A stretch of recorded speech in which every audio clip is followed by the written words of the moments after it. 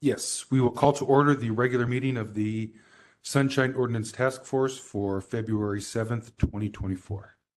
Cheryl, if you could read the preamble. Remote access and/or in-person participation. The Sunshine Ordinance Task Force and its committees convene hybrid meetings that allow in-person attendance, in-person public comment, remote access for petitioners and respondents, and remote public comment via teleconference via WebEx. The WebEx remote link login is tinyurl.com/YZ8YYTY. Password is Sunshine. Telephone comment, call in 415-655-0001. Meeting ID 2661-557-9731 #. Press *3 to enter the speaker line.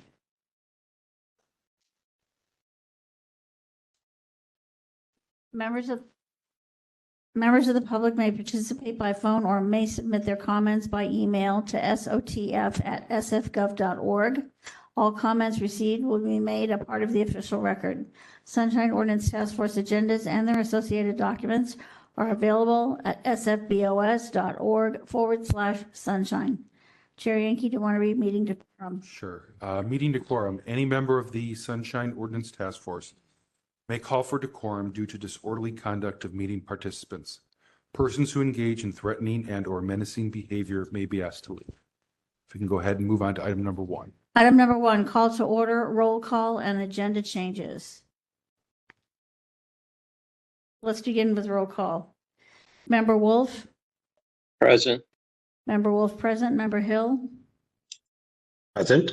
Member Hill present. Member Pilpel absent. Member Highland? Present. Member Highland present. Member Anderson? Present. Member Anderson present. Member Kumar? Member Kumar not present. Member Sugarman? Present. Member Sugarman present. Member LaHood? Present. Member LaHood present. Member Schmidt? Present. Member Schmidt present. Vice Chair Stein? Oh, she's not here. She's going to be late. Okay, Vice Chair Stein will be absent today. Chair Yankee? Present. Chair Yankee present. 4, 5, 6, 7. We have 8 present and 3 absences. Okay, so we have a quorum. We have quorum, yes. Are there any agenda changes?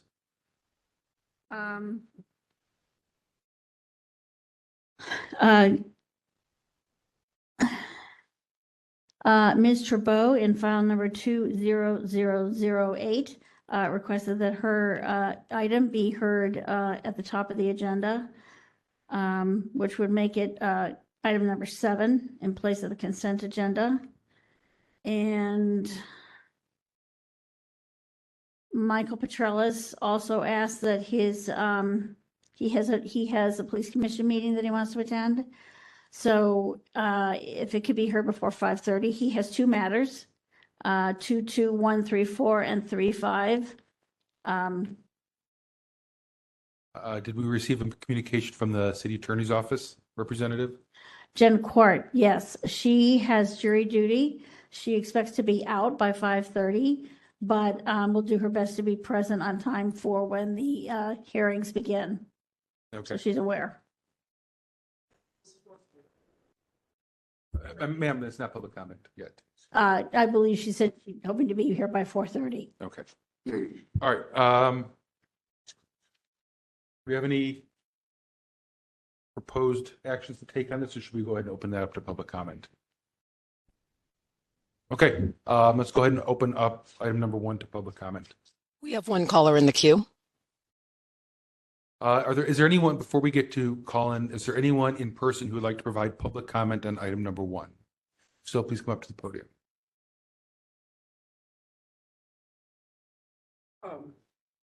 Is this about agenda changes? Yeah. Yes, correct. Okay. Yeah, I take issue with Michael Petrellis asking to advance his cases. He is often in front of the task force here. He lives in San Francisco, and he easily could come at the time of his normal agenda thing, simply because he wants to go to a police commission hearing down the hall, it makes it difficult for me because I've come from Europe and I have a flight late tonight to go back. So by advancing his cases, it affects me, it affects everybody here. So I would ask that that not happen. Okay, thank you. Do we have any other in-person public commenters? Looks like we have some coming up. I also object to moving the schedule. The police commission meetings are the same time every month. He was aware of that. They have them twice a month.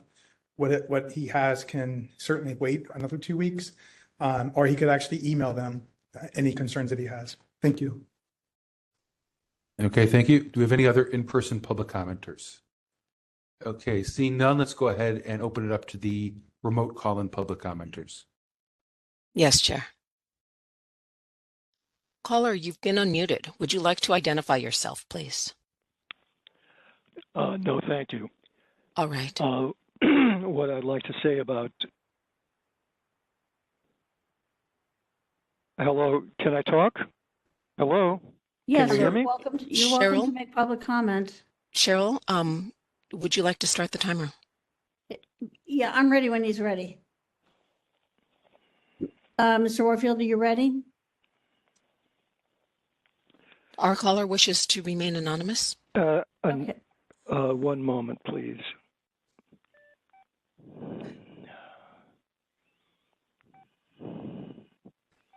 Thank you for asking, though. Are you ready to begin, sir? I am ready to begin. Go ahead.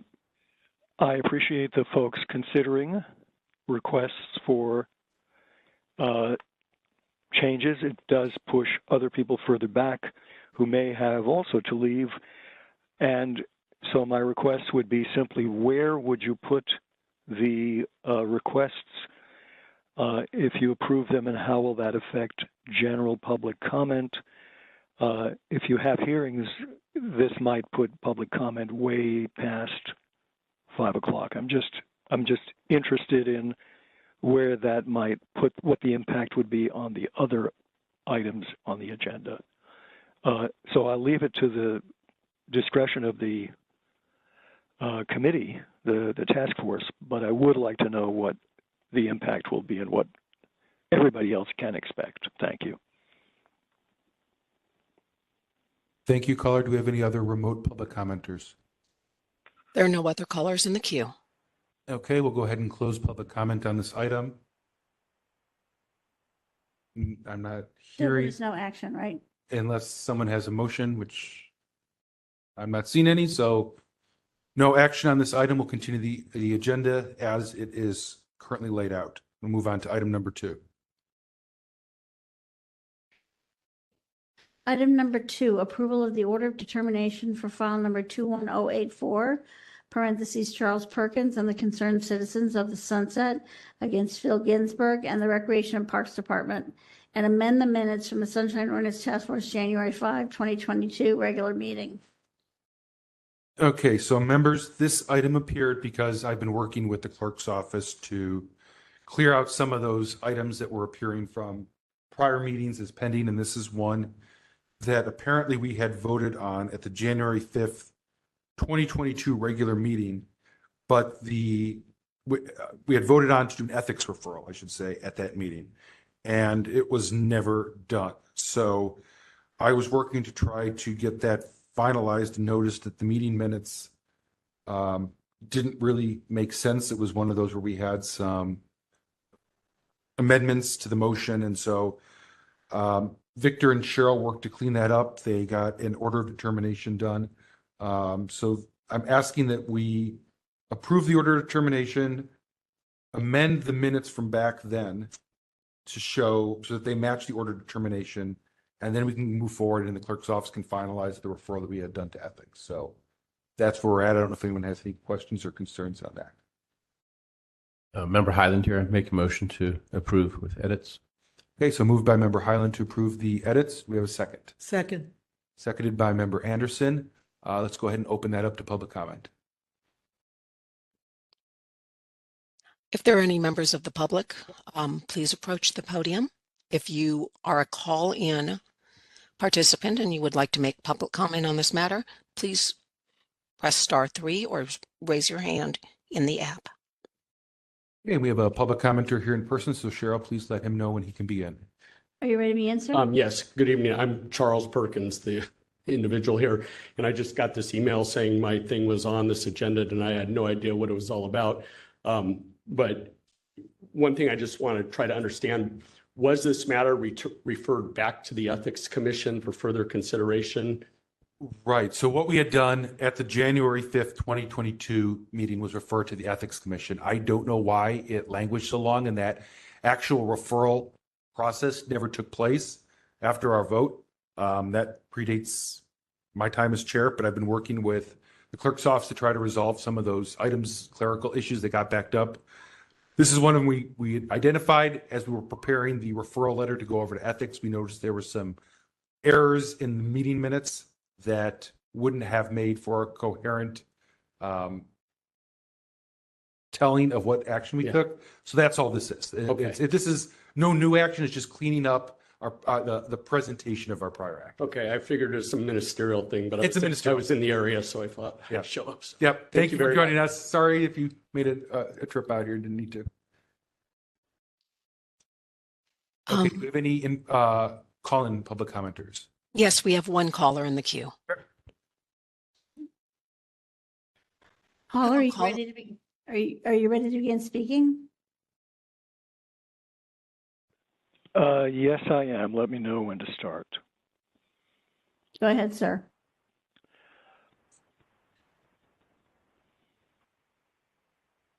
You can begin, sir.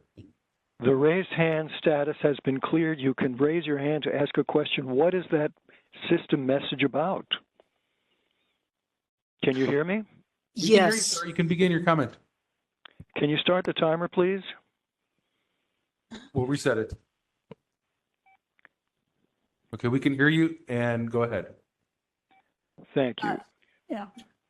This is an instance of where the phone caller is hearing messages from the system because something has happened and nobody else hears it. It's not like in a public meeting where you can see everything that's going on. I've also heard my hand raised, lowered, raised, lowered. It's not clear to me why that has to happen, or the muting and unmuting. If I raise my hand, I expect that it will stay raised, even if I'm not called on. With respect to this matter, I'm glad that we had a chance to hear a little bit of the background, but there is an issue with support, and there is an issue with follow-through, and there is an issue with delays in, well, as they say, justice delayed is justice denied. And I think it would be worth understanding why it's taking 2 years and a month to follow through on an action that was taken in January 5th of 2022. I just think it's a courtesy to let people know what's going on and to have a better understanding of what happened, how it was handled, and how it's going to be heading. That's what I think, and I'm not sure that changing the minutes after the fact is appropriate to be done as it's not clear to me how that's being done, or being done without the usual approval of the body, as well as having public comment on it. There's no indication of the specific action. In what way the minutes, as the gentleman said, is this a ministerial thing? Is this some kind of substantive thing, or what? It would be useful, I think, to have the agenda note in what fashion the minutes are being changed so that people know whether they need to read the whole thing or listen or, take some substantive action to review what's going on, or just leave it up to the task force to take care of as presumably, perhaps, a kind of a minor process. Thank you. Thank you, caller. Do we have any other remote public commenters? We do not. Chair Yankee Clerk Leger. I had unmuted the caller and lowered the caller's hand. Going forward, I will not lower the caller's hand, even though they have been unmuted. Thank you. Member Highland here. Is there any chance you can turn your volume down a bit, or maybe Cheryl can do it here? You're coming through very loud on our side. One moment, please. Thanks. Sound check. That's a little better. Better. Thank you. I will leave it there. Apologies. Not at all. Thank you. And for any member of the public who, or any task force member, all the proposed changes are in the attachment to this in a red line version with strike through text to show the amendments that we were making. Okay. I think we're ready for a vote on this. So Cheryl, if you could call the roll.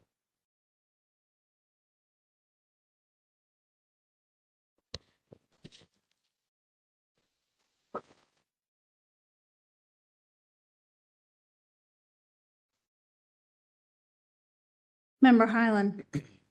Aye. Member Highland, aye. Member Anderson. Aye. Member Anderson, aye. Member Kumar, absent. Member Pilpel, absent. Member Sugarman. Aye. Member Sugarman, aye. Member Wolf. Aye. Member Wolf, aye. Member Hill. Aye. Member Hill, aye. Member Schmidt. Aye. Member Schmidt, aye. Member LaHood. Aye. Member LaHood, aye. Vice Chair Stein, absent. Chair Yankee. Aye. Chair Yankee, aye. 1, 2, 3, 4, 5, 6, 8 in favor. And 3 absent. 3 absent, yeah. Okay, let's go ahead and move on to item number 3.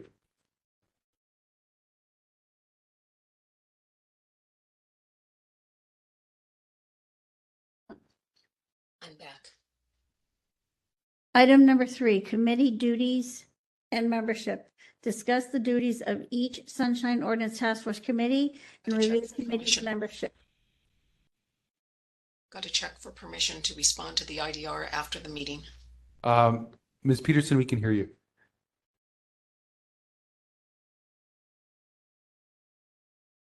Discussion only. Committee assignments are to be determined by the chair pursuant to Article 3, Section 2 of the bylaws and do not require action by the full task force.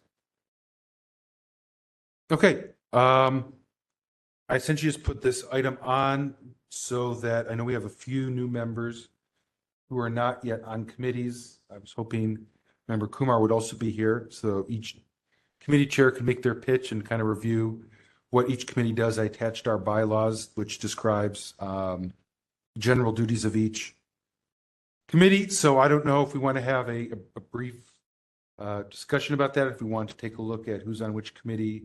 I know Member Pilpel was serving on a couple committees. We're welcome to take, we try to have at least 3 members per committee, the 3 most important ones being compliance and amendments, and education, outreach, and training. But we can certainly have more than 3 if anyone's interested in serving in addition to the 3 members currently assigned there. So. Chair Yankee, Yes. could you tell us who is officially on each committee? at Yes, this that's a point? great question. So the roster currently shows the complaint committee being chaired by Member Schmidt with Vice Chair Stein and Member Sugarman also serving on that committee. Compliance and amendments is being chaired by you, Member LaHood, with Member Wolf and Member Pilpel serving on that committee.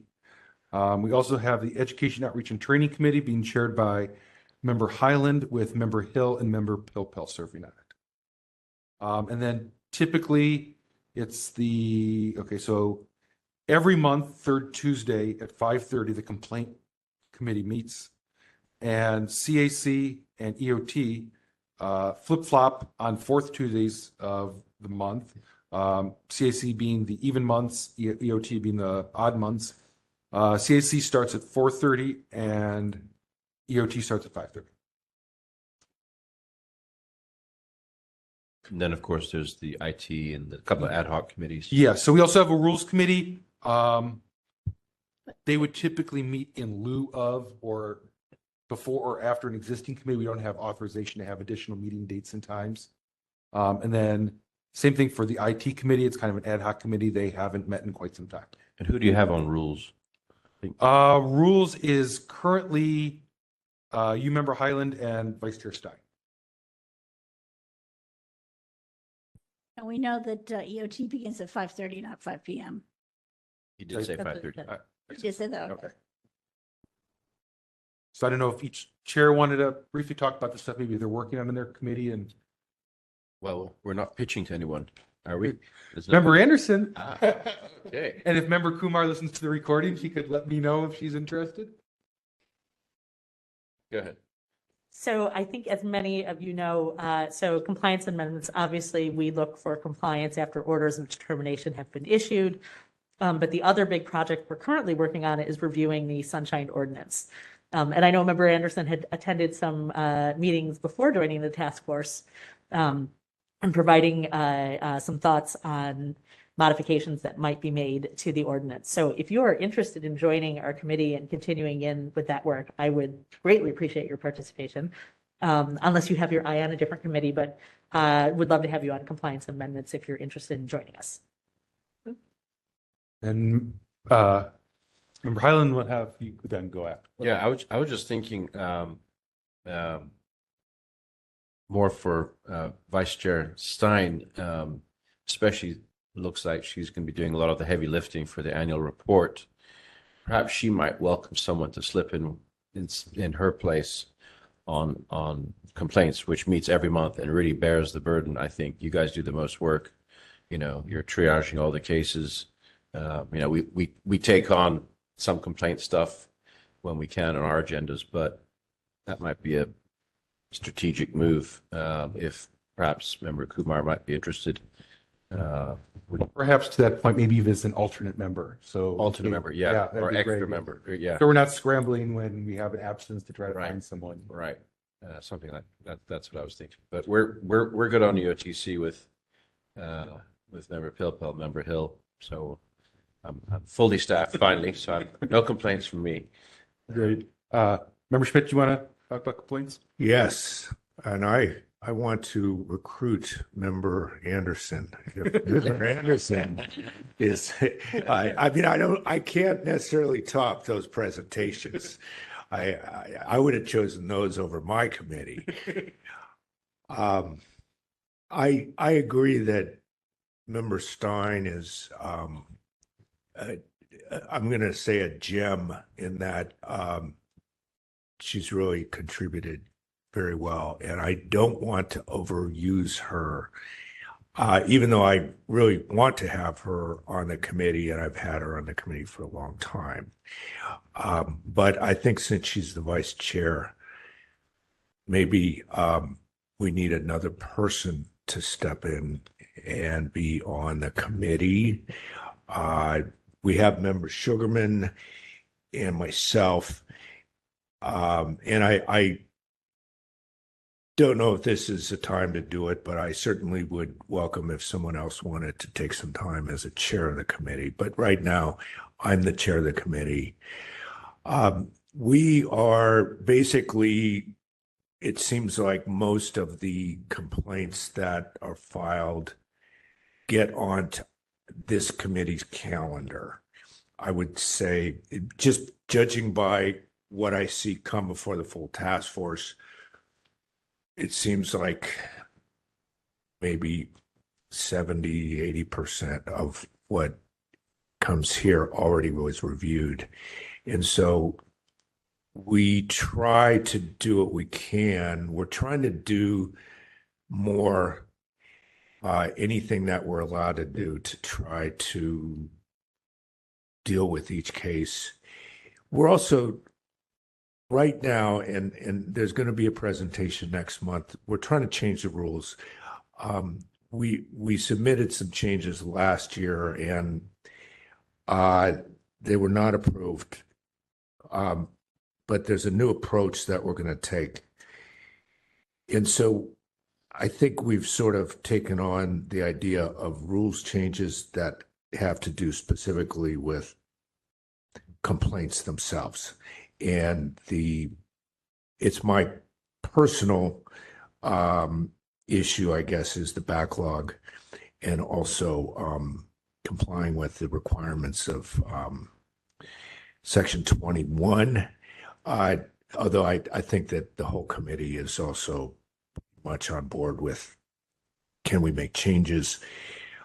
So those are really the two things that we do. Is we hear a lot of complaints, and we're looking at how can we get the complaints process in line with what the task force is supposed to be doing. Thank you, Member Schmidt. Anyone else? Or not to put you on the spot, Member Anderson, did you want to make a choice now or think about it a little bit more and get back to me? Or I will let you know by tomorrow. perfect.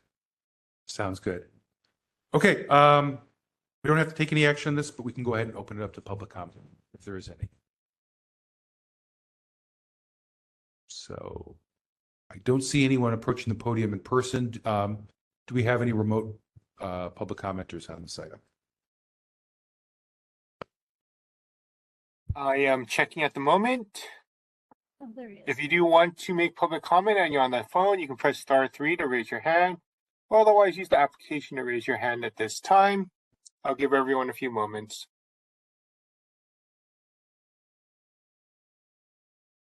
Okay, we have one caller with their hand raised. I will unmute them at this time. Cheryl, at your discretion.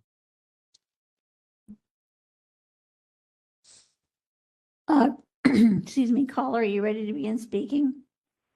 Yes, I am. Go ahead, sir. Just let me know when to go. Go for it. Thank you. This is Peter Warfield, Executive Director, Library Users Association, Library Users 2004 at yahoo.com, and P.O. Box 170544, San Francisco, California 94117-0544. Thanks for talking about this.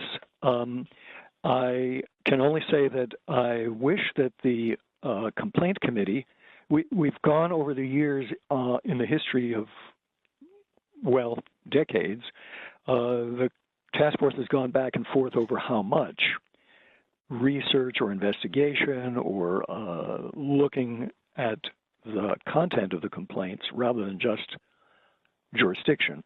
And it has swung back and forth in a variety of ways. At one point, it was pretty much just to vet for jurisdiction, and at other times, the committee was much more active about making recommendations. In my view, if the committee isn't very active about really working on getting facts, getting behind what's going on for the purpose of making a recommendation, then it's kind of a waste of time. In the past, there have been periods where pretty much complaints just went straight to the Sunshine Task Force, or on request of the complainant would do that. And the jurisdictional question was pretty much dealt with and taken care of pretty quick. Most of the complaints went forward. I don't recall ever actually a case where the task force or the committee determined that there was not jurisdiction.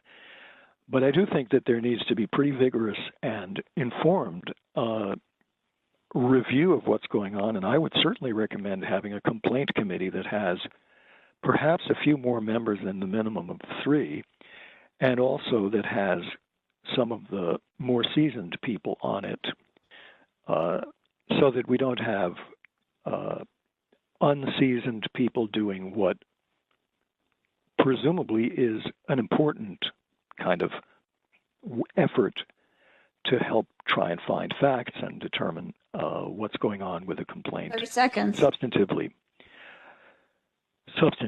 So that's my recommendation, to perhaps see about getting 1 or 2 more people on the complaint committee, but also have people who are well seasoned and experienced with the law and with the whole functioning and experience of the task force. Thank you very much. Thank you, sir. Do we have any other, remote public commenters?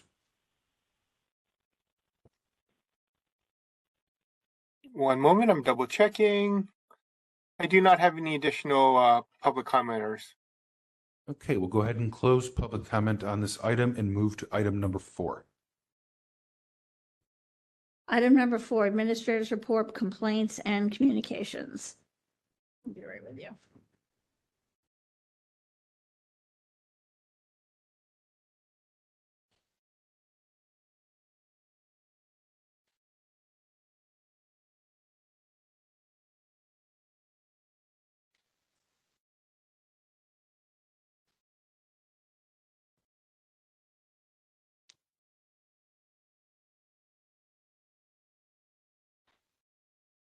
Okay, item number 1, upcoming tentative hearing schedule for 2024. I have dates starting with today and concluding June 25th, 24, so that's about a half year's worth of time. As of February 1, the following new petitions and complaints came into our office. Just this week, we got 3 more between Monday and today. Pending petitions and complaints before the task force and/or committee. The numbers have adjusted. 2020, the number 1 complaint that we have awaiting full task force hearing will be dispensed with this evening. So we'll be able to eliminate that line. And the complaint committee minutes for January 16th were included. Thank you, Cheryl. Questions, anyone? Yes, I have some questions. Can we, when you create this chart as part of number 3, ensure that the totals are correct because the math is not adding up on many of these rows and columns? For instance, on row for year 2022, if you take 6 plus 10 plus 3 plus 5 plus 1, that does not equal 23. Or if you look at some of the rows and go down where it says awaiting compliance review, it looks like there's 5 of them in 2022, but then the total says 0. Yes, I see what you're saying. So we need to make sure that those totals match up every time. Because I'm not really sure how many pending complaints and where they are really based on this chart. Well, how about I do this? How about I take a review of it tomorrow and then forward it to everybody in the task force so we'll have the most current information Okay. for everyone? And the same goes for I know we had asked for kind of a quick summary of what we're seeing on this particular agenda. And so it says today's agenda 2/7/24 includes task force 2, orders of determination 4, task force review of compliance 5. I don't know if those numbers are supposed to reflect cases that match those columns, but they don't because there's not 4 orders of determination. We don't have 5 compliance hearings, so I'm not sure where those numbers are coming from. Maybe you can explain. I just didn't understand that one.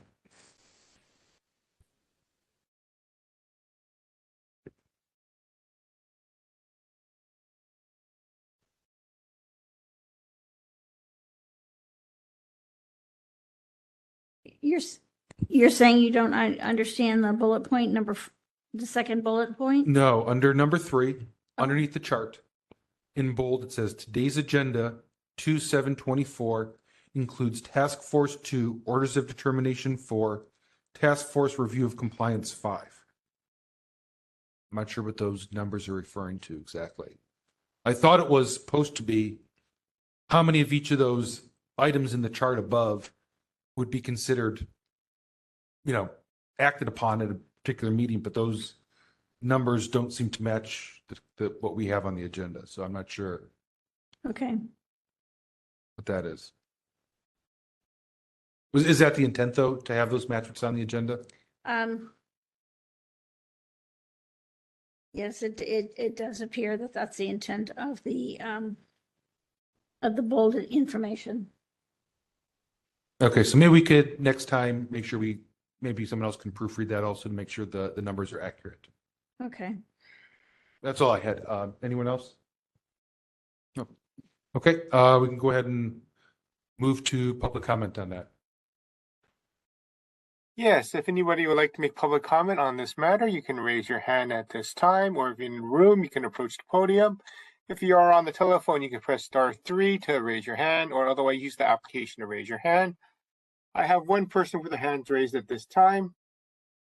I have unmuted them at your discretion, Carol.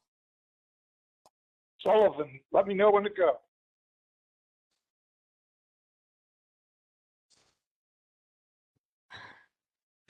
Are you ready, sir? Yes. Go ahead. Okay. On public comments for the meeting minutes, the complaint committee, I submitted a 148-word complaint committee for that agenda item, and it was sent on the 17th at 9 a.m. Thank you for your time. Okay, thank you. Do we have any other remote public commenters on this item? Yes, we have one additional. Give me a moment.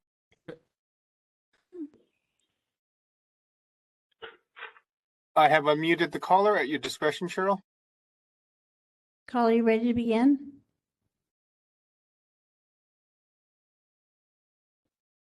Hello? Give me a moment. I may have unmuted the wrong person as the. Yeah, I think you kind of muted me. Okay, give me a moment.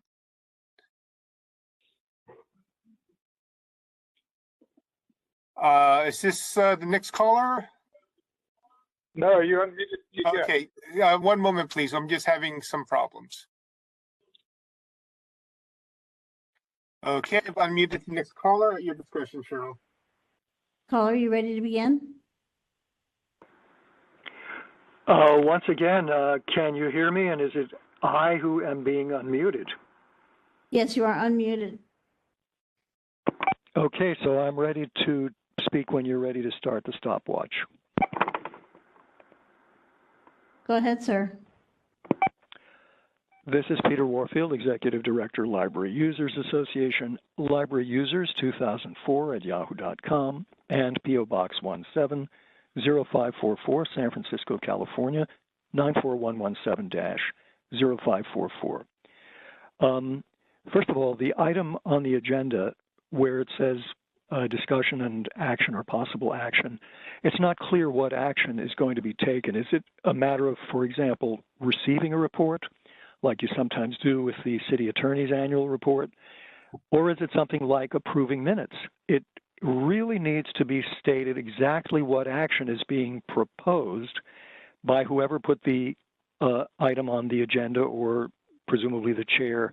What is the action that's included in this? I thought that the committees approved their own minutes if they did it within a certain time span, and if they then didn't, it would be taken up by the full task force, and that doesn't seem to have happened. We have a January meeting that hasn't even had a month go by. It's February 7th now, and we're now approving the minutes. All right. With respect to what the chair was talking about on item 3, I think it would help. This was discussed, this was brought up as a concern in the previous meeting, in a previous meeting. And one of the members particularly pointed to what was at the bottom of this table on item 3, pending petitions, complaints before the task force and or committee. I think it would be helpful if this summary at the bottom would say what it's about. Today's agenda, what? Includes what? There's going to be a hearing for this. There's going to be, what are we talking about? And, you know, I think the administrator answered, she thought it was something. Well, I think it needs to be clear what's wanted and what it includes. With respect to the minutes, item 2, well, I think there's a great lack of specificity throughout. I think that very often the point of what somebody says is lost completely, unintentionally or intentionally, I don't know. But item 3, public comment. Peter Warfield, Executive Director, and so on, stated they want to know what the complaint committee or the task force will do when the library doesn't provide contact information for the Library Commission. That was not the point. The point was you had unanimously given an order of determination that they were in violation of the law when they refused to give us contact information for the commissioners. And what are you doing to follow up? The one thing that's required by law, which is to send it to the district attorney or the attorney general, was not done, and nothing else has been done. The library said they're violating the law, and they don't care what you say. Thank you, Mr. Warfield. Your time has expired. Do we have any other remote public commenters? I'm double checking.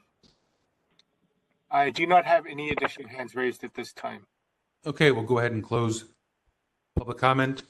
And for everyone's information, the potential action is part of the bullet point number 1, tentative hearing schedule with potential adjustments. Those are the adjustments and actions we'd be potentially taking. We do not approve committee meeting minutes as part of this item. Committee meeting minutes are usually approved in every committee unless they, I believe the bylaws say they sit for 6 months due to inactivity, then they can come to the full task force. So Complaint committee meeting minutes will be approved at the next complaint committee meeting. Okay, I think we're all set on this item and can move on to item number 5. Item number 5, hearing attorney-client privilege memorandum, hearing to potentially waive attorney-client privilege on all or part of the January 2021 legal advice memorandum referenced in file number 22052.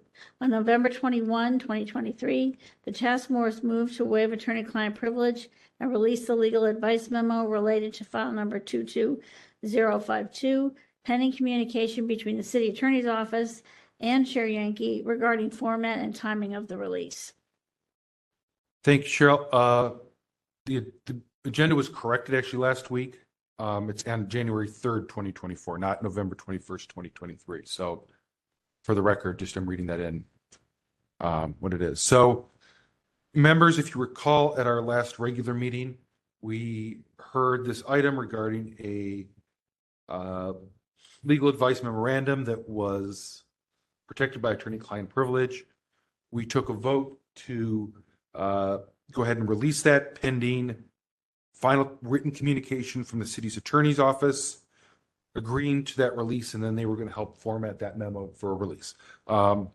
Even though verbally they seemed to indicate that that would be no problem, about 2 or 3 weeks after our meeting, I heard from the city attorney's office, and they reversed their position and said that they would object to releasing that memorandum. And so pursuant to our motion, since they no longer gave written, approval of that, we did not go ahead and release that. In lieu of that, the city attorney's office worked on crafting a memorandum that's roughly similar to the one that was attorney-client privileged. Obviously, I can't talk about exactly how it was or was not, but it is now attached to that item. And this is intended to be public. So I've gone ahead and posted it here. And the clerk's office can certainly provide copies of it to anyone who wants a written copy. So that is now up on the website. It is 18 pages long, so I hope everyone had a chance to review it. So that's where we're at. So this is currently public. If we take no action, this is public. I don't know if there is any desire to revisit in light of this new development, releasing the prior one that was attorney-client privileged, but that's where we are. So I'll open it up to you members and how you want to proceed.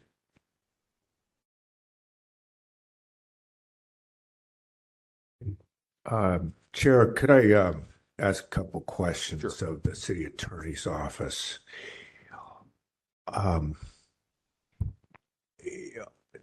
The memo, the new memo that came out, I wonder if there's a way that you can specify whose position is this? Is this a position taken by the city attorney's office? Is it a position of just the section of the city attorney's office that's advising us? And so that's a section that's on the us side of the ethical wall. I honestly don't know how this would work in terms of it being a statement of a legal opinion, but whose statement of a legal opinion is it? I need the microphone. Oh, sorry. I believe DCA Mitch Deeb, who did the deep dive on this, is on the phone and he's prepared to address this. Mitch, are you available? We may need If some. you are on the phone, can you raise your hand so I can identify you?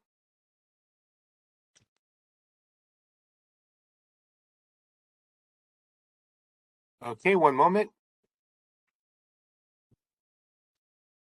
Caller has been unmuted. Good evening. It's Mitch Deeb from the San Francisco City Attorney's Office. How are you? Pretty good, thank you. How are you? Good. Very good. Just to answer your question, this is a legal opinion of from our office, specifically from the members assigned to provide advice to the Sunshine Ordinance Task Force. And there is an ethical wall between the members advising the task force and other DCAs who will be providing advice to the museum. So this is it is legal advice though from our office. Okay, and I just was, I mean, I would, if I were in your position, I'd be confused a little bit, but I'm not in your position. So I'm just trying to sort of get a sense here. The memo itself, since it's written on the city attorney's letterhead, to me, there's some confusion because it is written in a way that it would seem to be the opinion of the whole office. That's more of an observation, and I'm not looking for an answer from you on like if that's, you know, if there's some like reason why it is the way it is. But I would probably ask you each time in this situation, is this just the opinion of those who advise us versus the other side of the office? But I wanted to, and it may be that it's only confusing to me and everyone else on the task force understands what's going on, but I just wanted to air that and to make sure it's clear. And I do appreciate that we're having this conversation, and I appreciate the position that you members who are on our side of the ethical wall are put in affecting your role under the wording of the ordinance itself, because I think we want to have you and have you as someone we can consult with, knowing that you're separated off from the people who are doing the advice for the various agencies of the city. So that's not really a question. I think you probably answered what I was looking for, in that this is the opinion that's being given to us. It's public. And I'll go with that. Thank you. And go ahead and add if you have anything else, but I think my question is answered. Thank you, Okay, Member no, I Schmidt. have nothing else to add. Member Schmidt. Okay, thank you. Okay, just for the record, Member Kumar is present at 4:58 p.m. Please note the meeting minutes, Cheryl. And we're at that part of item number 5. Okay, Member Wolf, go ahead. Yeah, Deputy City Attorney Deeb, hello. I don't think I've met you before. Are you assigned to the Sunshine Task Force? Yes, probably over the last year, I've been attending several of the meetings as well. So I was at the January 7th meeting. I was at several of the meetings in 2023. So I am assigned to the task force. Okay, I just want to know, I'm here remotely. I can't really see what's going on. Sure. The room's a little fuzzy, so, and I can't really see the faces, so make out who it is. So thank you, appreciate it. Sure. Was that all you had, Member Wolf? Didn't want to cut you off. Yeah, that's all I have for. Okay. Anyone else? Did we want to open it up to public comment at this point? Not seeing hands. Okay, let's go ahead and open up to public comment for item number 5. We can start with anyone in the room who's interested, and if you light them at the podium. Yeah, so if you'd like to make public comment at this time, you can approach the podium.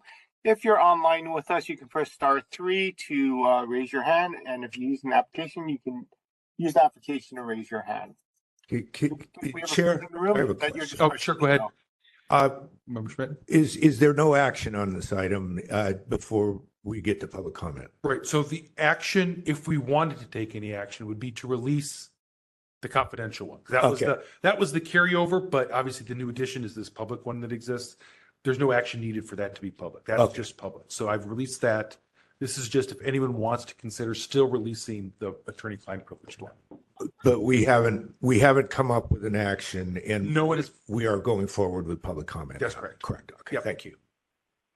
Okay. Cheryl, when you're ready, if you let our public commenter know. Ready to answer? Yes. Go ahead. Hello, I'm Lee Hyde-Hughes. I'm the person who started this whole situation 2 years ago. I had a whole different set of observations I was going to make today, but I saw David outside as I was parking my bicycle, and he told me, oh, the city attorney has released a version of the memorandum. I think you'll be, happy with it. I went and looked at the binder. I haven't seen it yet. I just saw my name in the lead. So hopefully this puts the whole matter to rest. I have to say that last year in July, my complaint prevailed and Fine Arts Museum was ordered to produce documents, but because the Sunshine Ordinance Task Force doesn't have subpoena power, the Fine Arts Museum stood on its point of view that the COFAM is a 501(c)(3) nonprofit, therefore they're exempt from releasing information. So this is kind of the follow-up where you wanted to dig a little bit deeper, and the memorandum from 2021 came up, and that's why I was here in January, and I agree with what you said earlier. The city attorney initially had no problem. The commission task force members voted 8-2 to release it, but he changed his mind. So now a version has been released, and I have to say, I suppose I should be happy that I prevailed in a manner of speaking. But, I will say in my final observations, the Fine Arts Museum is a powerful body. My wife, Liz, is a member of the Fine Arts Museum. Last year, they had a $90 million operating budget. I think they're well connected at City Hall. I thumbed through here to look to see who some of the contributors are, and Dee Dee Wilsey, who's on the board, emeritus of both the COFAM board and the Fine Arts Museum, contributed $1 million. Carl Pascarella, who is on both the COFAM board and the Fine Arts Museum, he donated $150,000. So, maybe this is just me having watched City Hall for a long time.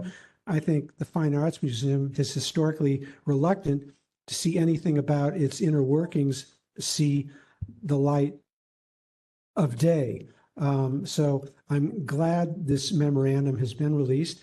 I know I've been here 5 times since last summer. I don't think you will see me again. So I have to say, in closing, I want to thank you for giving this, my matter, your attention. And with that, hopefully I can obtain a copy of the memorandum. Perhaps Cheryl can send it to me. So I'd like to have it. Thank you very much. Thank you, Mr. Hyde-Hughes. Do we have any other in-person public commenters on this item? I don't see anyone at the podium. Let's go ahead and move to our remote public commenters on this item.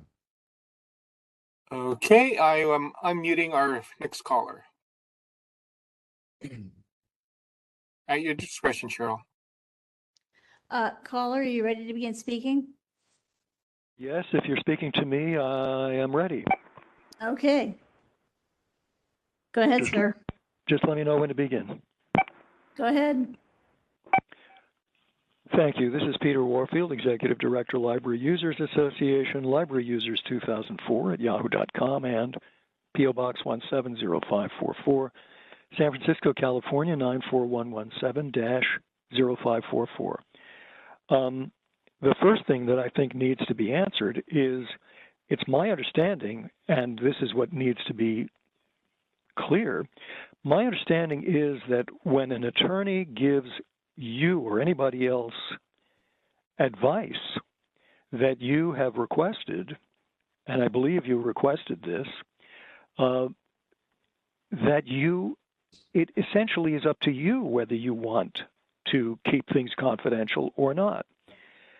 That essentially you're the boss and the attorney is helping you, is serving you, and basically it's up to you what you do with an advice document.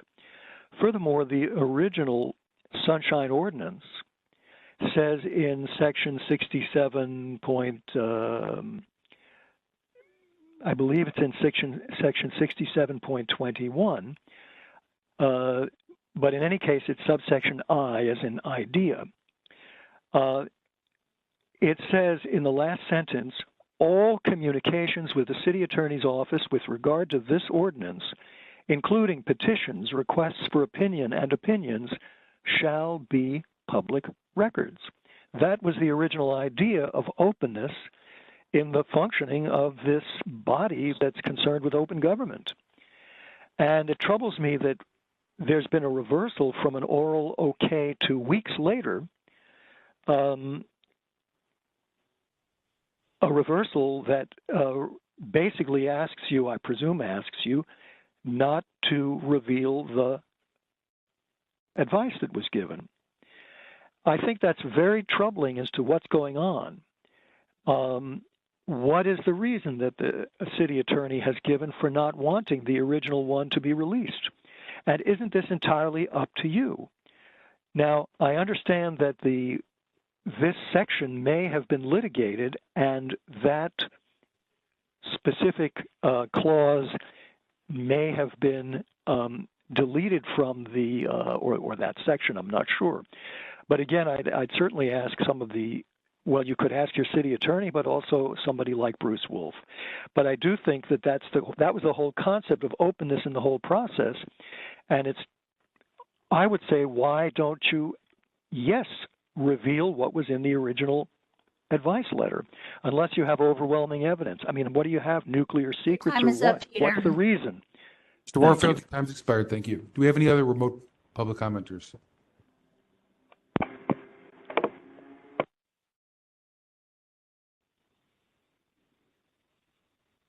If there are any additional commenters, if you can raise your hand at this time, it would be appreciated. I see no additional hands raised at this time. Okay, we're going to go ahead and close public comment on this.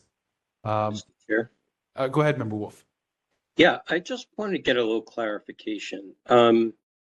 This document that we have here,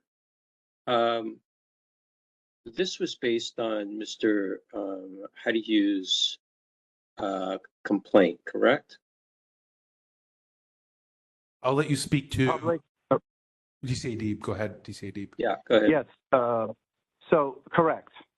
Okay. It's a complaint 22052. It's yes. Okay, but I was under the impression that the previous write-up or opinion or advice or legal counsel on this issue goes back to Robert Smith's complaint. I think it was 18049 back in 2018. That's correct. The January 2021 memo that was provided to the task force was provided in relation to two complaints. I believe they were both from Robert Smith. So there was irrelevant information contained in that in the memo from January 2021. And without releasing any privileged information, there's also been recodification of the California Public Records Act. There's also been updated financials for the museum. So it would be a disservice, I think, to have not updated the memo and make it relevant to complaint 22052. And when you created this update, did you provide somewhat of are the footnotes the adjustments that were made from the previous one to this one? Or not just the footnotes, but the general substance. So the January 2021 memo was sufficient to answer some of the questions that had been brought up in 2023 and 2022. However, the memo, as is, I think, needed clarification. It also needed to be updated to reflect some of the changes that have happened in the last 3 years. But as far as the substance goes, changes were minimal. Okay. All right, I'll stop there. I may have some thoughts, but they may come at the end of after this meeting's over. And sure.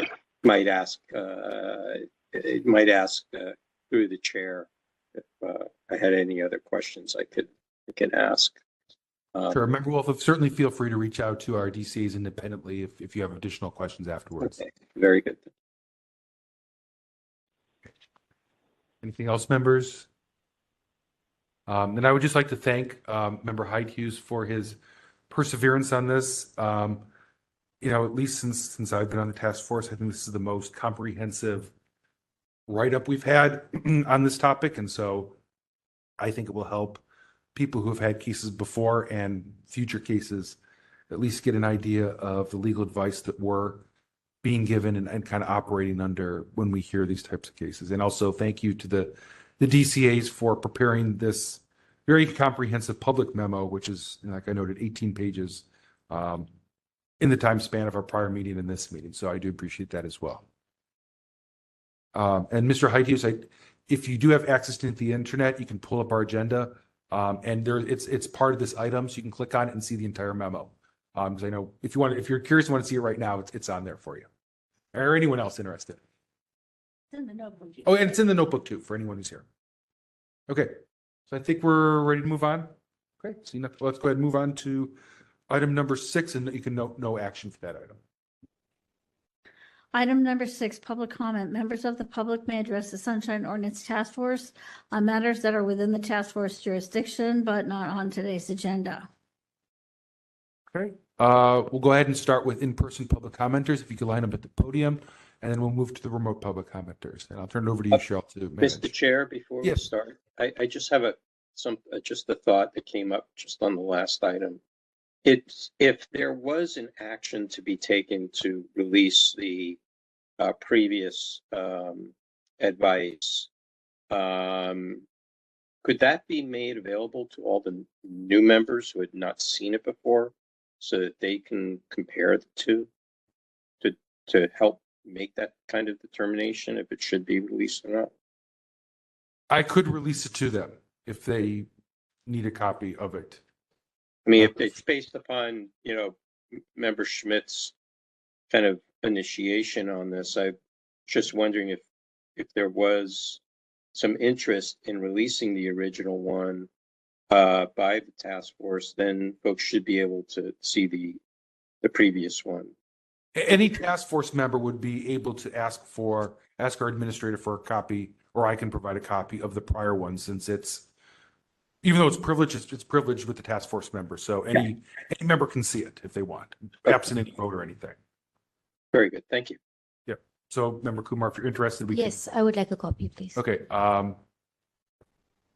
Do you have a copy of the privileged one? There was one not with me today. You do have a copy? Yeah. Okay. It should be in that case anyway. It's not. It's not? It's because we can't make it public, so it would not have been an attachment.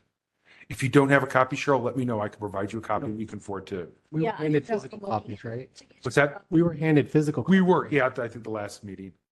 Yeah. I don't have mine, so. I remember. I think Yeah. you have a hard copy somewhere. You can probably. I do, and I will do what I can to get it to you the next day or two. Thank you.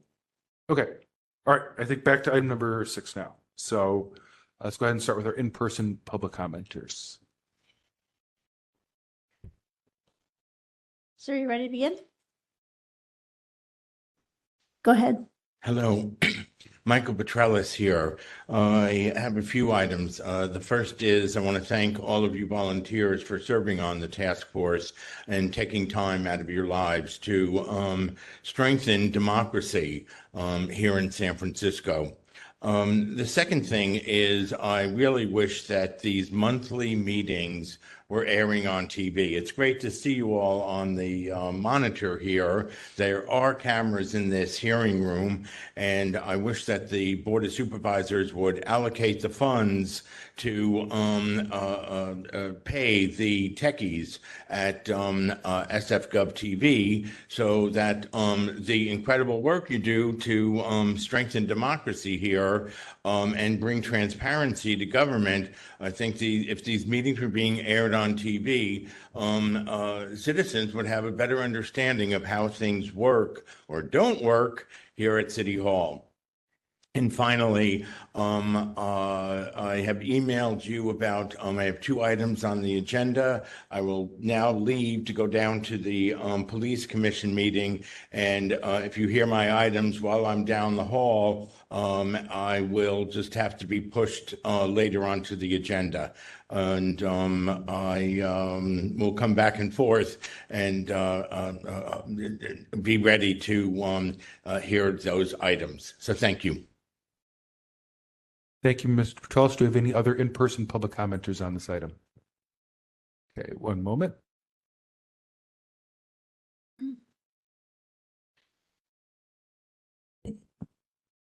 Ready? Are you? Yeah. So this general public comment, I read it at 2 earlier meetings, but it doesn't seem to get into the minutes. I don't really know why. So I'm going to read it again, and I'm going to hand it to Cheryl. 6714C of the San Francisco Sunshine Ordinance says that every public meeting held in City Hall shall be audio or video recorded. They are public records. California Public Record Act 6250. The city shall post them on www.sfgov.org. The San Francisco Arts Commission was created in 1932. That is over 92 years of monthly meetings, or 1,102 violations of the Sunshine Ordinance, because they're not posted on sfgov.org, they're posted on the Internet Archive. I'm handing my 150-word summary to Cheryl. Thank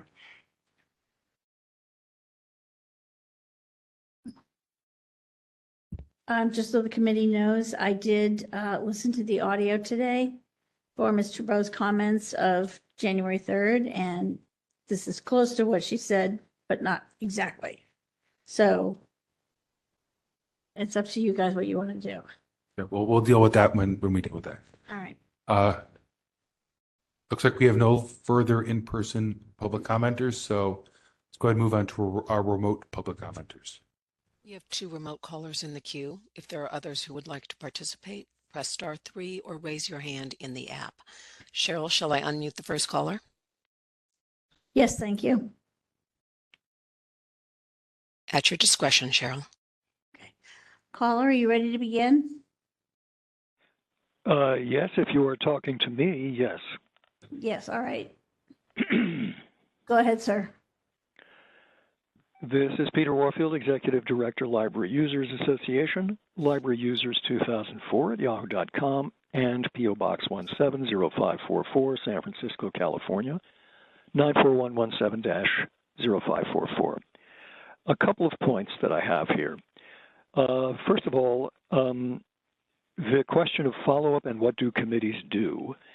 There is a compliance committee, and I thought that the compliance committee might have something to do with following up on orders of determination.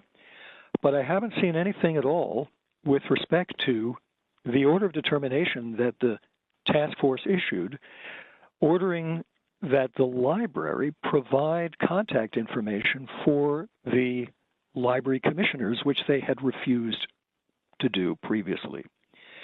I believe that the vote was unanimous. It's been a while. And it was very clearly also mentioned about a court case in San Jose, which confirmed that no matter where business is being done, that information has to be released when it's requested under open government law. And that's what we did. We heard that the library commissioners were all using their personal email to do library business, and yet flouting the law and your interpretation of it, the library simply answered back that they would not release to us at Library Users Association the contact information for the commissioners. The question I had at another meeting, and I'd like to put to the whole body, is what's the follow-up you're doing? The only follow-up that is required by law is to alert the district attorney or attorney general about a violation and a disobeying of the order of the task force, and that did not happen. Instead, there were some other things that the task force wanted to do, which I'm not sure it did. I'd be interested to know. But the key thing simply was not done, the one thing that was required. So I'd like to know what the status of that is, and also why the task force hasn't taken any follow-up, because the library continues with its position. Two other things. At last week's meeting, there was clearly a screw-up with respect to notification of meetings that weren't happening. You went into a recess. I'd like to know what happened. I think as a member of the public, one has a right and a need to know what happened and what might be done to fix it for the past and in the future. And the other thing was that I was not called on, and there was a technical thing or something. Warfield, there was your no time effort. is up. It needs to be found Thank you, out Mr. what Warfield. Your happened. time has expired. Okay. Do we have any other remote public commenters? We have two more. Okay. Unmuting the next caller. Oh, then let me know when to go. Go ahead, sir. Okay, last meeting and prior, there was talk about limiting the number of complaints per year by citizens. You do realize public access laws exist so the public has access to information and meetings, and you are talking about limiting citizens. Sorry, my computer screen just blanked. I have heard in hearings that there are problematic departments that continually have complaints against them. The focus should be here. Task Force, Section 6731, Task Force Administrator to assist any person to gain access to public meetings and records. Suggestion, preload the compliance to a record request that comes in as a complaint. The task force gets a complaint, assigns a file number, resubmits the record request, but to the department head of the original request department, asking that the records for compliance or any claims of exemption be sent to both the task force and the petitioner. The department head is also noticed that the complaint could be sent to the Ethics Commission for non-compliance. A willing task force member could be assigned if a request seems to be going off the rail, as Mr. Wolf has previously suggested. The Compliance and Education and Complaint Committees can see if the record request was complied with, and if the petitioner is satisfied or still wants to pursue a determination for the original complaint, or if the complaint should be moved forward to the full task force because of issues or Ethics Commission referrals. This would start a sequence of immediate action, notice to the department head, and hopefully reduce full task force hearings on each complaint. Section 67.21e allows the task force to may conduct a public hearing concerning the record request denial. Thank you for your time. And I'll send 150 words. Okay, thank you. Do we have the next remote public commenter? One moment. Cheryl, at your discretion. Hi, can you hear me? Yes, are you ready to begin speaking? Yes. Hi, my name's Maria Schulman, and I logged in kind of late, so I've only heard some public commenters so far, and I thought they all made really great points. The one thing that I'll echo, there's a lot of things that I could pick up on, but I think Michael Petralis makes a great point about how these hearings should be more open to the public. They should be on SF.gov TV, and I think transcripts would also be fantastic. Thank you. I yield the rest of my time. Thank you. Do we have any other remote public commenters? Do not. That concludes our remote callers. Okay, we will go ahead and close public comment and move on to item number 7.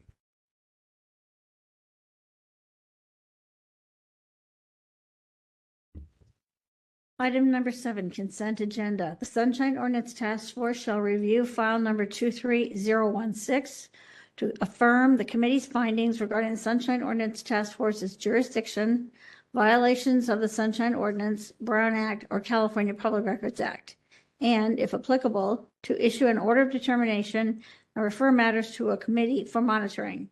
The complainant and the respondent are not required to attend the February 7, 2024 Sunshine Task Force meeting, but may attend to provide testimony during the public comment period for this item related to the above listed determinations.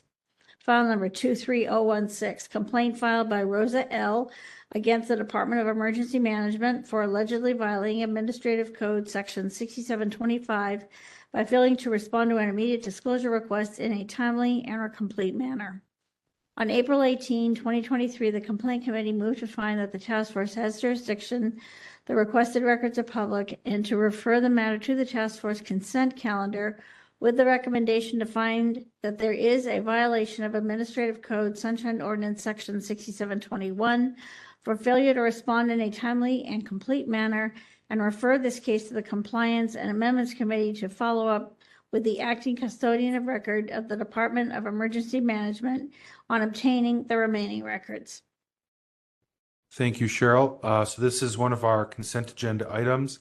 I'll just briefly note that this is an item that I believe kind of got misplaced by the administration because typically we want to hear these as quickly as possible. So it should have been either in May or June that we would hear the consent agenda item. So nonetheless, we found it and here it is. And so I'll turn it over to Complaint Chair Schmidt if he wants to give us a quick summary before we take any action on this. I'm sorry. You lost me there a sec. Oh, we're talking about Rosa L. Yeah, it's 23016. It's the consent agenda item to basically uphold. Or I didn't review it. I didn't go back and review it because I saw it was consent. Just on consent. That's so fine. I don't have anything to say. Okay. Members, any? Go ahead. Chair Yankee, or I guess this is a question for Complaint Committee Chair Dean. Do you, and since you haven't reviewed it, or Committee Chair Schmidt, since you haven't reviewed it, you may or may not be able to answer this. Do you know at this point whether they have received the records or were their records still outstanding?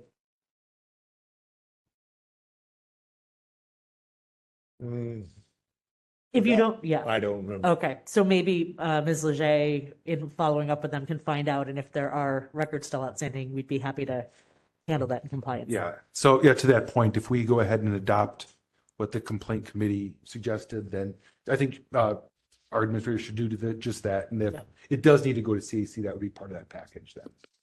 Sounds good. I'm sorry, I heard two voices. This is Member Hell. I just wanted to make a note that to remind folks that are on remote that the hearing does not look at chats.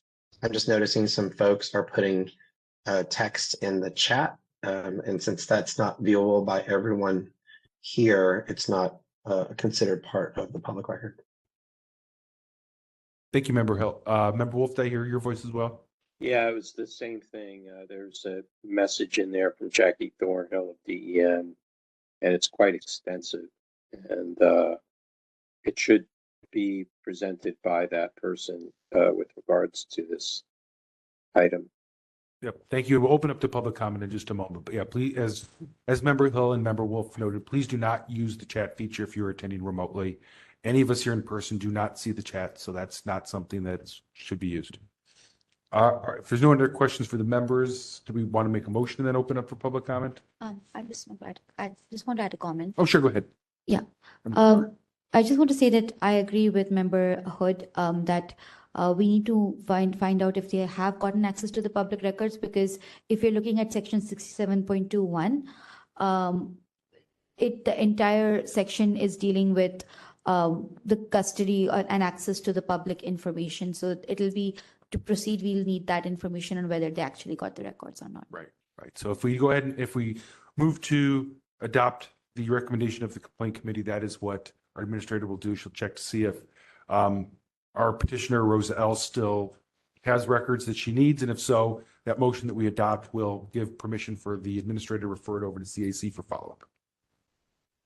So do we have a motion to Before we approve? do the motion, I just want to let you know that I did get I think it was yesterday, an email from Rosa L. saying that she had not gotten all the Okay. records. So it sounds like this will be going to CAC. Okay, so that's where I forwarded this to. If that's the motion we approve, we haven't made a motion yet. So is there a motion to approve the recommendation of the complaint committee as part of the consent agenda? So moved. Okay, moved by member Anderson. Do we have a second on that? I'll one? second. Member Seconded by member LaHood. Okay, let's go ahead and open that up to public comment. And this includes if Rosa L. or anyone from DEM would like to make a public comment related to this matter, now's the time for them to do so. If there are any members of the public in the room, please approach the podium. If you'd like to make public comment on this item and you are a remote caller, press *3 or raise your hand in the app.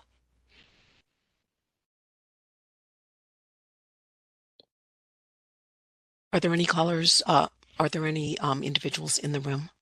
There are no one in the room, so we're going to move right on to remote public commenters. Caller, you've been unmuted. Cheryl, at your discretion. Caller, you ready to begin speaking? Yes. Sorry, I wasn't sure if that was directed at me. So I can make it pretty quick. Jackie Thornhill on behalf of Department of Emergency Management. I took over our records last summer, and my understanding, I do not just want to be upfront. I don't dispute that we have failed to completely respond to specific requests received in the past. At this point, I'm kind of trying to triage what those requests are and work with requesters to identify their priorities, because we obviously do have limited staff capacity to process these requests. So at this point, really just looking for guidance from both the requester and the task force, and maybe this is more appropriate to bring up at the complaint committee, but looking for some guidance on which outstanding requests, given that we have multiple from this requester, the department should prioritize. We have one more caller. Okay, let's go ahead and move on to the next caller. Rosa, you have been unmuted. Cheryl, at your discretion. Caller, are you ready to begin speaking? Yes, I am. Go ahead. Hi, this is Rosa. This is the complainant. I just wanted to give a little bit of context and also add a couple of additional facts. First, I just want to say that I did send an email to the SOTF in June of last year, asking to follow up with this case after it was heard at the complaints committee. So I just wanted to flag that I did try to make an effort to have it heard at the full board earlier, but I appreciate that it's happening now. And yeah, I also just wanted to share that I file a lot of public records requests because I work with the media, and over the last few years, I've filed a bunch of requests with a bunch of different departments, and I am pretty concerned about the lack of responses from the DEM because a lot of the records that I request from them are relevant to active journalistic work that I am doing, and when they're not received in a timely manner, it impacts that work. And so, these particular two requests I made in October and December of 2022, and it is now February of 2024. I would like those documents. They have not been released to me in full for either of those requests. But I will also say that many other requests that I filed to DEM have gone unanswered in a timely manner, whereas that's not the case with other departments. And so I just wanted to express concern that it's a pattern, and that while, yes, I do still want the documents, really what I would like is for the requests to be fulfilled in compliance with the law moving forward. Thank you. Thank you. Do we have any other remote public commenters? We have no other callers in the queue. May I ask if there are members who are call-in participants, if you are a party to an action, please raise your hand and we'll make sure that you get added as a panelist. And Ms. Peterson, if I can just stop you for a moment, this is a consent agenda item, so we don't have panelists who present on this item. Thank you. I Future, yes, apologize. but in this one, we don't do that. Thank you. Okay. I apologize. Sure. No other callers in the queue. Okay. And in response to the question from DEM, I would certainly encourage you to reach out to Rosa L. to see what records, both in this complaint and in other complaints she's looking for. And if you need to, you can work with Ms. Leger from our office. If you need a listing of any active complaints, I'm sure she can provide you a list with any other active complaints that are pending so that those might be able to get resolved in a timely manner. I think that being said, I think we're ready for a vote on this. Everyone's ready? Okay, let's go ahead and call the roll on that motion.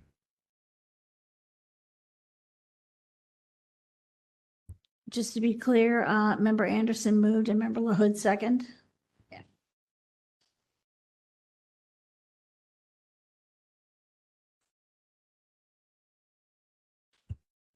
Member Anderson? Aye. Member Anderson, aye. Member LaHood? Aye. Member LaHood, aye. Member Kumar? Aye. Member Kumar, aye. Member Pilpel, absent. Member Sugarman? Aye. Member Sugarman, aye. Member Wolf? Aye. Member Wolf, aye. Member Hill? Aye. Member Hill, aye. Member Highland? Aye. Member Highland, aye. Member Schmidt? Aye. Member Schmidt, aye. Vice Chair Stein, absent. Chair Yankee? Aye. Chair Yankee, aye. 1, 2, 3. 9 in favor. And 2 absent. Absences, yeah. Okay, so that motion passes and we will move on to item number 8.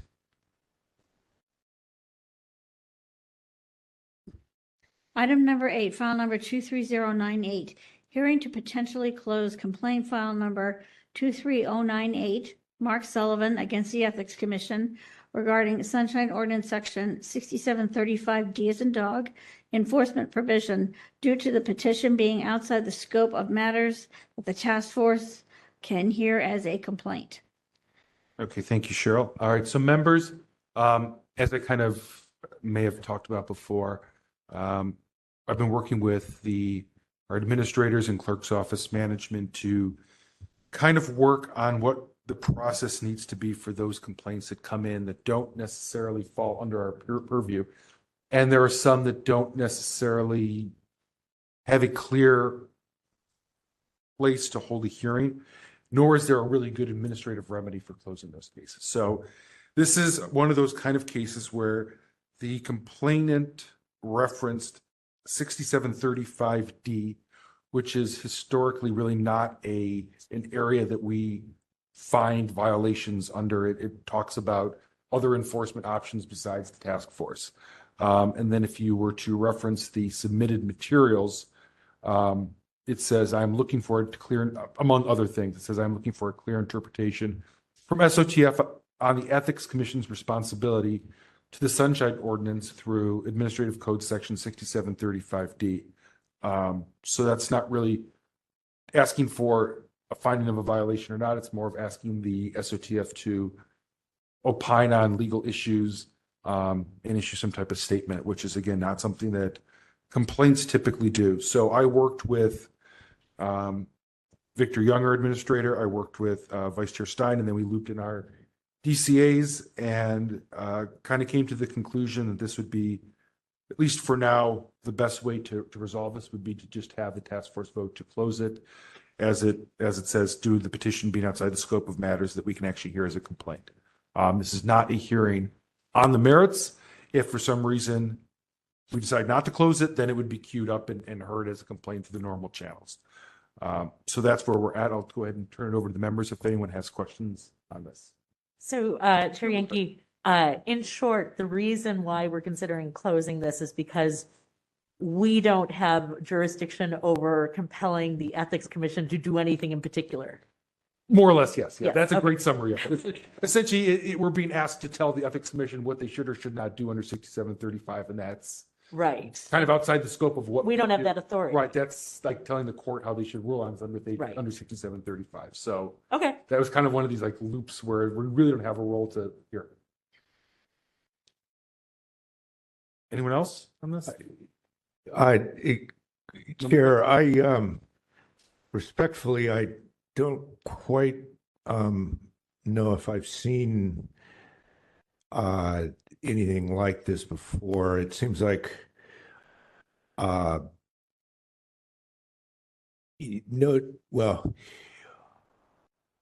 we're being asked to close it, but we don't know necessarily what we would know if we actually did a hearing on the matter.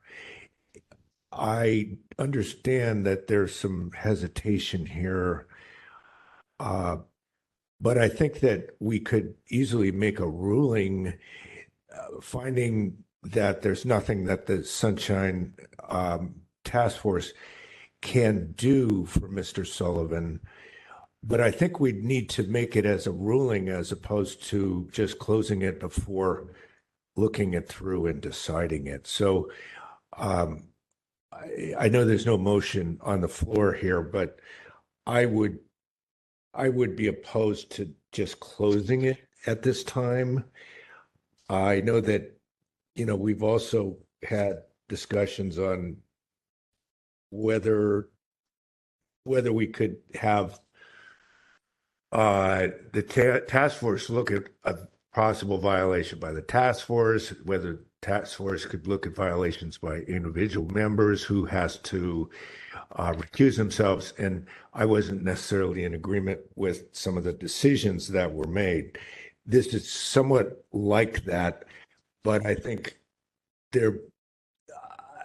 I feel like I can't necessarily decide the matter as a case as we sit here today, but as a matter of like preventing us of even considering it as a case, I think I'd be opposed to a motion if it were made.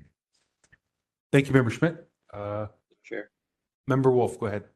Yeah, so I'm somewhat in alignment with Member Schmidt on this one. I think it's important where the ordinance, which we have oversight and jurisdiction on, directs or has a provision for another department specifically for the purposes of a here for enforcement, which is a kind of a big issue for us.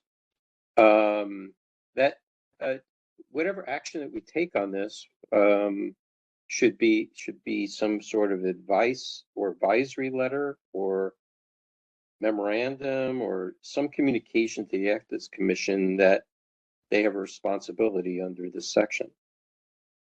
And I think that's something we can do. Thank you, Member Wolf. Victor Young, are you available right now? Because I know you were kind of triaging this particular item, and maybe you could speak to some of the concerns that your office flagged when they initially brought this to our attention. Give me one moment. I just need to take a closer look at it. Sure, no problem.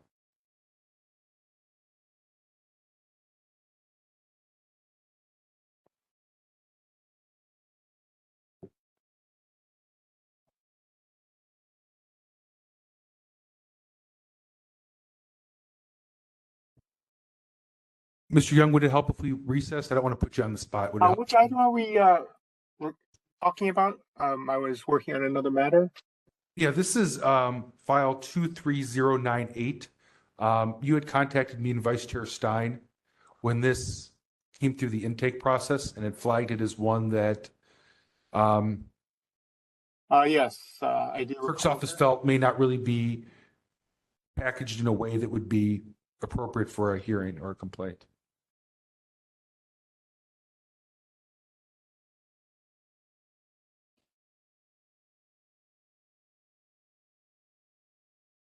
And like I said, I'm happy to call for a quick 5-minute recess if it would help you just take a quick review. But I know I'm kind of putting you on the spot here.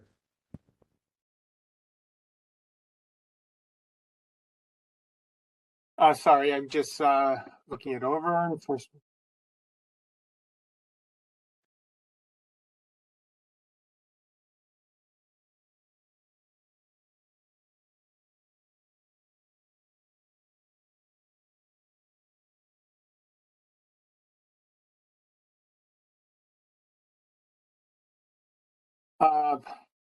My apologies for not listening to the discussion, but from what I'm just reading now, the enforcement provision says any person may institute proceedings for enforcement and penalties, but that would be directly with the court, in my opinion, as the Sunshine Ordinance Task Force does not have enforcement authority.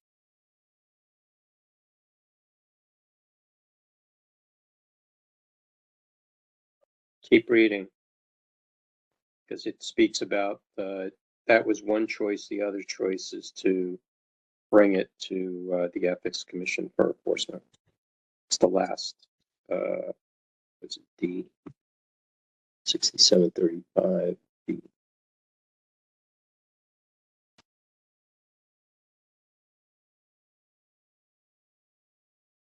My only thought on that is I don't think the Ethics Commission can hear complaints against themselves.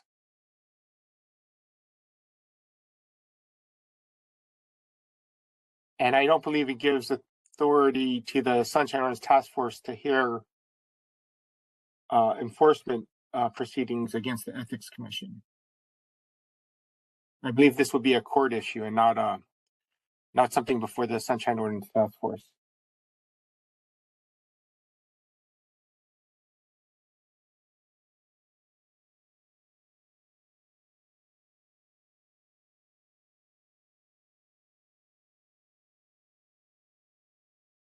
So I'm fine with proceeding however the task force wants to proceed. This was, like I said, initially flagged for us with a request to have it closed by the clerk's office. Vice Chair Stein and I didn't feel comfortable making that call ourselves since it's kind of one of those gray areas. So we can, open up for public comment if we want on this and see if there's a motion after that, or if I don't know if someone wants to make a motion now. That's where we're at. I'd like to speak. There seems to be a procedure going on here that I wasn't aware of, and I just want to make sure. Are there other complaints where you and members, Vice Chair Stein, have dismissed them before, where for some reason you thought you had the ability to do that within your chairmanship and vice chairmanship? No, unless it's something that's extremely, like, let's say we get a complaint that says the air conditioning isn't an appropriate temperature in City Hall, and they submit that to the Sunshine Ordinance Task Force, right? So there's that kind of continuum of what do we do? We can't hear every single email complaint because the clerk's office gets some things that are clearly way off, nothing to do with us, right? Then there's stuff that clearly is, and this is kind of one of those that approach that line of, well, is it or isn't it? And I don't think we felt comfortable saying this is on it's not the task force side, and wanted the collective input of everyone before we'd made a decision one way or the other. But the initial request came from the clerk's office for us to do just that, to say this was not a matter, and I didn't feel comfortable doing so. Okay. But there are some things that, I have seen some things like this. One came to that a button on a website is broken. Well, that's obviously something that IT would hear. We're not going to hear and send through something when a website link is broken. It's not on our website. Sounds great. Thank you. So that's kind of the background on that. We don't unfortunately have a good clear-cut process for handling misdirected complaints. Mr. Chair? Member Wolf, go ahead. Yeah, I'm just for the sake of, I guess I'll do this before public comment. So the complaint here is that it's depicting that the Ethics Commission should have taken some action as per the Sunshine Ordinance. And if they didn't do that, would they be in violation of the ordinance? task force or not, no task force? That, I think that's the question before us. I would, if it's okay, I'd like to ask the petitioner a question. This isn't really on the merits of it, Member Wolf. If you feel that this deserves a hearing, then I would recommend you vote accordingly if there's a motion to close it. But I don't want to have this turn into a hearing right now. But a motion to close it would mean that it would have to have been before us to hear the merits on it. And if I can't speak to the merits of it and get information about it, I'm not sure how I would think it would be if we could close it, except if you are suggesting that this is not in a jurisdiction. Essentially, that was based on I want to focus purely on the written intake form of the complaint. The clerk's office felt that this was not an appropriate matter to send on for hearing because they felt it was outside of the realm of what the task force conducts complaint hearings on. That's fine if you disagree. That's what I was asked by the clerk's office to do, and I wanted the collective task force to make that decision and not have them administratively close it. So if you feel that you do have questions and you feel it might necessitate a hearing, then I would recommend that you vote accordingly. I'm not quite sure how the process of the administrator's office or the clerk can close a matter without it coming to the task force. And I understand that you put it here. Chair Wolf, the administration did not close the matter. I just brought it to the attention of the chair that it didn't appear to be under our jurisdiction based on the description of the complaint. Yeah, I think that's why it's scheduled for today. Member Okay. Hyden here. I think it's a little bit I semantics. am not finished. I'm not finished with my comment. I wanted to ask, and not necessarily to you, Mr. Chair, but to the task force, everyone, if there was a provision in the ordinance that a specific agency or body was required to take action on, and they didn't, and they were now then in non-compliance with the ordinance, is that not within our jurisdiction? That's just a general open question. Thank you. Thank you, Member Wolf. I would note that there is no provision in the Sunshine Ordinance that requires us to hold a hearing on every complaint that's filed. That's kind of administratively what we've done. There are certain points that do require us to make certain determinations within a certain period of time, namely under 6721. But there's not a blanket thing that says every person who issues a complaint is required for a hearing. There's been a lot of talk about backlogs and so forth and so on. And so I know the clerk's office has been working hard to try to filter out potentially anything that may be, beyond the scope of what we should be looking at and therefore taking time. If everyone disagrees, that's fine. Again, this is, I'm just explaining the background of why this was before us. Like I said, the clerk's office receives a wide range of complaints, some of which are clearly on their face outside the scope, since they don't even reference anything with the Brown Act or the Sunshine Ordinance or whatever else. And so there has to be some type of at what point do we have hearings? Obviously, we have a complaint, we have a committee hearing, we have a full task force hearing. It takes a lot of time. So I just want to make sure that we do it appropriately. Chair, yeah.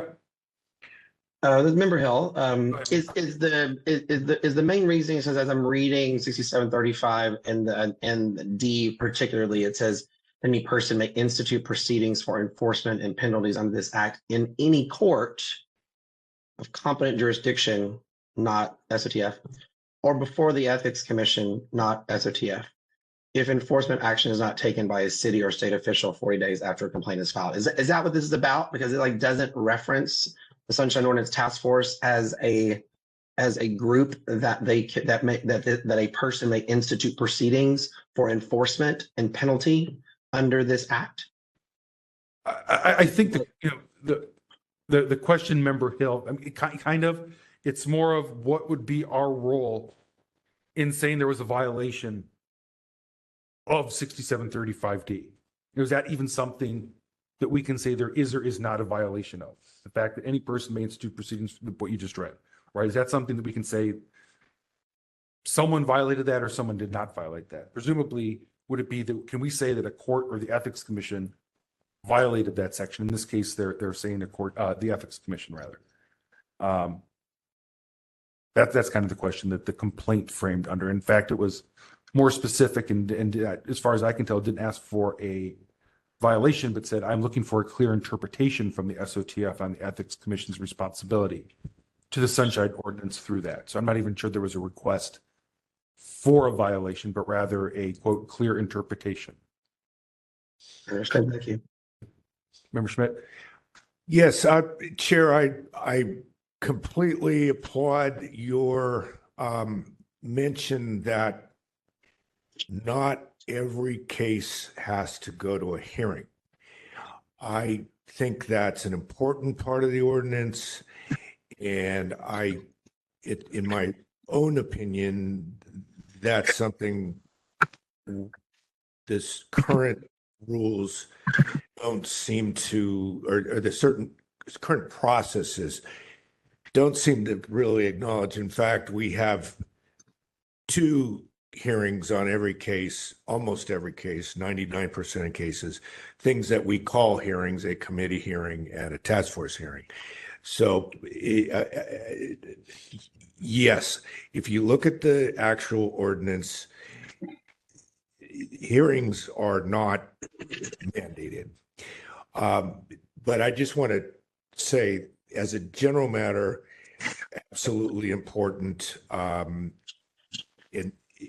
But the second point is, I think that with a case like this, which is, it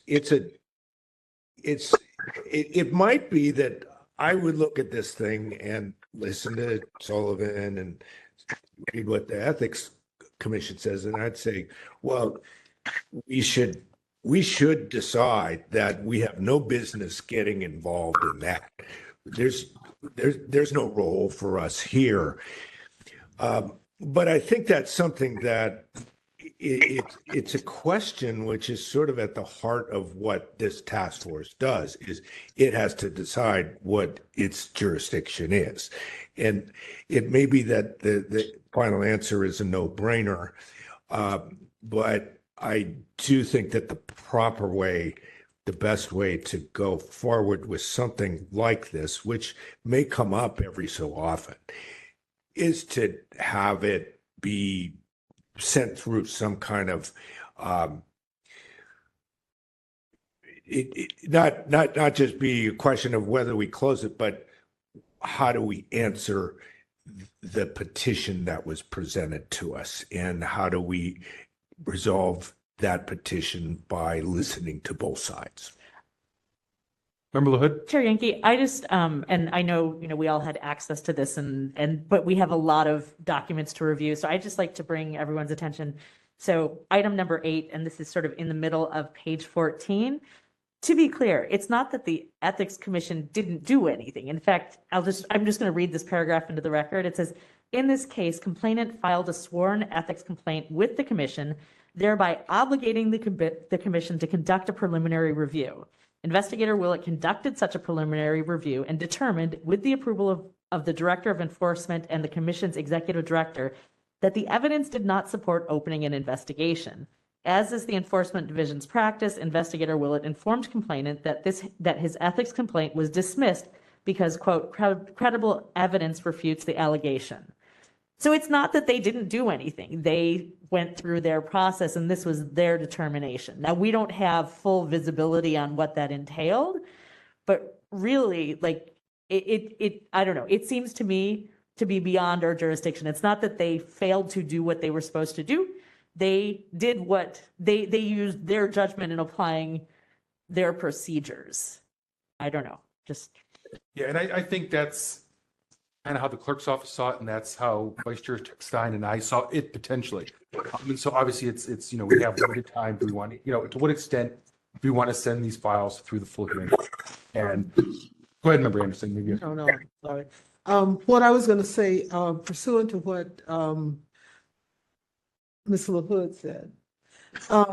The fact of the matter is, it appears from what I see here, he wants us to interpret whether or not we can be the Court of Appeals to whatever the Ethics Committee does and Commission does. And to tell you the truth, I don't believe that that's our role.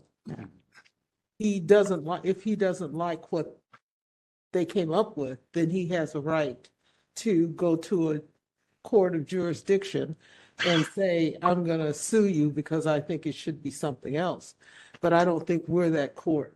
Right. And therefore, I don't think having a hearing is not going to change the fact that we are not that court. Right. And it just uses time that we could be using for things that are within the purview of this task force. I think you did a much better job summarizing that than I did. So thank you. Member Kumar. Yeah, this makes me wonder. I was going through this document and there's a lot of back and forth on the interpretation of section 67.35D. And it makes me wonder if in case for future cases related to this section, if there will again be a back and forth, because if one reads the ordinance, it's very open-ended, this particular section. So it's making me wonder if this is a precedent, if this case can be a precedent for other situations, cases coming in, because I can visualize a situation where we will again have this kind of a situation where there'll be back and forth with the Ethics Commission. There'll be different interpretations of this section, and then it'll keep coming back. So I do agree with everyone, but I was just wondering if we should consider this as a situation where this particular section should be like, we should look into these kind of cases with more caution, because there is a scope for this kind of back and forth to happen again and again. That's what my concern is. Mr. Chair. Member Wolf, go ahead. Yeah, so this is where I really get like right down to the letter of the law to try and figure out where this if it's a puzzle piece, where it fits. So I start with 6730 C, and it gives us direct authority by saying, quote, the task force shall make referrals to a municipal office with enforcement power under this ordinance or under the California Public Records Act and the Brown Act, whenever it concludes that any person has violated any provisions of this ordinance or the acts, unquote. I would take any person to also include what the CPRA determines as being, quote unquote, a person, which is an agency. And then if you go down to 6735A, it says any person may institute proceedings for injunctive relief, declaratory relief, or writ of mandate in any court of competent jurisdiction to enforce his or her right to inspect or receive a copy of any public record or class of public records under this ordinance, or to enforce his or her right to attend any meeting required under this ordinance to be open, or to compel such a meeting to be open. And then the enforcement part of that is in D. Any person may institute proceedings for enforcement and penalties under this act in any court of competent jurisdiction or before the Ethics Commission if enforcement action is not taken by a city or state official 40 days after the complaint is filed. So the point I'm trying to make is if there was, again, an agency or a department or any body that was supposed to take action, then, and they didn't, then we have a responsibility. Now, based on Member LaHood's good eye on bringing that out, because that's exactly the information I was looking for that I couldn't find. If the Ethics Commission did due diligence and did process in exactly what this sections of the ordinance said, then yes, I would say then there's nothing really much for us to do. Thank you, Member Wolf. Member Highland. Yeah, I think the last point Member Wolf made there is pertinent. Basically, This issue has gone through a process with ethics. It is not in front of us as a case yet. And also, I think the way the charter was laid out, in particular 6734 and then 6735 follows on. 6730 talks about what the SOTF can and can't do, right? 34 talks about willful violation, how that goes to ethics. The next chapter talks about enforcement provisions, again, above and beyond and past this task force. If you read the whole thing as a collective, I think there's a very logical progression they're using there. So that 6735 is not coming back to SOTF for us to enforce. I see that's above and beyond SOTF. That's how I read this. And so again, I think back to Member LaHood's point, it's gone through a process.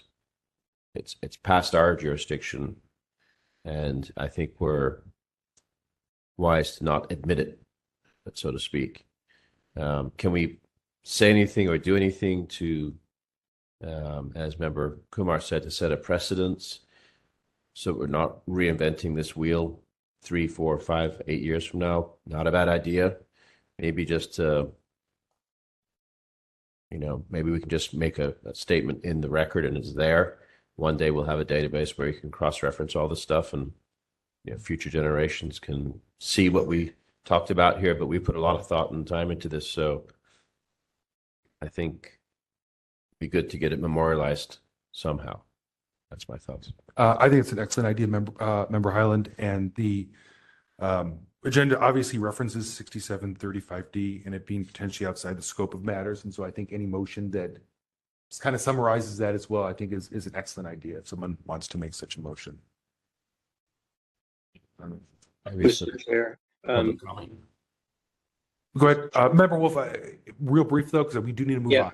Real brief. I just want to say that I think we don't need to do a blanket thing. I think what Member LaHood pointed out was that the Ethics Commission did take some action and didn't find in favor of the petitioner in their chamber.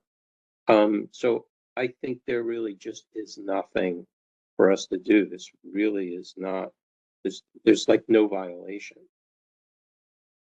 So I think we do have jurisdiction. I just don't think that there's any violation here. Member Highland here again. I just don't like that language because it sounds like we are considering it, and I think I don't think it rises to our even looking at it. I think it stops at ethics, and that's it. That's how I would see it. Do we have a motion? Do we need a motion, or are we putting something in the record? No. If we're going to close it, we need a motion to do so.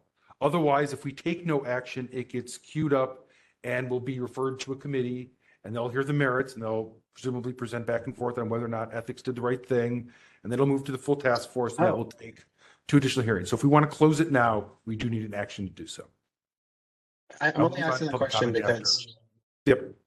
I'm only asking that question because, like you said earlier, that if we had decided that, like you make decisions all the time about files that aren't in our jurisdiction, that we just don't even take them up. So you're saying that like every complaint that comes in, if we don't take them up, we have to have a motion to not take it up. More or less, yes. I mean, the default position is that the administrator's office will, unless it's something that's so blatantly outside the scope, like I said, like, okay, the internet's down or the power went out, or something it's clearly not even at all remotely within our jurisdiction. But for anything like this, yeah, the default position would be to queue it up for a hearing unless we make a ruling otherwise. And like I said, I didn't feel that this is something that I should be doing myself.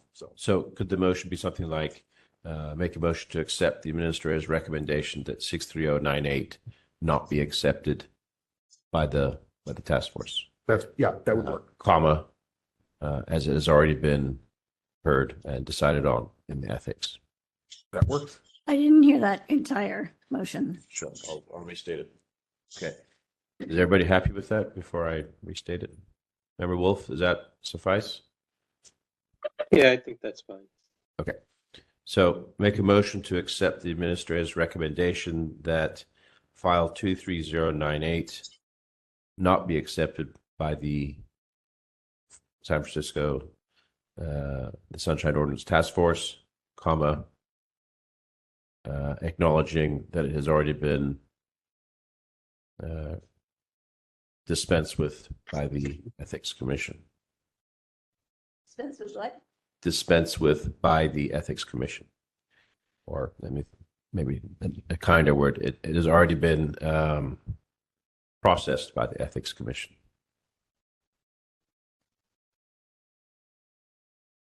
Okay, thank you, Member Highland. Do we have a second on that motion? I'll second. Okay, Member- seconded by Member Wolf.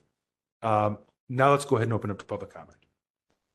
If you're in the room and you would like to make public comment on this item, please approach the podium. If you are calling in remotely, please raise your hand pressing *3 or raise your hand in the app. We currently have one member in the queue.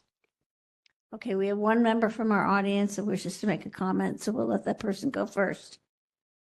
Are you ready to begin? Yes, yes, I am. So I think I heard some really good comments on both sides. I think you should refer to a hearing, but I don't think you have authority to tell the ethics committee how to do their job. However, if there's documents that they are not releasing or the city and county are not releasing that could have altered that judgment, I do think you have jurisdiction because that's what the Sunshine Ordinance is about. And we're looking at situational awareness software. Every city, every county has that software. It's a cloud computing. And I don't know the issues of the complaint, but I went through an ethics committee and I didn't like the ruling against me, but I figured it all out because it was all someone who didn't like me was able to use technology to influence their decision. So I think if you take it to a hearing, and again, I don't know if it's the person's complaint who made the complaint, is it his issue to figure that out? Or is that your committee job to guide them to that process? So I don't know what that expectation is. However, that's kind of what the process is you're not happy with a decision. Yes, that's part of it. However, if there's documents that the city and county is withholding, then I do believe that is your jurisdiction. That's all I have. Thank you. Caller, would you care to identify yourself? My name is Chris Ford. Okay, let's go ahead and move on to remote callers. Sullivan, let me know when to begin. Okay, one moment, Mr. Sullivan. Sure, I'll let you know in a moment. Can he talk? Is that appropriate? Mr. Sullivan, you ready to begin? Yes. Go ahead, sir. Okay, the clerk's office is misrepresenting my complaint, and I am not asking you to be in an appeals court. And this to be very clear, I was following the task force's motion to me of using 6735 for an undefined informal process. After waiting 40 days, as the 6735P says, I tested out Ethics Commission part of the provision. If the task force wants to send people to court, use 6735A and not 6735D. You guys sent me. The Ethics Commission did not investigate it as a Sunshine Ordinance or public access law complaint. They took the action as an ethics complaint. That's how they found no evidence. They stated they only do willful complaints against elected officers and department heads. Advising city bodies on appropriate ways to implement the Sunshine Ordinance is in your scope, 6730C. Whether they take your advice or not is not in your scope. I agree. You can punt, but the issue will still be there. And punting and not dealing with the issue head on will occupy more of your time. It's better that you agree, disagree, or somewhere in between with the Ethics Commission. Just because ethics has lawyers does not make them right. They are arguing a position. In any court case, there are lawyers on both sides. They can't all be right. As you should know, by looking at the Ethics Commission Procedure Section 10B, allows sunshine enforcement against any city office official or employee if an OD comes from the task force. This has little resemblance to Section 6735D, though that is what they cite as the reason for their procedure. 6735D starts with any person may institute proceedings for enforcement penalties under this act. The Ethics Commission doesn't read it that way. They only read it against willful elected officials or department heads. And that's the problem. I don't have a problem with it 6735B becoming a nothing thing. I just want clarification because you guys are the ones that sent me there to the Ethics Commission. Do not put them on a pedestal. You know, it's just a merry-go-round. You know, 67.1E, enforced by a strong sunshine ordinance task force can protect the public interest in open government. Regardless of what you do, I accept it as it is. I just deal with what is as my starting point. Mr. Sullivan, your time is up. Okay, thank you for your time. Thank you. Do we have any other remote public commenters? There are no other callers in the queue. Okay, thank you. We'll go ahead and close public comment on this, and I don't see any hands, so let's go ahead and move to a roll call vote on that motion.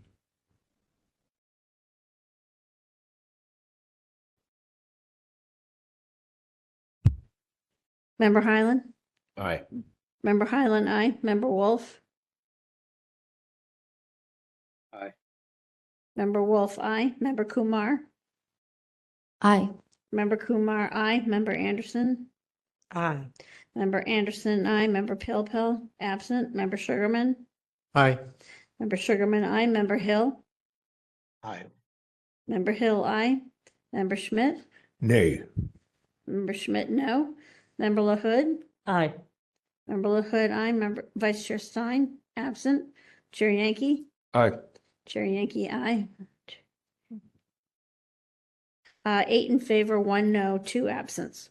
Okay, thank you. Mr. Chair. Go ahead, Member Wolf. Just real fast, I just want to say I was going to pull my second, okay, because of what the petitioner had said. I need to sit with this a little longer, because there's a kernel in there that doesn't quite sit well with me, and I might ask that this come back for reconsideration. But I'll let you know. Okay. Let's go ahead and did anyone, we need to take a break here? Do you want to take a quick recess or should we move on? Yes, break, please. Okay, let's do 10-minute break. Is that good enough? Can yeah, we'll do that. We'll come back at 6:30 and we'll hear item number 9 when we come back at 6:30. Can we turn off the microphone? Yes, let's do that.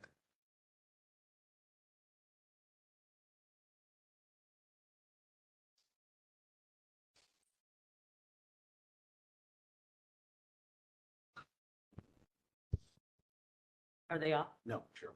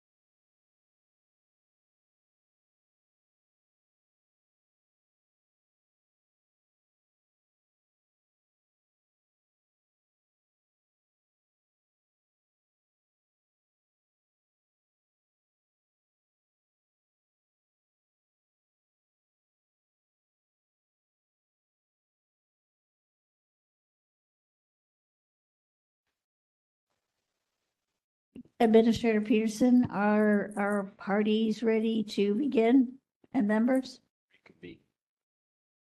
Yes.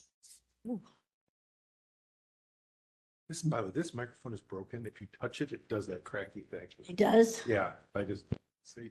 Oh, all right. Well, I'll mention it tomorrow when I'm Yeah. with those guys. Which we will not accept. Tell Mr. Young Pat SS. Okay. It's probably the one that gets the most use. So probably that's why it's been like tapped so many times. I'd just like to note that Member Wolf and Member Hill are currently with us. Excellent. Thank you, Victor. All right, we're back on recording. We are recording. Excellent. Okay, so it's 6:31 and we are back from our recess and we are going to move on to item number 9 now. Cheryl, if you could call that item.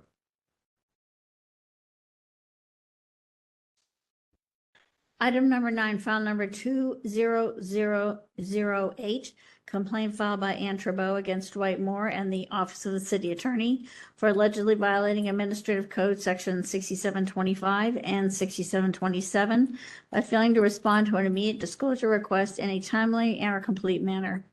On November 21, 2023, the Complaint Committee moved to find that the requested records are public, the task force has jurisdiction, and referred the matter to the task force with the recommendation to find a violation of Administrative Code Section 6725 by failing to respond to an immediate disclosure request in a timely and or complete manner. On January 3rd, 2024, the task force moved to continue the matter until the February 7 hearing.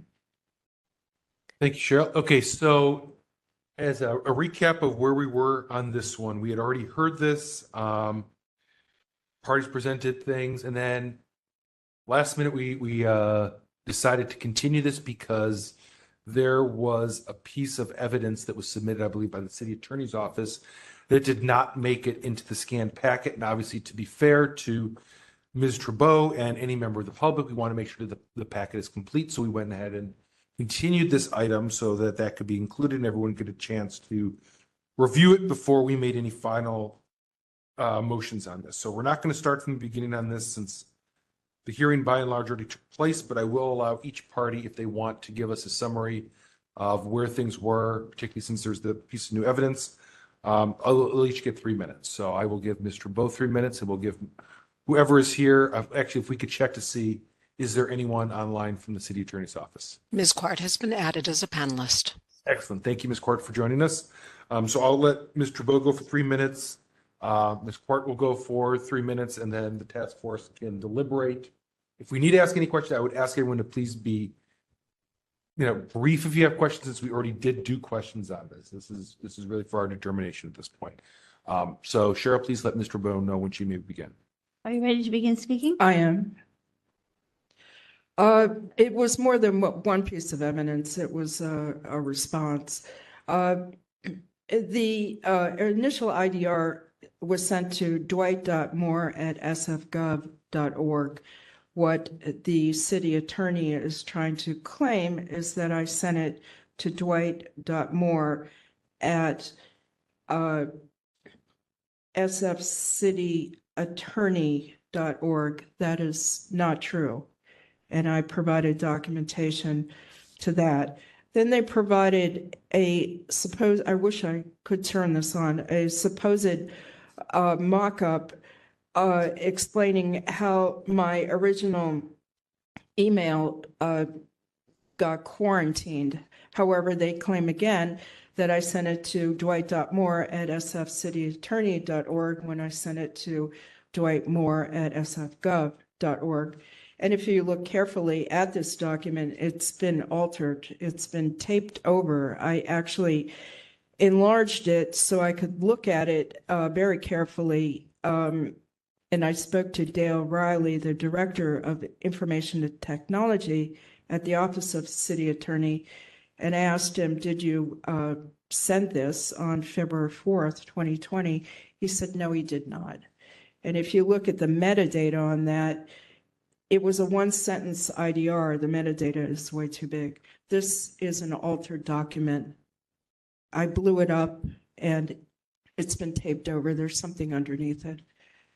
There's that. And then we go to what is missing. There was another data dump that was sent recently, but once again, there's documents that are missing. This came from the appellate court itself. It's a certified copy of the docket, which I went over there and got today. What is missing from our data dump is there was a motion to augment filed by the city attorney's office that was not included. And then there was the motion to augment was filed October 16th, 2019. And the other thing was a response to an amicus brief that was filed. She did not include that. So not only are documents missing, their claim that they didn't get it because it was quarantined is suspect. Chair,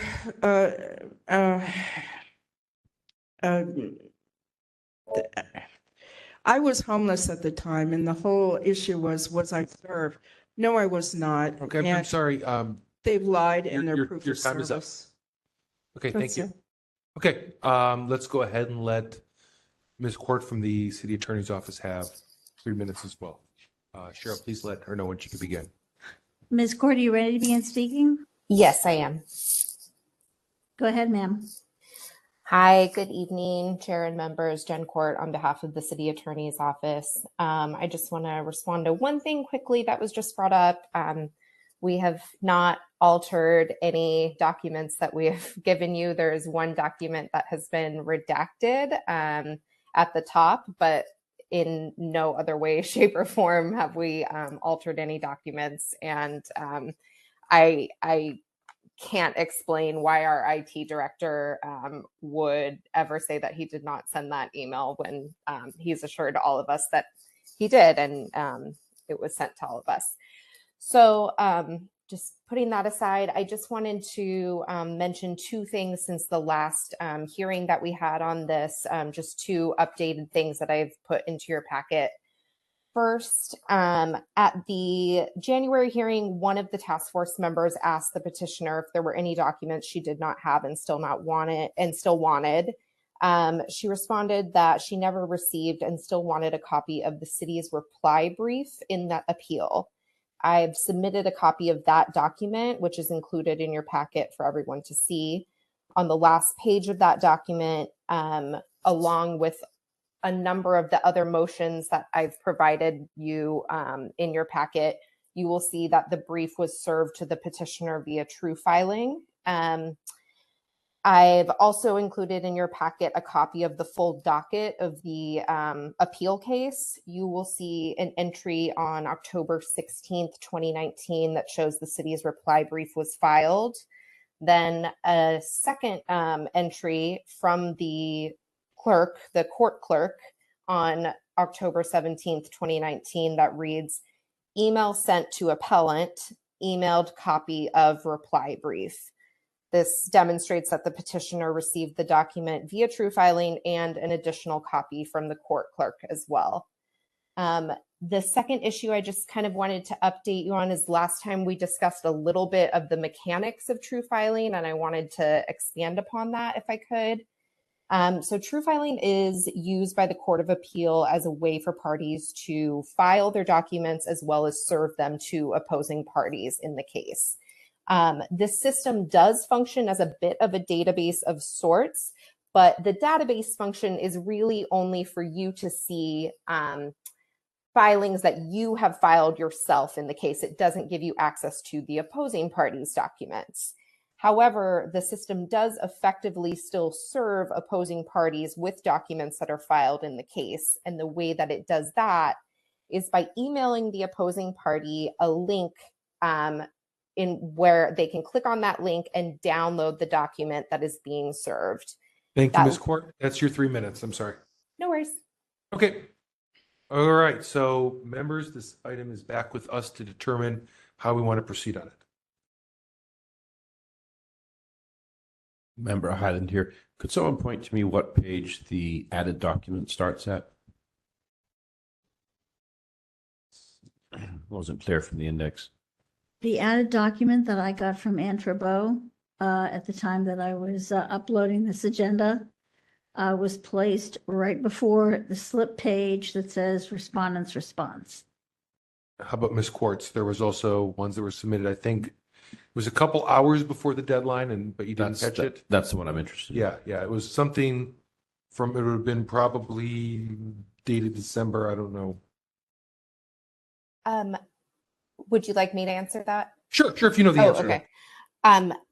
I can't find exactly what number it is in your packet, but in the PDF that's in front of me, the additional documents start at page 145 of the documents within our complaint. I see it. Thank you. No problem. Could I ask a question of the petitioner? Ms. Trabeau, could you stated that there were a couple of documents that you have not actually received yet. And I know that you originally asked for the whole appellate file, and I believe you were entitled to receive it. I'm just wondering if you received those specific documents, and if I were to ask or to have us order that the city attorney give you those specific documents, would it be just the documents that you already received? I mean, that you already specified that you need? Okay. My IDR was for all dockets pertaining to appellate case A15666. I'm making this request pursuant to the Sunshine Ordinance. That was the request. So what I did not receive from the city attorney and what I would have liked to receive and still have not received are the motion to augment filed October 16th, 2019. I had to go over today and talk with Channing Hugh, who brought the case from the archives, and I saw it for the first time. The response brief she did include in her subsequent filing, along with a lot of other stuff. And then there was a motion, a response to an amicus brief that the city filed. You still need that? Yes. Okay. Is that sort of the extent of what you haven't quite received as of this time? Correct. Okay, thank you.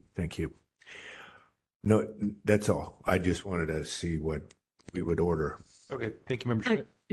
Could you just verify, so it's just the amicus brief that is outstanding now? It's a response to an amicus A response to the amicus brief. And a motion to augment? No, she and said a motion to augment. Oh, but I thought you said you saw that today. I think it was the response brief you saw, right? It was a response brief that I saw. I think 2 of the 3. Okay, so the first one not received, last one not received, middle one seen. Okay. Correct.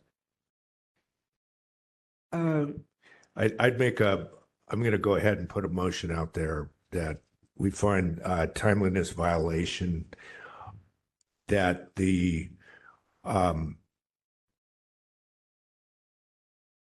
failure to produce was not justified, and that the specified remaining parts of the file that have been specified by petitioner, we order that those be produced by the respondent. A point of order. Go ahead, Member Wolf. At what point in the hearing was this continued? This was at the deliberation stage. This was after rebuttals. This was After rebuttals? Okay. Yes. Just thank you for clarification. I wasn't. Thank you. I'm sorry, Member Schmidt, if I interrupted you. No problem. I was done. Would you like to restate that motion and maybe we can second it? Okay. It won't be as good this time. Motion to find a violation failure to timely produce under the ordinance. Do you want me to And, vote? yeah, sure. Moved by Member Schmidt to find a timeliness violation and that the failure to produce was not justified and specified remaining parts of the file that have been specified by the petitioner. Does that make sense? We order that those be. Could you put a date on that? Because this has gone on for a long time. We'll get there. Okay. Hold on. Oh, just that we order that those remaining documents be produced. Do you want to list them?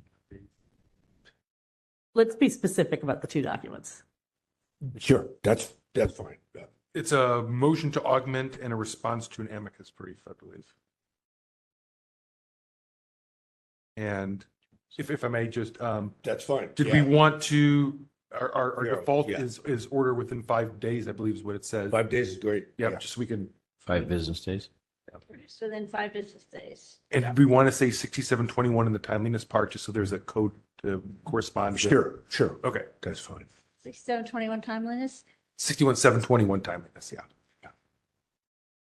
That was a lot of, I know we just threw at you, Cheryl, so maybe if you want to read it back just to make sure you got it. Yeah.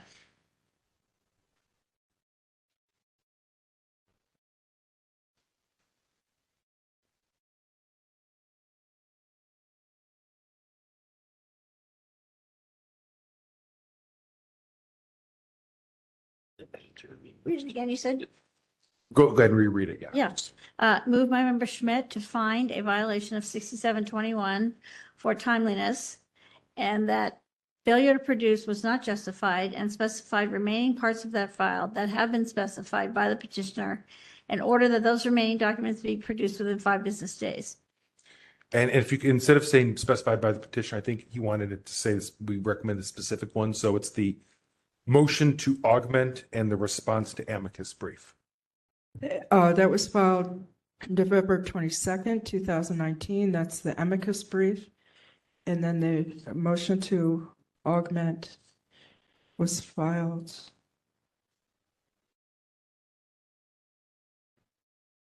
I think you said October 16th, 2019. Correct. Yeah.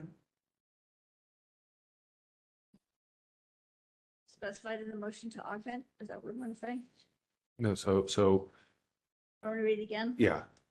To find a violation of 6721 for a timeliness and that failure to produce was not justified and specified remaining parts of that. I would just have to, and to order the motion to augment dated, whatever. October 16th, 2019. I think it was November, wasn't the motion? She said the motion to augment from October 16th, Oh, 2019. was, okay. Yeah. And then the response to amicus brief dated, you got November. So that was November. Okay. Yeah. That's the month.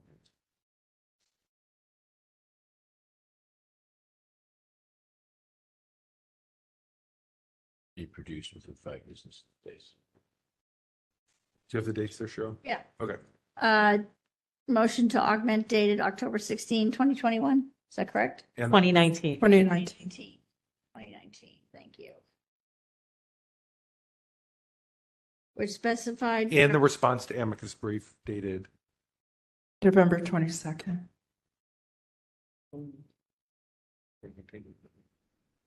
November 22nd, I think so. 2019. Mm-hmm. 2019. 2019. Mm-hmm.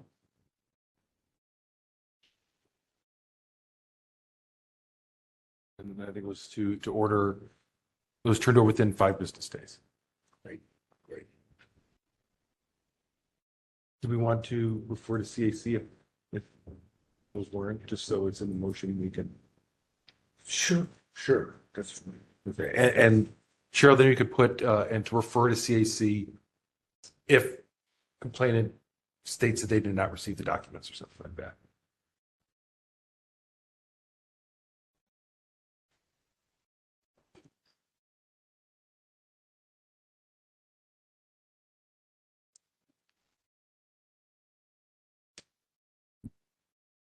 Do we have a second? Second. Seconded by Member Anderson.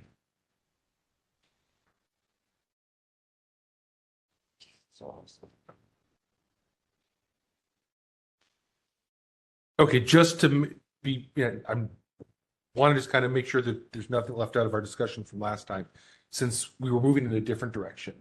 And just to be sure that there's no further discussion on the idea that if documents were turned over through some type of court serving system, is there an obligation for the city attorney to again turn them over? Because I think that's where our discussion was last time, was that the city attorney contended and showed evidence that all these documents were initially served through the court proceedings to the petitioner. And so I believe that's why there was a motion that they didn't have to essentially return over the documents. Now, we could go the other way. I just want to make sure that nothing got lost continuity-wise in our discussion. So just throwing that out there.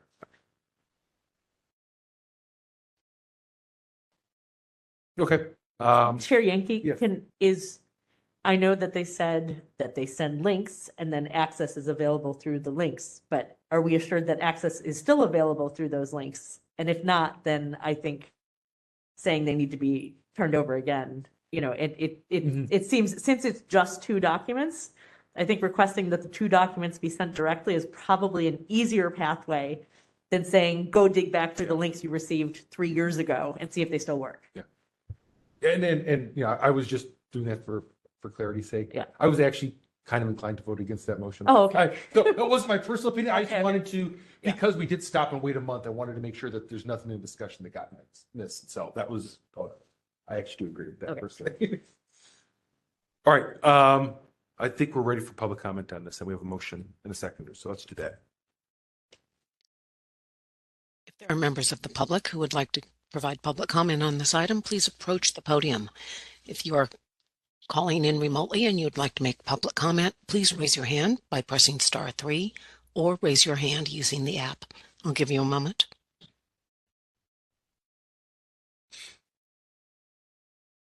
I see no callers in the call-in queue. Okay, so we'll go ahead and close public comment on this, and I think we're ready for the roll call vote.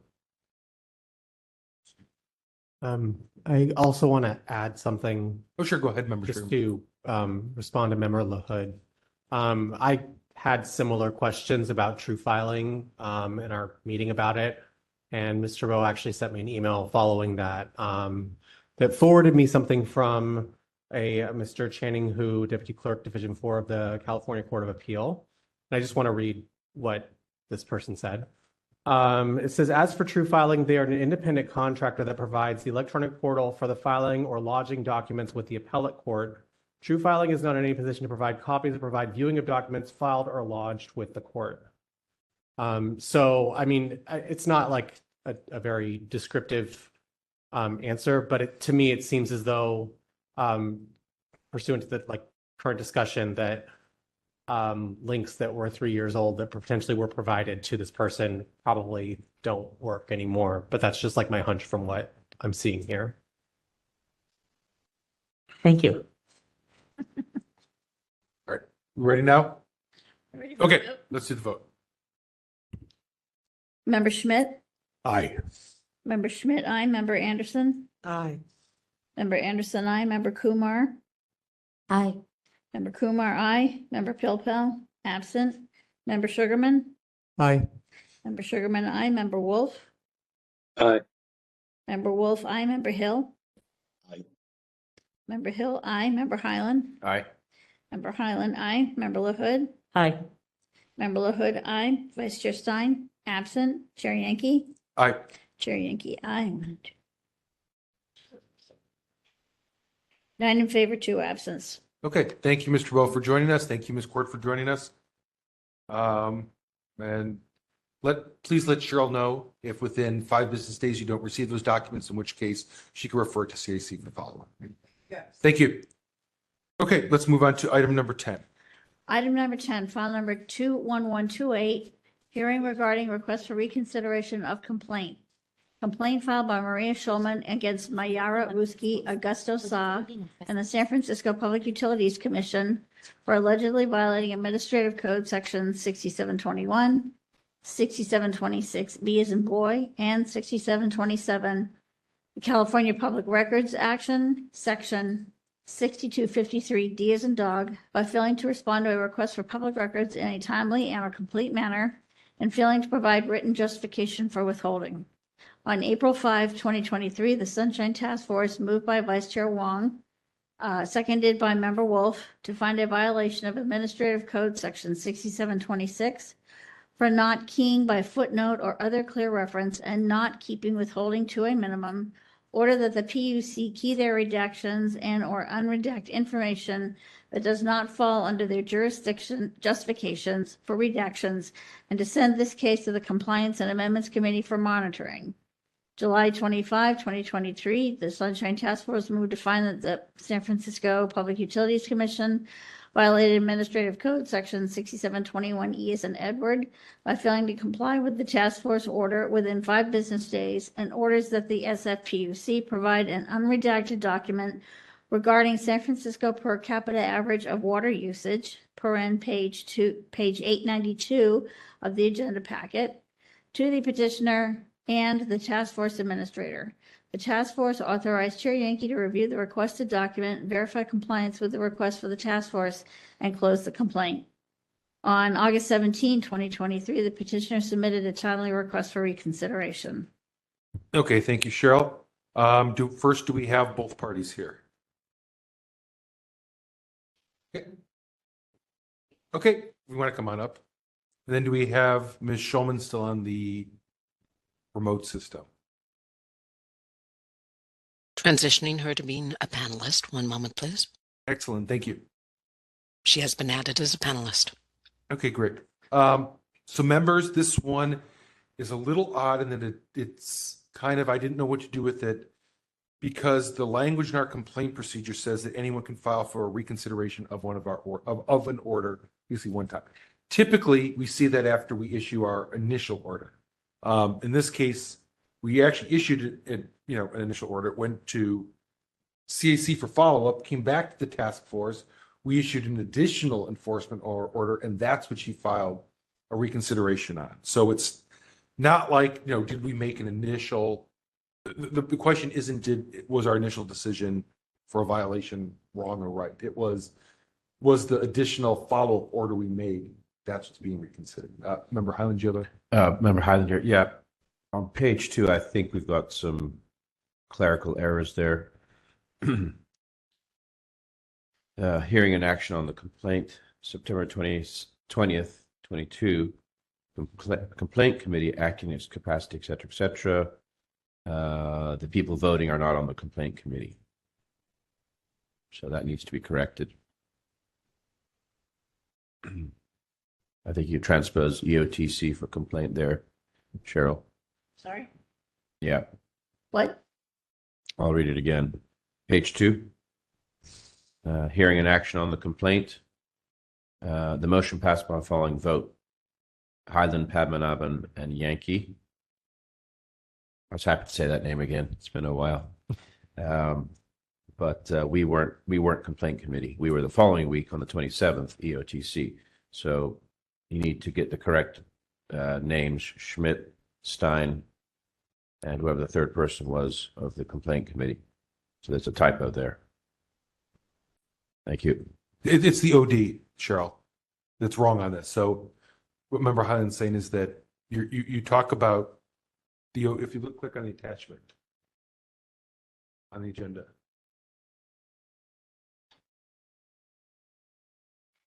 So do you have the Cheryl, do you have a quick sec to come over here? The agenda. What's that? There's no attachment in the agenda for 10. Click part 1 and part 2. You have an OD, it says complaint committee acting in capacity. Move my members around, check them by Chair Schmidt. But then it's, I think the votes are wrong. I think Member Schmidt, Member Highland's saying is that it should be the votes of the complaint committee. Somehow it looks like you used a template and transposed votes from an EOT meeting over there somehow.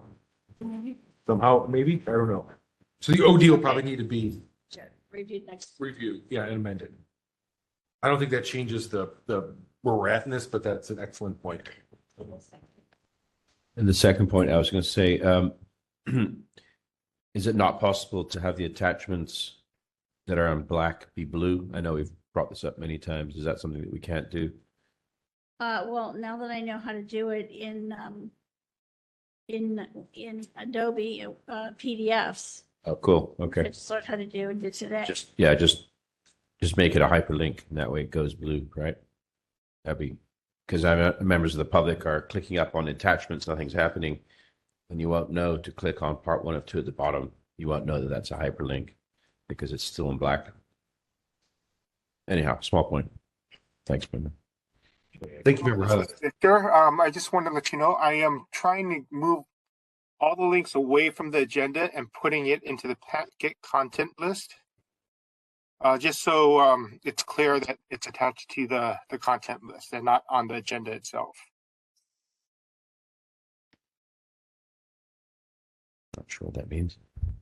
Okay. Instead of putting a link in the agenda, part 1, part 2, we're going to put those all the documents into the packet, and if we have to link it, we can just put the link on the agenda packet cover sheet, and I'll put it on the agenda itself, which is it's not normal unless we have a lot of documents. Okay.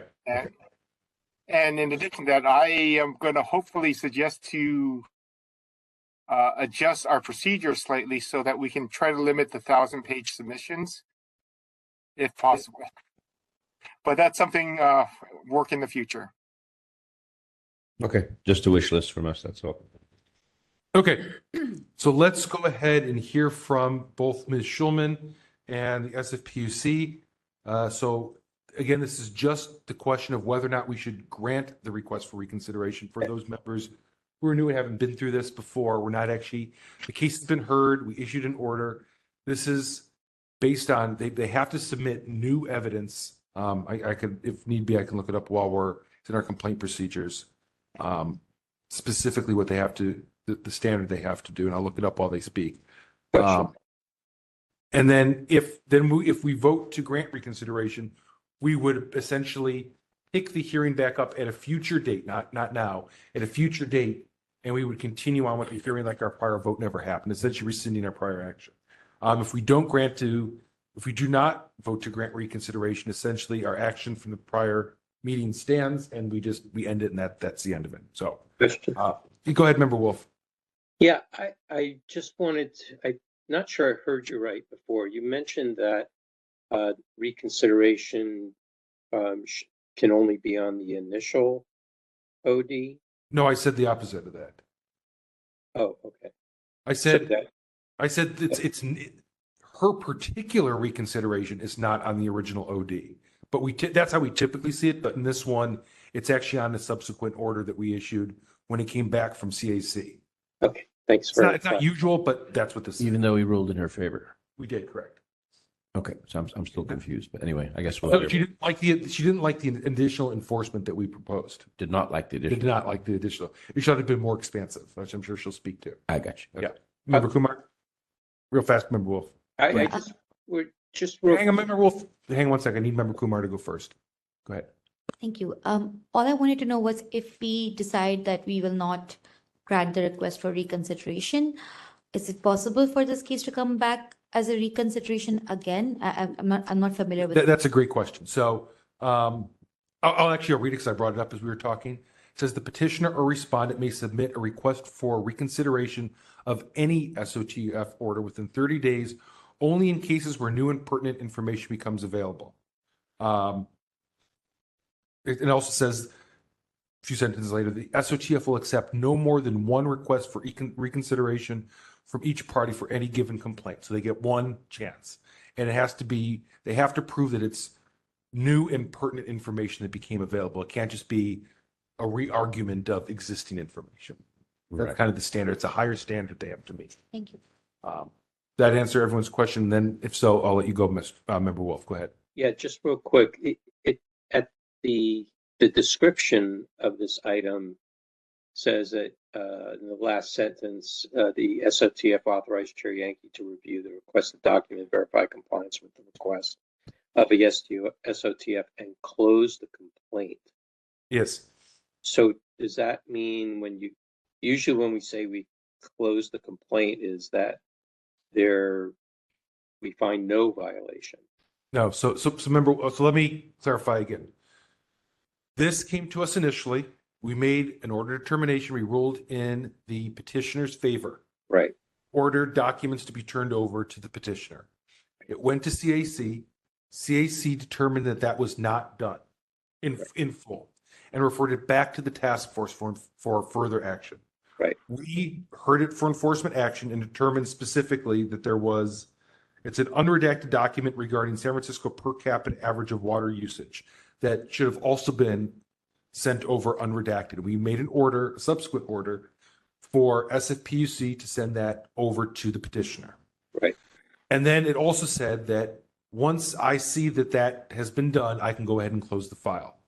The petitioner did not agree and thought we should have ordered much more than just that one particular document to be turned over. She thought our subsequent enforcement order was too limiting, okay?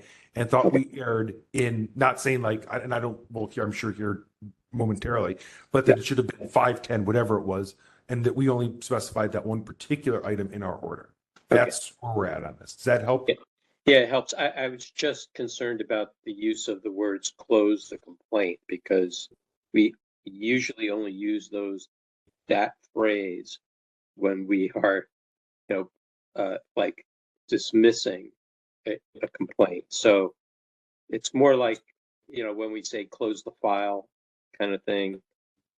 And so it's just a little odd to see it in this context. I think that's kind of the language that you guys use in CAC oftentimes when you find that there's no more enforcement action, correct?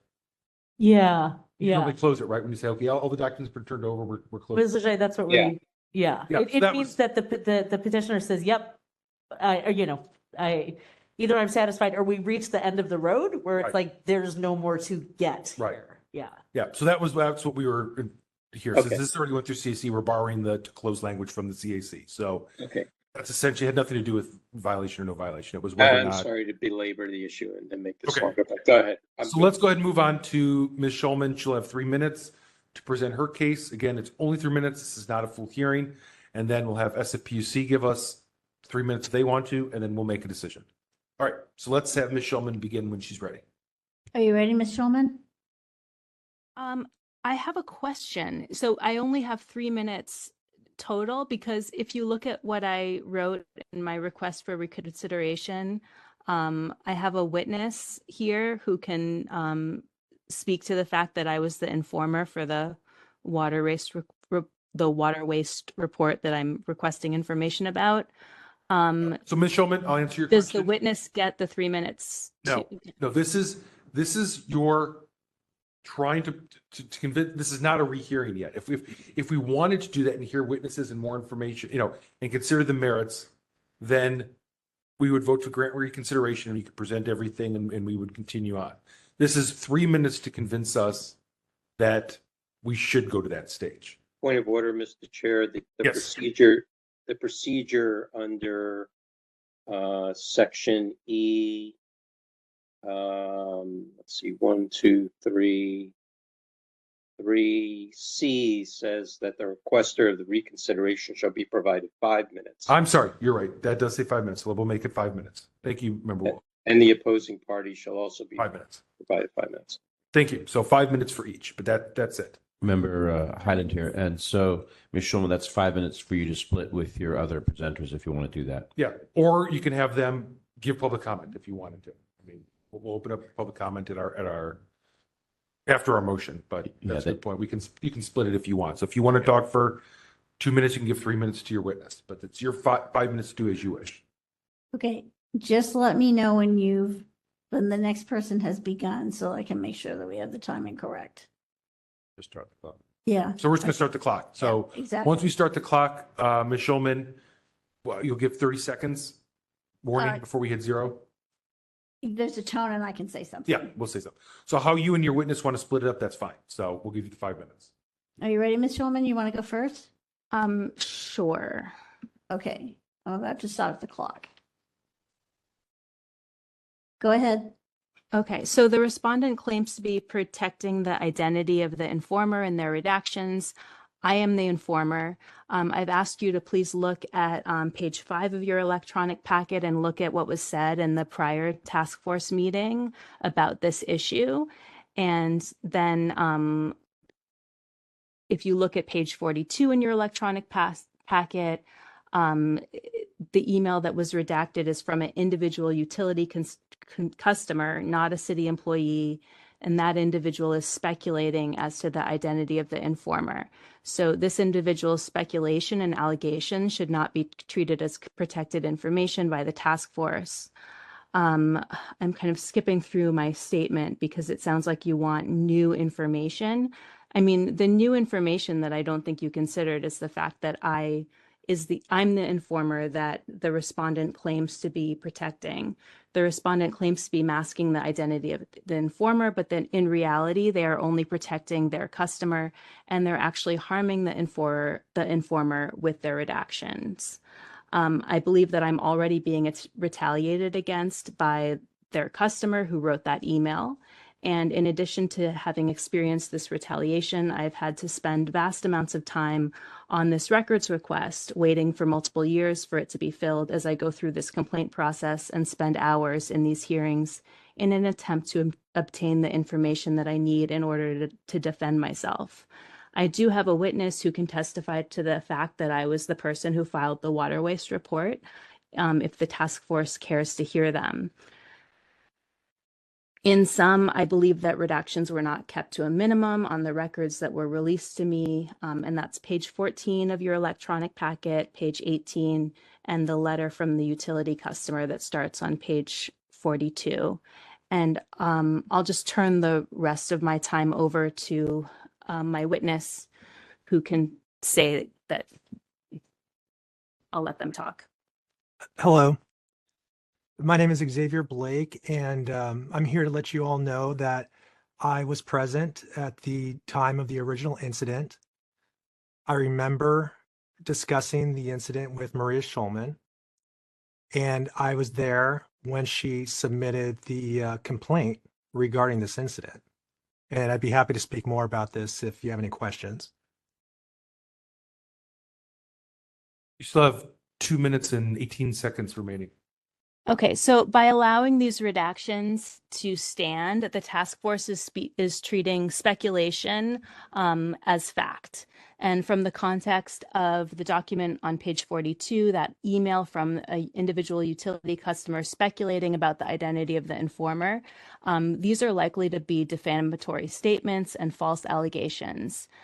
As you know, the statute of limitations for defamatory statements begins at the moment of discovery. Whether these statements are defamatory or not remains to be seen, but if they are, you are essentially allowing the respondent to conceal evidence and perform a cover-up. The subject of these statements deserves to know what was said about them in this document. I yield the remainder of my time. Okay, thank you, Ms. Schulman. And then if we can have the SFPUC representative, you'll have 5 minutes if you'd like to use it. Thank you, Laura Dito, San Francisco Public Utilities Commission staff. I am just going to briefly talk about this matter because I just wanted to keep it to the topic of any new information that was presented. I believe Ms. Schulman stated in the informant as well, noting the identity or potential identity of the informant. This topic was actually brought up at the July 25th, 2023 hearing. So that topic was something that was presented as a possibility by either Ms. Schulman or public comment. I don't remember exactly, but I just wanted to let you know it doesn't really seem to be new information.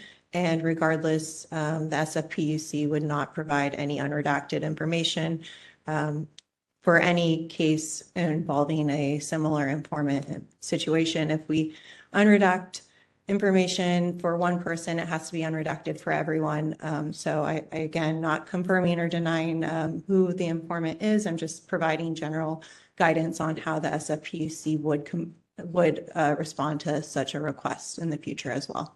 And I will, that's all I have for today. Thank you. Thank you. Okay, members, how did we want to proceed on this? Any thoughts, questions?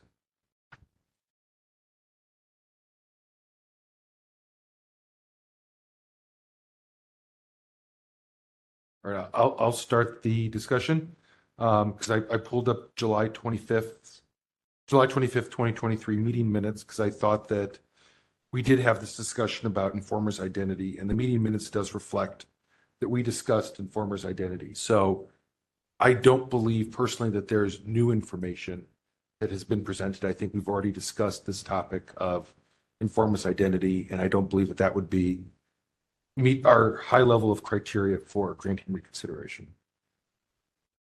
But others may disagree. Member Popel? Yes. David Popel. Sorry, I was at another meeting. I arrived at 7:12. Yeah. 7:12, Member Popel. I just wanted to hear from Ms. Schulman briefly. If you, I don't know if you did, but if you could, whether you did or not, if you could just articulate very quickly what you believe the basis for the reconsideration is. What is the new information that would change our decision? Just do the. Can you summarize it in a sentence or two? I just want to be sure that I hear it. So, yeah, the witness testimony, and then also, it's not new information, but if you look at page 5 of your packet and you look at the remarks that were made by members on April 4th, the ruling that you made in the subsequent hearing is not consistent with the remarks of Member Wolf and Chair Yankee about like whether or not it matters who the informant was. So Chair Yankee said, I'm not sure that redacting information from the informant themselves is really a proper use since it wouldn't be protecting that person if she's asking for it. And then somehow like the task force ruled completely in the opposite direction. Okay. All right. Thank you.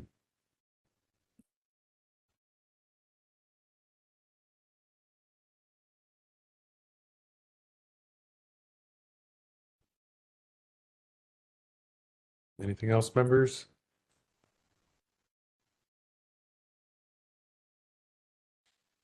Okay, I'll make a motion then. I'm going to make a motion to deny the request for reconsideration. Member Highland seconds. Okay, so moved by Chair Yankee, seconded by Member Highland to deny the request for reconsideration. See any hands? So let's go ahead and move to public comment on that. There are any members of the public in the room who would like to make public comment, please approach the podium. If you are a caller, please raise your hand by pressing *3 or raising your hand in the app if you would like to comment on this item. I'll give you a moment. Chair Yankee, no callers. Okay, we'll go ahead and close public comment on this. I don't see any hands for discussion, so I think we're ready for a roll call vote on this show.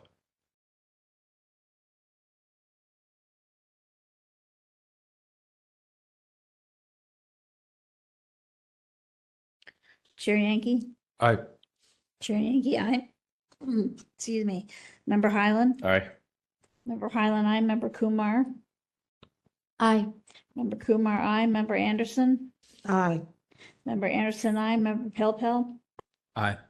Member Pilpel, aye. Member Sugarman? Aye. Member Sugarman, aye. Member Wolf? Nay. Member Wolf, no. Member Hill? Aye.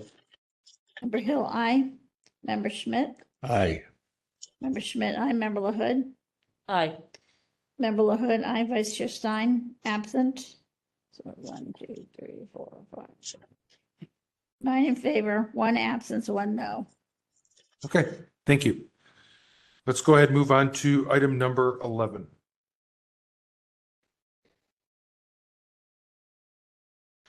Item number 11, file number 21140, complaint filed by Maria Schulman against the Office of the City Attorney for allegedly violating Administrative Code Section 6721 by failing to respond to a request for public records in a timely and complete manner. On October 18, 2022, the Complaint Committee moved to find the task force has jurisdiction. The requested records are public and referred the matter to the task force for hearing for consideration of the California Public Records Act 6253C as in cat for the time frame of response and consideration of proper withholding of documents. Okay, so this is the first one of the evening that we're starting all the way at the beginning of the normal hearing process. So we know Ms. Schulman's here. Do we still have someone from the city attorney's office available? One moment, please.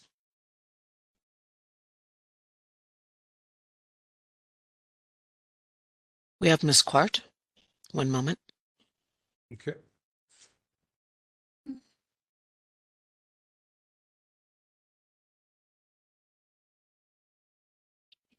Ms. Quart has been added as a panelist. Okay, thank you, Ms. Court, for sticking with us. So we'll go ahead and let Ms. Schulman begin with 5 minutes. Ms. Schulman, you ready to begin? Hello, Ms. Schulman.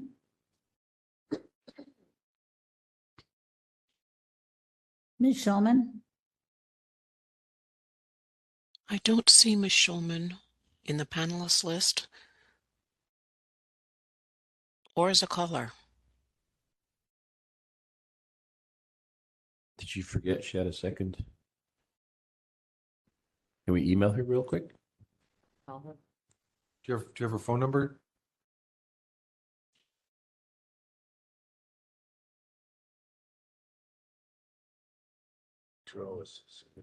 Is he here? Let's do this. Victor or Pat, since you're here, I don't want to hold this up since, we have a lot on the agenda. Could Yes. someone try to reach out to Ms. Schulman while we proceed with Mr. Petralis' cases? Because he is here, and I believe Mr. Heckel's here also on behalf of the mayor, and I don't want them to have to sit here and wait while we do this. We can always come back to Ms. Schulman's case if that works for everyone. This is Pat. Yes, checking. Okay. That's good. So I'll let you guys work on that behind the scenes, and we'll go ahead and move on to item number 12. Item number 12, file number 22134, complaint filed by Michael Petralis against Mayor London Breed for allegedly violating Administrative Code Section 6721 by failing to respond to a public records request in a timely and or complete manner. On March 21, 2023, the complaint committee moved to find that the task force has jurisdiction. The requested records are public, and to refer the matter to the task force for hearing and consideration of a violation of Administrative Code Sunshine Ordinance Section 6721 for timeliness. Okay. Thank you, Cheryl. And I see both parties are here, so we appreciate you joining us this evening. This went through our complaint committee. So I will have complaint committee chair member Schmidt quickly give us a summary on this if you can. Yeah, and let's see, complaint filed November 7, 2022. It's a pretty broad request that was made, 9 months worth of all the public records requests made to the mayor's office and all documents produced. I think that the mayor's office made sporadic attempts to give portions of that to the petitioner, although it took a fair amount of time. I wasn't quite sure if they were all ever submitted, so we may have some outstanding documents in response to the request. Certainly there's a time issue, but I think that maybe we also need to consider whether this type of request is somehow, I don't know, too broad or too non-specific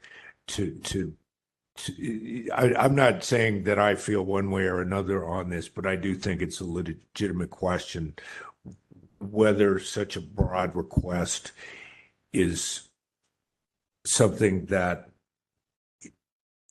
a department or agency is bound to respond to, or whether it needs to be something a little more specific to, I don't know, subject matter, et cetera, et cetera.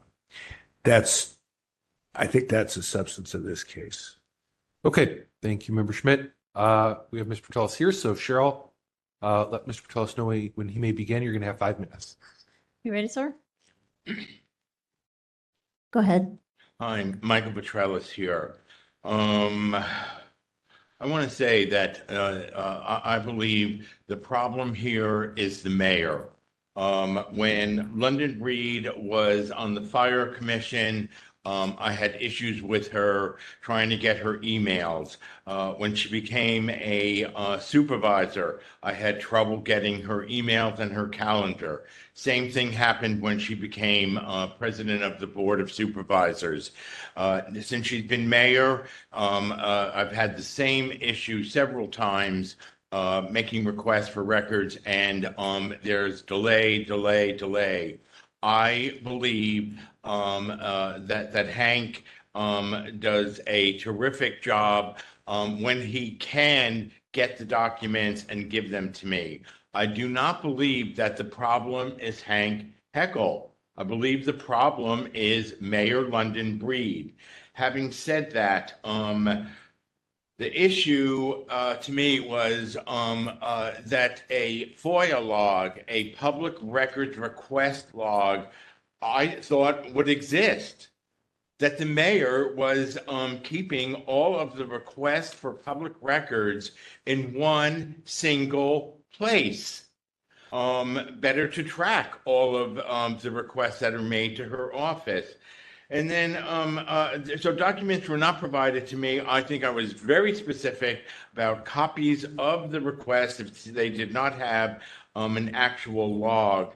And what happened was Hank would say, well, we get 30 requests a month. I don't think he ever produced more than 30 requests per month.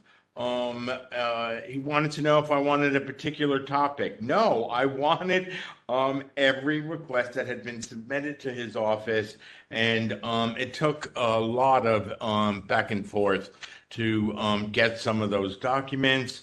And finally, I want to say I'm sorry that this has taken up a lot of your time over, a year and a half. I think that the mayor is doing a great disservice to local democracy and to your valuable time that you put in here at City Hall. Thank you. Okay, thank you, Mr. Petralis. Are there any parties to provide facts or evidence on behalf of the petitioner?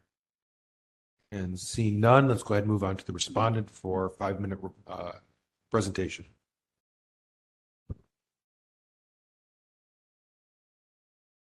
Ready? Yeah. Good evening, Chair Yankee, members of the Sunshine Ordinance Task Force. I'm Hank Heckel. I'm the compliance officer in Mayor Breed's office, here to respond to Mr. Petralis' complaint. I think, I don't think there's much factual dispute here in terms of the background of this complaint. This is obviously pretty old now. It's almost, I think, been a year since we were at the complaint committee. So I had to refresh myself a little bit on it. But Mr. Petralis made a request on September 26th, I guess, of 2022, requesting all of the public records requests received by the mayor's office between January 1, 2022 and that date. It's almost a year's worth of records requests. And so we responded and informed Mr. Petralis that covered hundreds of requests, and we offered to expedite and focus our response if he was interested in any particular issues or topics, subsets of records. And we kind of went back and forth a little bit on that. And Mr. Petralis didn't wish to narrow the request. So we didn't really quarrel with it. It's kind of one of these like meta requests that, we see from time to time when people just want to see all the requests we've gotten over a period of time. So it just takes some time to process. It's a large volume of information. He asked about a log of record requests. We don't keep a log of record requests, so there was nothing to provide in response to that. And we forwarded all the responsive materials over a period of weeks. And I think we definitely completed the production, and I think that was completed around December 5th. Anyway, so that's there's no issue of withholding. We're not refusing to provide anything. We've given Mr. Petralis everything he asked for. I appreciate his comments about my efforts, but I assure you there's nothing nefarious in terms of directives to withhold anything. It's a huge request, and it took time to complete it. So that's the long and short of it, and I can address any questions you have. Thank you, Mr. Hackle. Are there any provide facts or evidence on behalf of the respondent? And seeing none, members, if you have questions for either party, now's the time.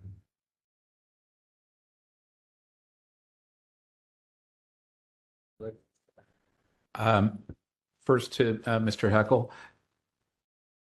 if there were approximately 30 requests a month, if this was a 9-month period, would you say the total was about 270? I won't dispute your math. I think that sounds probably right. Plus or minus? Okay.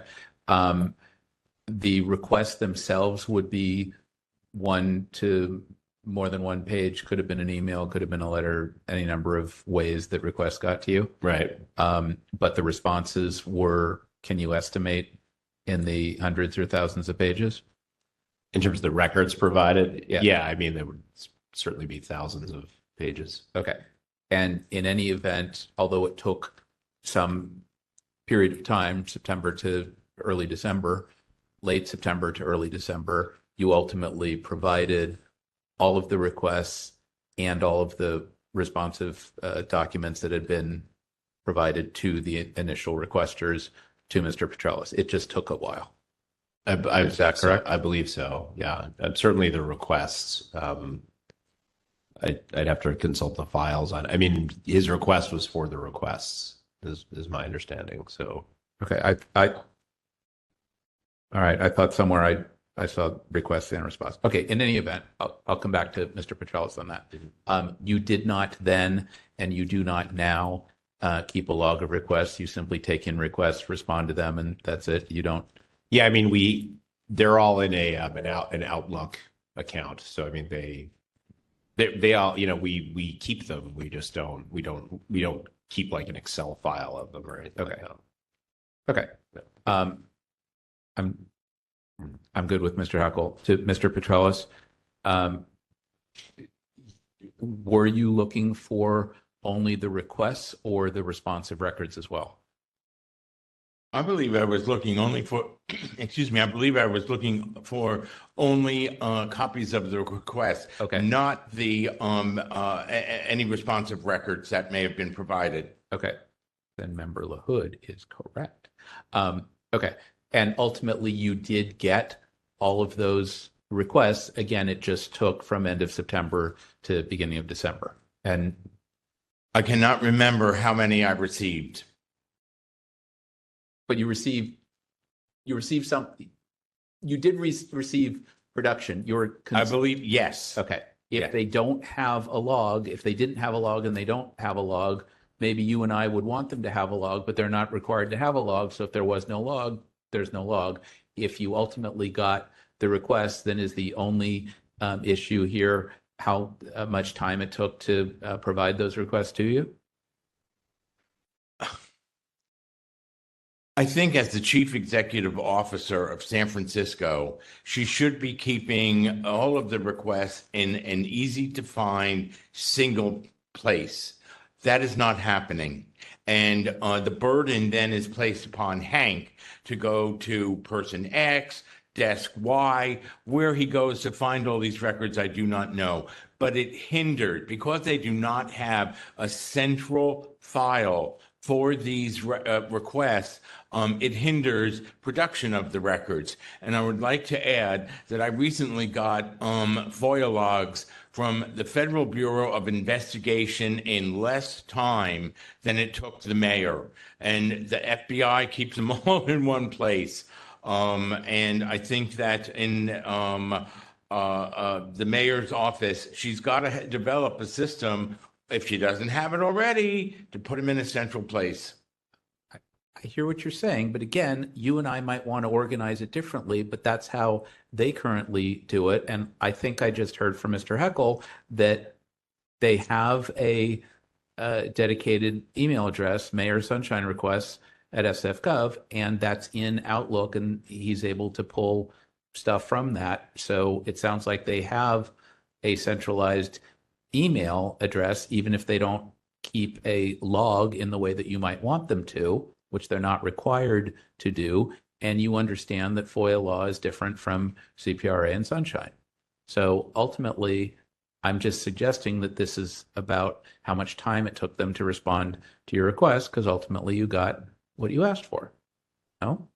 Yes, and I agree with your point. And if this were a cartoon, there would be a little light bulb going off over my head, because you've just reminded me, yes, there is one address. And in the future, I should ask for all of the email requests sent to that address and see what happens. And hopefully it will be within a shorter amount of time that Hank can provide me the records from what has been submitted to Mayor Sunshine at SF.gov, whatever it is.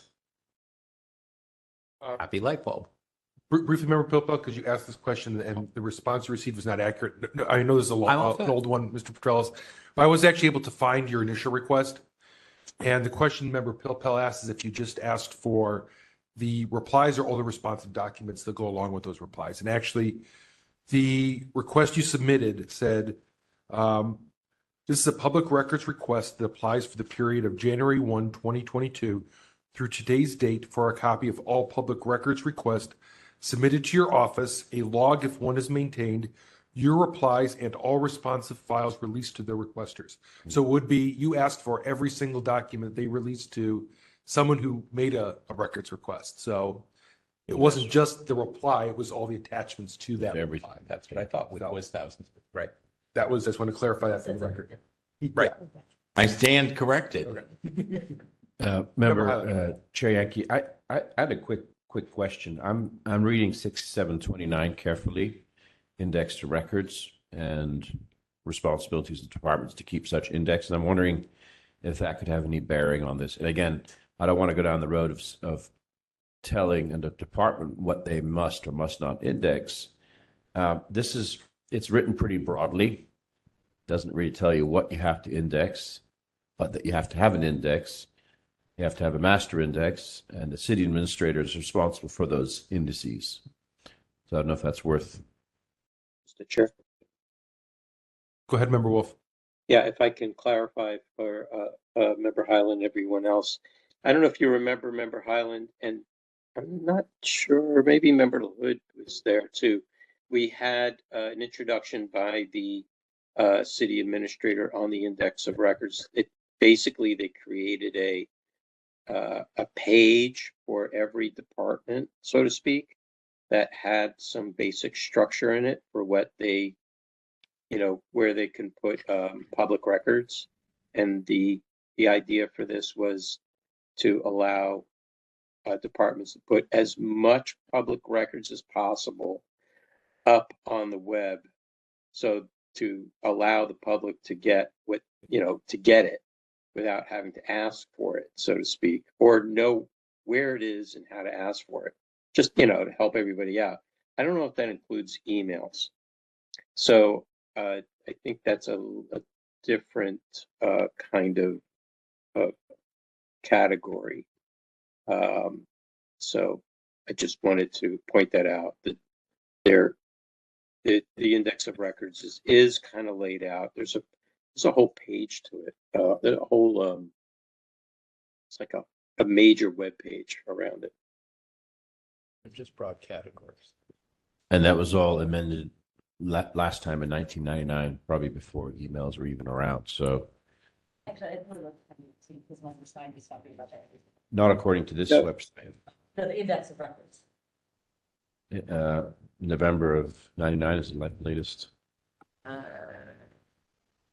It was sooner, I think. Okay, maybe I'm wrong. Well, the city has two different websites now, so that may be the old one. Yeah, I'm on the Good Government Guide site, so maybe that's not up to date. It's index.sfgov.org. Yeah, right. Exactly. And it gives the list of almost every department and agency in the city. Member Kumar had a question, I think. Go ahead. I had a question for Mr. Heckel.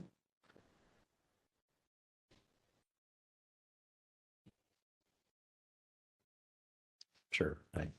So on your email on September 26th, 2022, it seems like, as you said, you pulled out a log and it was thousands of pages of records and obviously hundreds of individual emails that you ascertained.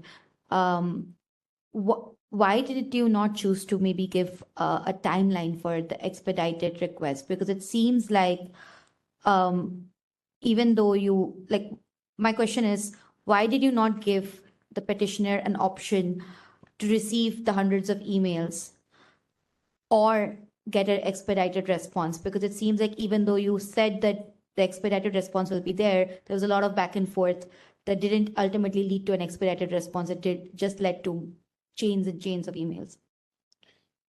Yeah, thanks for the question. So I think I believe what happened was there was a lot of back and forth based on Mr. Petralis' original request and the scope of his request. So in going back through the thread of correspondence between us, I did see it's in the file on page 5.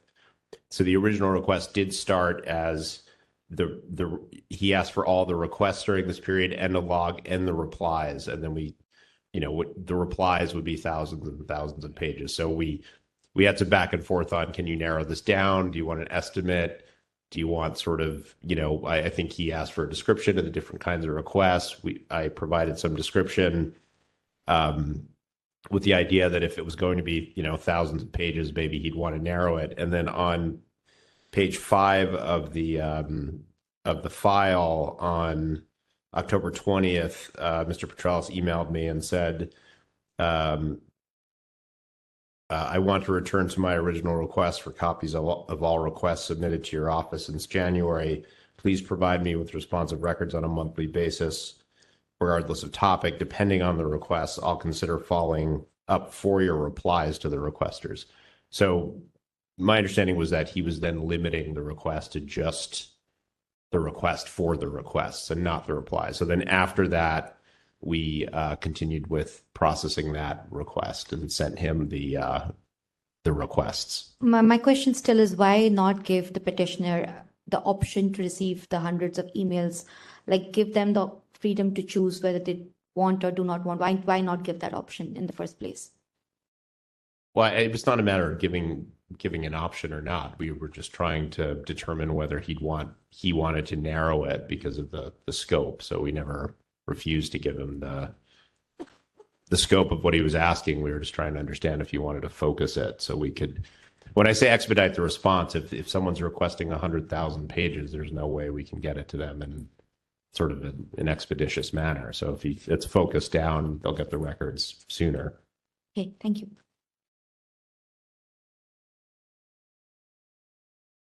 Mr. Heckel, I have a kind of a follow-up question on the stuff you just presented. So looks like on October 20th, like you said, it looks like Mr. Petralis agreed to just start by getting copies of the requests and then going from there to see if more was necessary. So when we talked about the December deadline of kind of putting an end to this, was that December deadline? I don't know. It's not clear from this if he did end up asking for your replies and all those follow-up documents, or did it just take till December to receive copies of the initial requests that you received? Does that make sense? Yeah, no, I believe it just took that period of time to complete the production of the requests themselves. So roughly, just to make sure I'm following correctly, so roughly a month and a half, 2 months to turn over, give or take about 270, based on the math we did earlier, pages of documents. No, not 200. Well, you said 30 a month. Yeah. I mean, whatever the number, I don't know what the total number was, but something along pages those each, lines. though, right? Yeah, so we, you know, it was just a matter of going back and finding the requests in the account and then sending them along. So yeah, over a period of, you know, 5-6 weeks. Okay. Yeah. Thank you. Any other questions? Should we move to rebuttals, members? I have seen any other questions. All right, let's go ahead and move to rebuttals then. So we start with you, actually, Mr. Heckel. So if you have up to 3 minutes, if you like.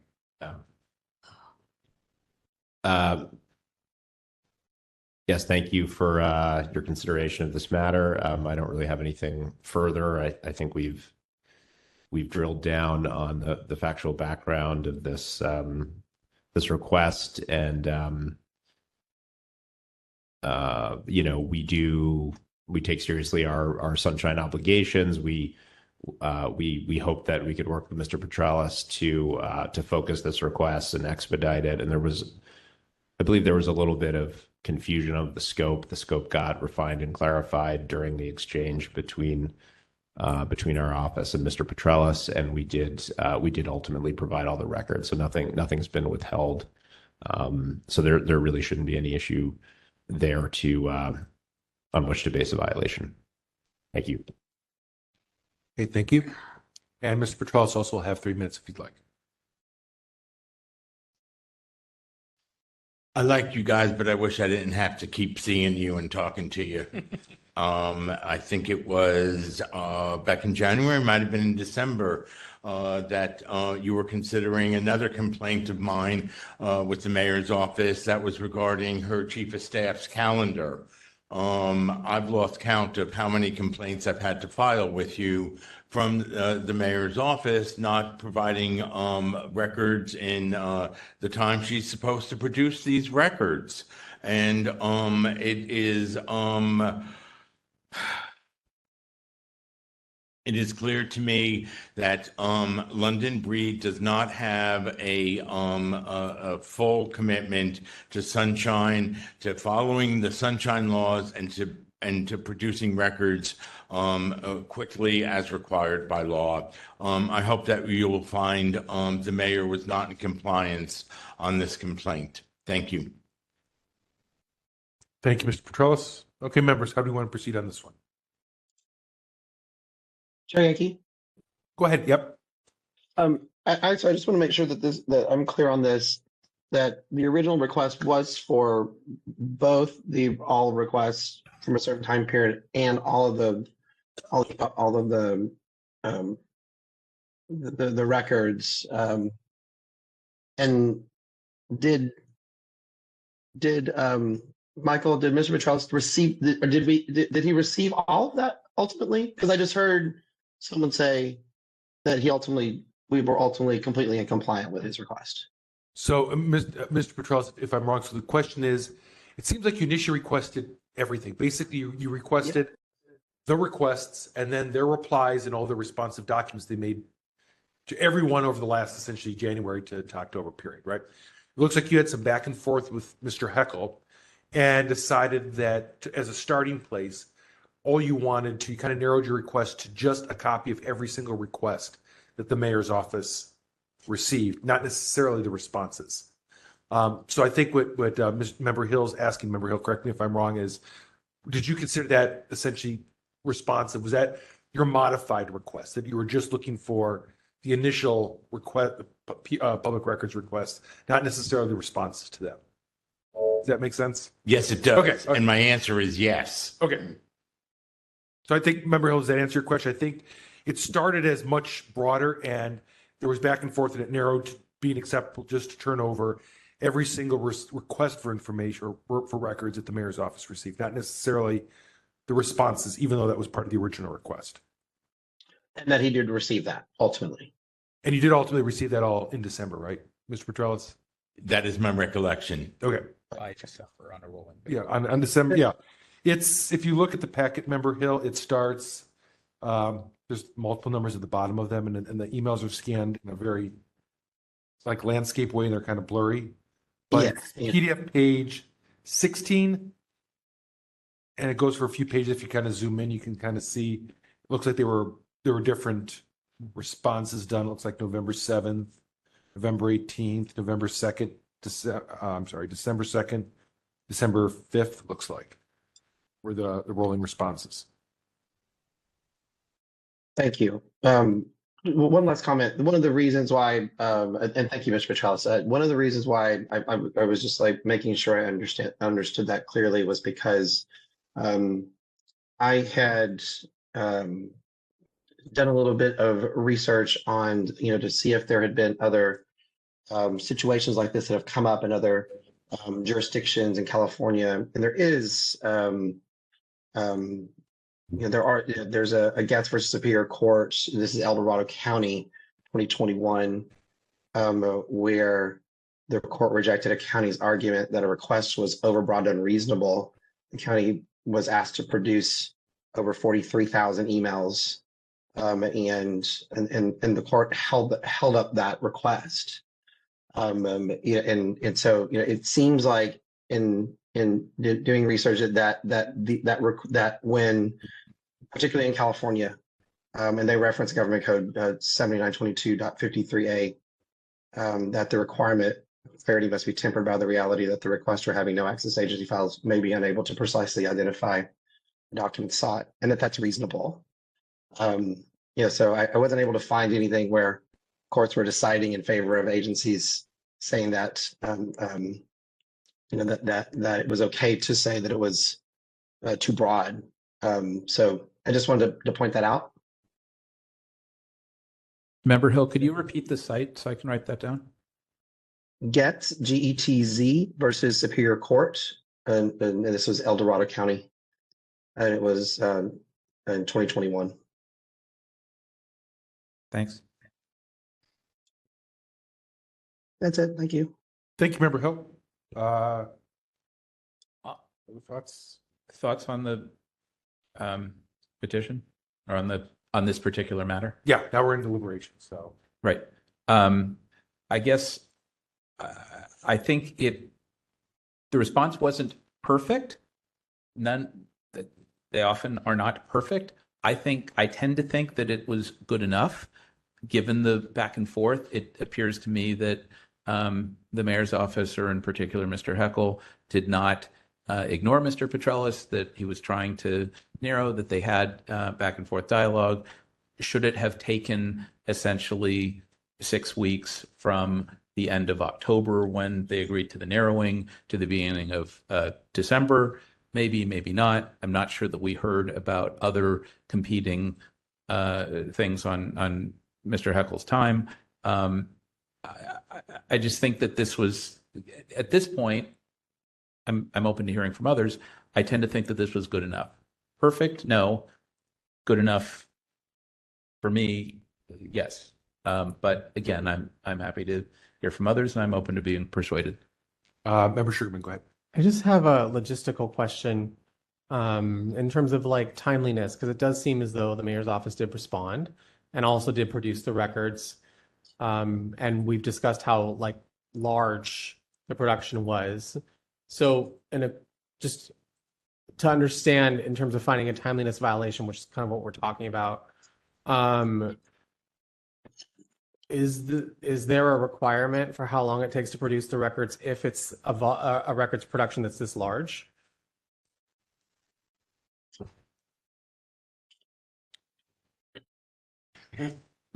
You want to talk? I mean, Member Lloyd, go ahead. Yeah. So I'd like to jump in, and if we're talking about 270 or 300 like email record requests, I feel like that's not a big request. Like the initial request could have been enormous depending on what people were asking, but once he narrowed it down to just what were the requests, yeah, somebody's got to go through and figure out what those are. But if they were coming in through one email account, and and this is, sort of an aside thing, I still don't understand why the city has to print things and then scan them. Why don't they just PDF it from the emails? It would be clearer. It'd be easier for everyone to read. It would probably be easier for the person trying to produce the responsive records.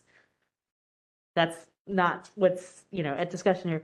I think the spirit of the response was responsive. They responded within the appropriate number of days at the beginning, worked with Mr. Petralis to narrow the request.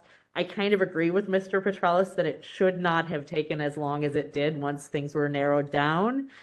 But there was, there was back and forth. He did receive, things on a rolling basis. It's hard to say that there was a violation, although I agree with the spirit of his criticism, which is like, once it got narrowed down, it should have been easier to deliver things.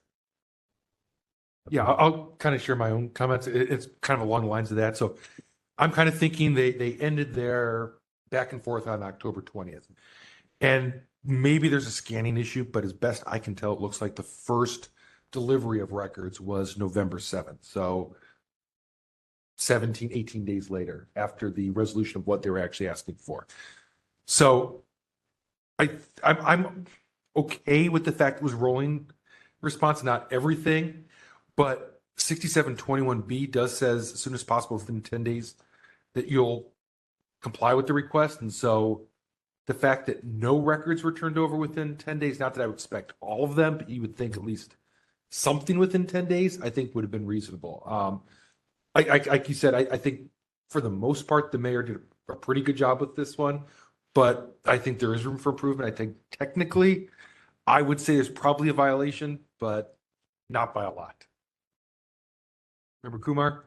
I was just wondering, I mean, it's a very gray area. It seems to be a very fine line, and they seem to have, the mayor's office has done the work, yet it's taken time to do the work. So I was thinking maybe if we could have a comment for these kind of future cases where we say whether the task force believes that there's a certain, like that there should be a certain timeline that should be met, or maybe how many rolling responses, like something that we could put in place so that petitioners or anybody who's coming to the task force knows that we have dealt with these kind of cases before, and we know that these gray areas exist, and we can do something about it. Just something that I'm wondering.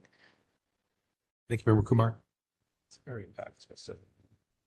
Yeah, and to Member what he just said quietly, is it sometimes fact specific, how quickly things can be turned around, because it can depend on the level of review, where records are located, how many redactions they need. So it's not always like every week it should be 100 documents. Like that might apply in one, it might be more or less depending, like I said, on a variety of factors. So unfortunately, it is kind of subjective, and we're in that gray area, like you said.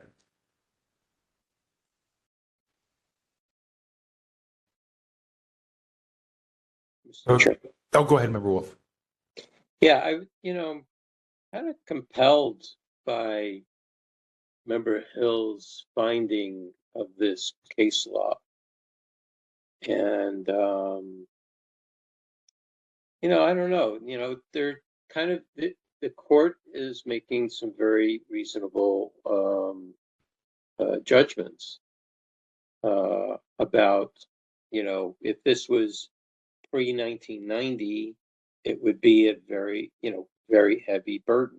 And as Member LaHood said, 300 or maybe even 3,000 emails, an extension of 10 days or on a rolling basis would be reasonable. We've heard numbers much higher than that, in the tens of thousands. And then we start hearing rule of reason that it's an undue burden, and so it's interesting that in this case, in El Dorado County, that the court sided with the plaintiff, and how that is. I think we should look into that to see how that applies with us. Do we have better technology than El Dorado County? And if we do, then it should change our litmus and concepts or ideas of thresholds. I'll stop there. Thank you, Member Wolf.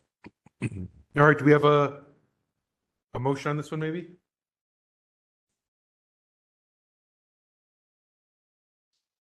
Do you want a motion to find no violation? It's not what I want, it's what you want. It's your motion, anyway. I'm I just want a motion. Due respect to Mr. Petralis, on this particular case, I would move to find no violation. Okay, so we have a motion by member Pilpel to find no violation. Is there a second for that motion? I second. Okay, seconded by member Kumar. Let's go ahead and move to public comment on that. I have a quick question on the motion, Mr. Chair. Yes. Can we state the reason for finding no violation? We fail to do that a lot, and then just, reading the order doesn't really say much except that it's a number. I mean, that's up to member Pilpel. Our bylaws don't require it. So if member Pilpel is so inclined, he could say so, but it's not required. It's a best practice. I don't think it requires a bylaws. Well, if member Pilpel wants to include that as part, it's his motion. So if he wants to, he can. If he doesn't want to, he doesn't have to. I'm not sure I would include it in the motion, but I think I articulated earlier. I just thought this, under the totality of the circumstances in this particular case, it was good enough. Perfect? No. Good enough? Yes. And thus, no violation. I don't think it needs to be in the motion. That's just, what do they call it? Dicta? Okay. Okay. Correct. So let's go ahead and move to public comment on that motion. If there are any members of the public in the room who would like to make public comment, please approach the podium. Members of the online community, if you would like to make public comment on this item, please raise your hand using *3 or raise your hand in the app. I'll give you a moment. I see no callers in the queue. Okay, so we'll go ahead and close public comment, and I think we can move to the vote on that motion.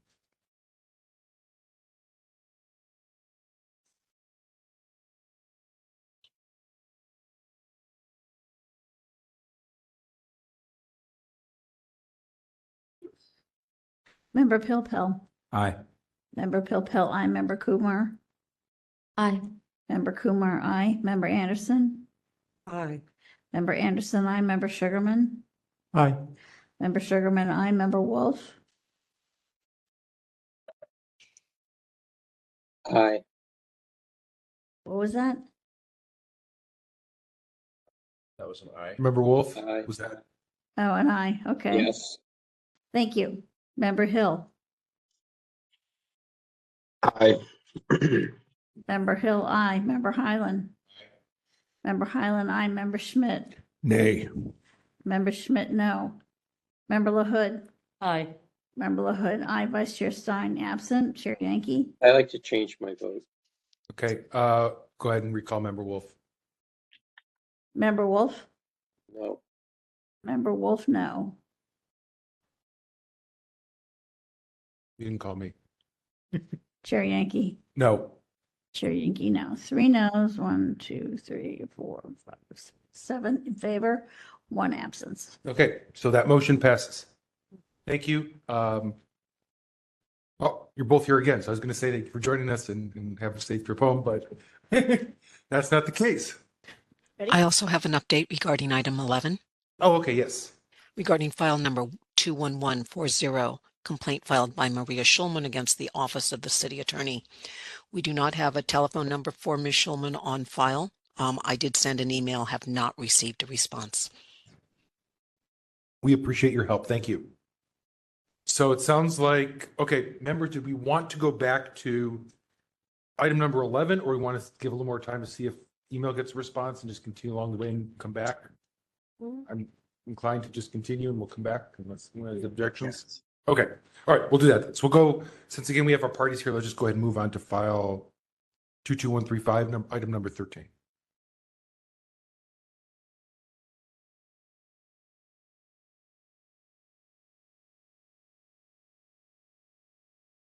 Item number 13, file number 22135, complaint filed by Michael Petrellis against Mayor London Breed for allegedly violating Administrative Code Section 67.29-5 by failing to respond to a public records request for Mayor London Breed's Prop G calendar in a timely and/or complete manner. On March 1, 2023, the complaint committee moved to find that the task force has jurisdiction. The requested records are public and refer the matter to the task force for hearing and consideration of a violation of Administrative Code Sunshine Ordinance Section 67.29-5A for failing to provide Prop G calendars in a timely manner. Okay, this was another one that went to the same complaint committee meeting, so. Member Schmidt? Yeah, same parties. Request was on the same day, November 7, 22, as the last matter. This one involves Prop G calendars. And this is 67-29-5. So that's the, we've seen many cases involving those and the small timeline that is required. Mayor's office, I believe that the primary contention is it took too long to produce the calendars from November until what it looks like March. I don't think there's any objection to whether they complied with the substantive requirements of 29.5. We've seen some of those cases, and I don't see anything involving whether they improperly redacted. It appears that eventually the documents were produced. So that is my understanding of the case. Thank you. All right. We're going to do the same thing. So 5 minutes. Cheryl, let Mr. Petros know when he can begin. Are you ready, sir? Yes.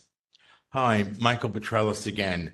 Correct me if I'm wrong, but the Prop G law says that the mayor's calendar from Monday, okay, if requested on Friday of this week, I make the request tomorrow for her calendar from Monday, she has to produce it.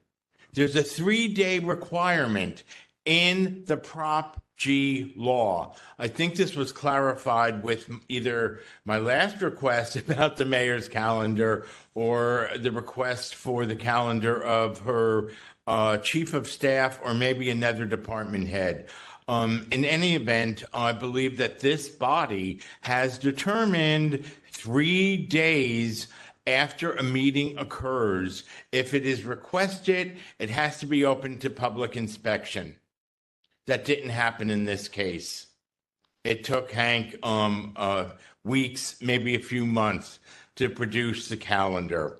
I just think that the directive, whether it is passive or active, directive from the mayor is hinder, delay, do not cooperate fully with requests for the calendar. When the calendars are produced, they, I believe, do meet the requirements of Prop G, who she met with.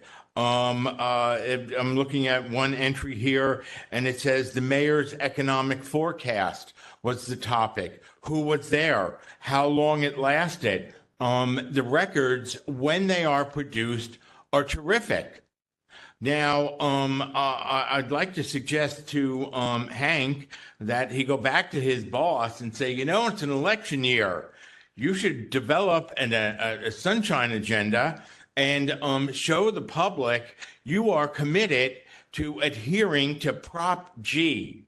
Not only are you, the mayor, committed to adhering to Prop G, but you're going to go the extra step. You're going to voluntarily post these calendars 3 days after the meeting occurs and post the calendars on your city-funded website so that no member of the public has to make the request. Now, Hank, where would the benefit come to the mayor in an election year? The benefit would be seeing she's doing a lot of work. She is having meeting after meeting throughout the day, throughout the workday, and not just the regular work week, but sometimes on the weekend. When she's traveling, we see who she's meeting with, how she's trying to drum up tourism abroad. This could help her. Not only help her win re-election, but show us what she is doing. That is the basic reason why I filed these requests. I want to know what she is doing. And I will say on the record, she's a hardworking executive. Based on what I eventually see in the calendars, she's doing a lot of work, and she should, because she's getting more than $300,000. To me, the issue here, as has come up before with the mayor and her Prop G calendar, she doesn't produce it within 3 days. Thank you. Thank you, Mr. Petralis. And are there any parties to provide facts or evidence on behalf of the petitioner? Seeing none, let's go ahead and move on to the respondent. Mr. Heckel, you have 5 minutes.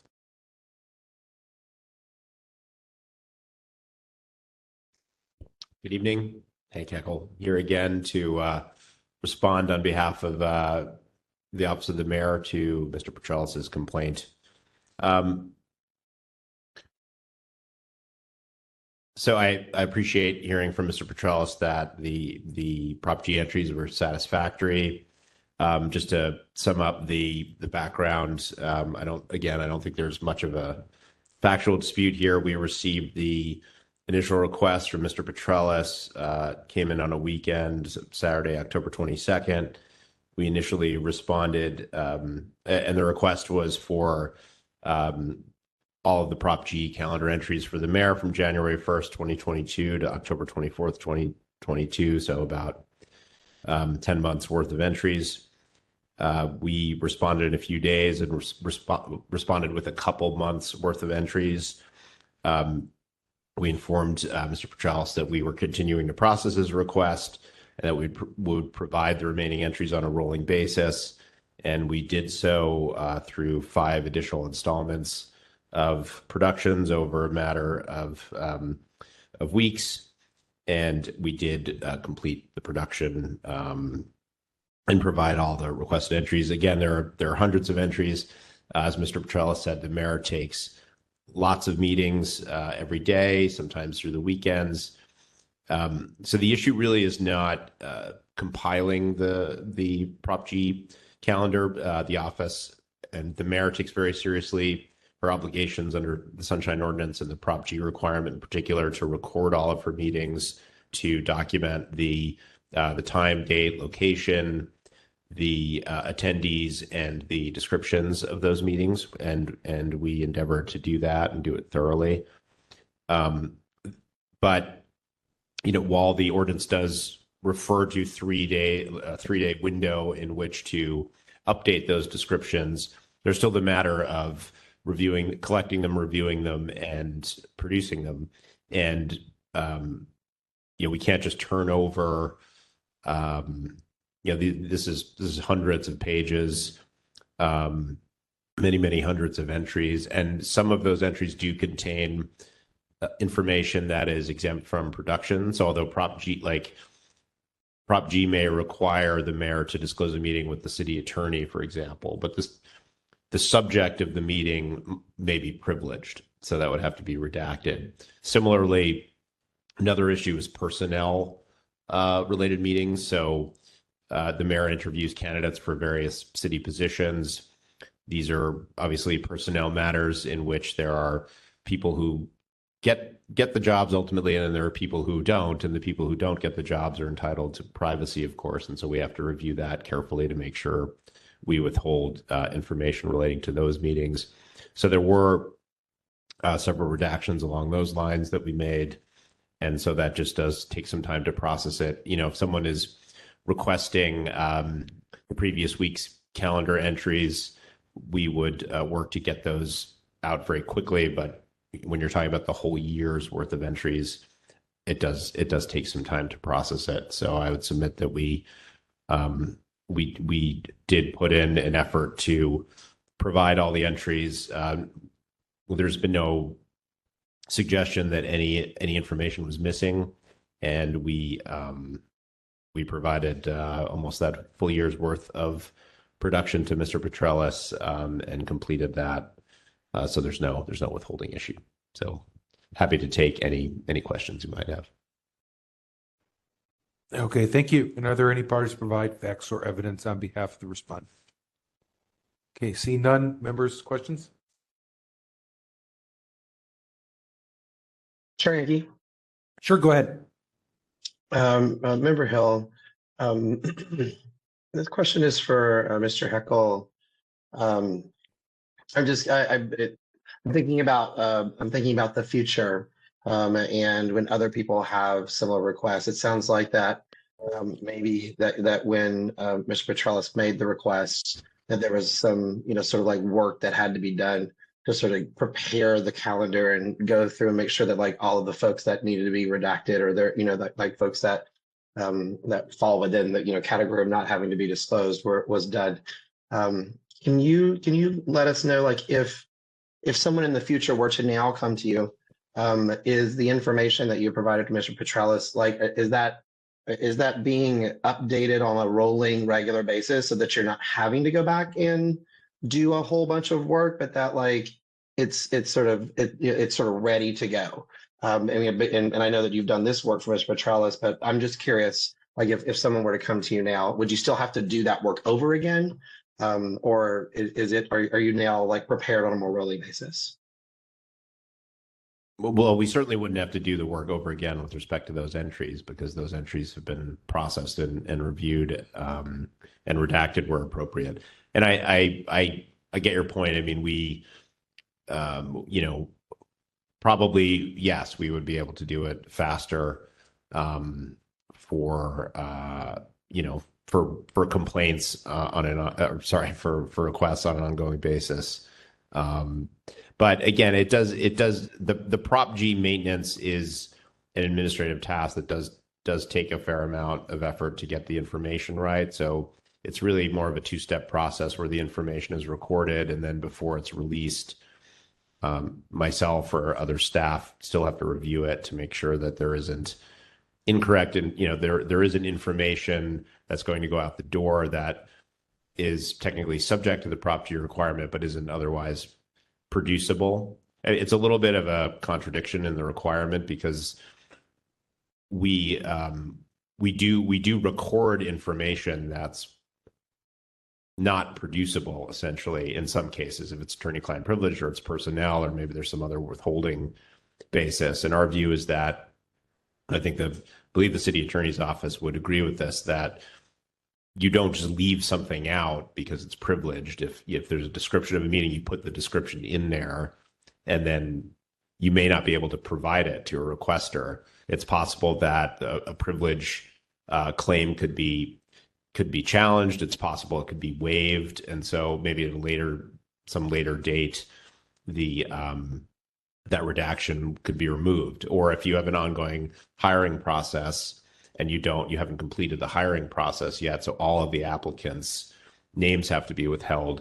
At the end of the process, you have a successful applicant, so that name could be released ultimately. So that's another instance where you'd go back and you'd take the redaction off, basically, and provide the description. So I think the Prop G requirements go beyond what actually is even producible to the public. It's just, make that record for posterity, for the ongoing purpose of maintaining descriptions of the meetings, but then you still have to do the analysis of whether something can be produced or not. I thank you for that. And ultimately, I think it's the volume of the kinds of requests that you would get from the public for the calendar. I know that I have a background in public contracting, and a lot of times when an agency will receive a contract or receive a bid or receive responses from bids, part of what they do is they go ahead and offer a redacted version.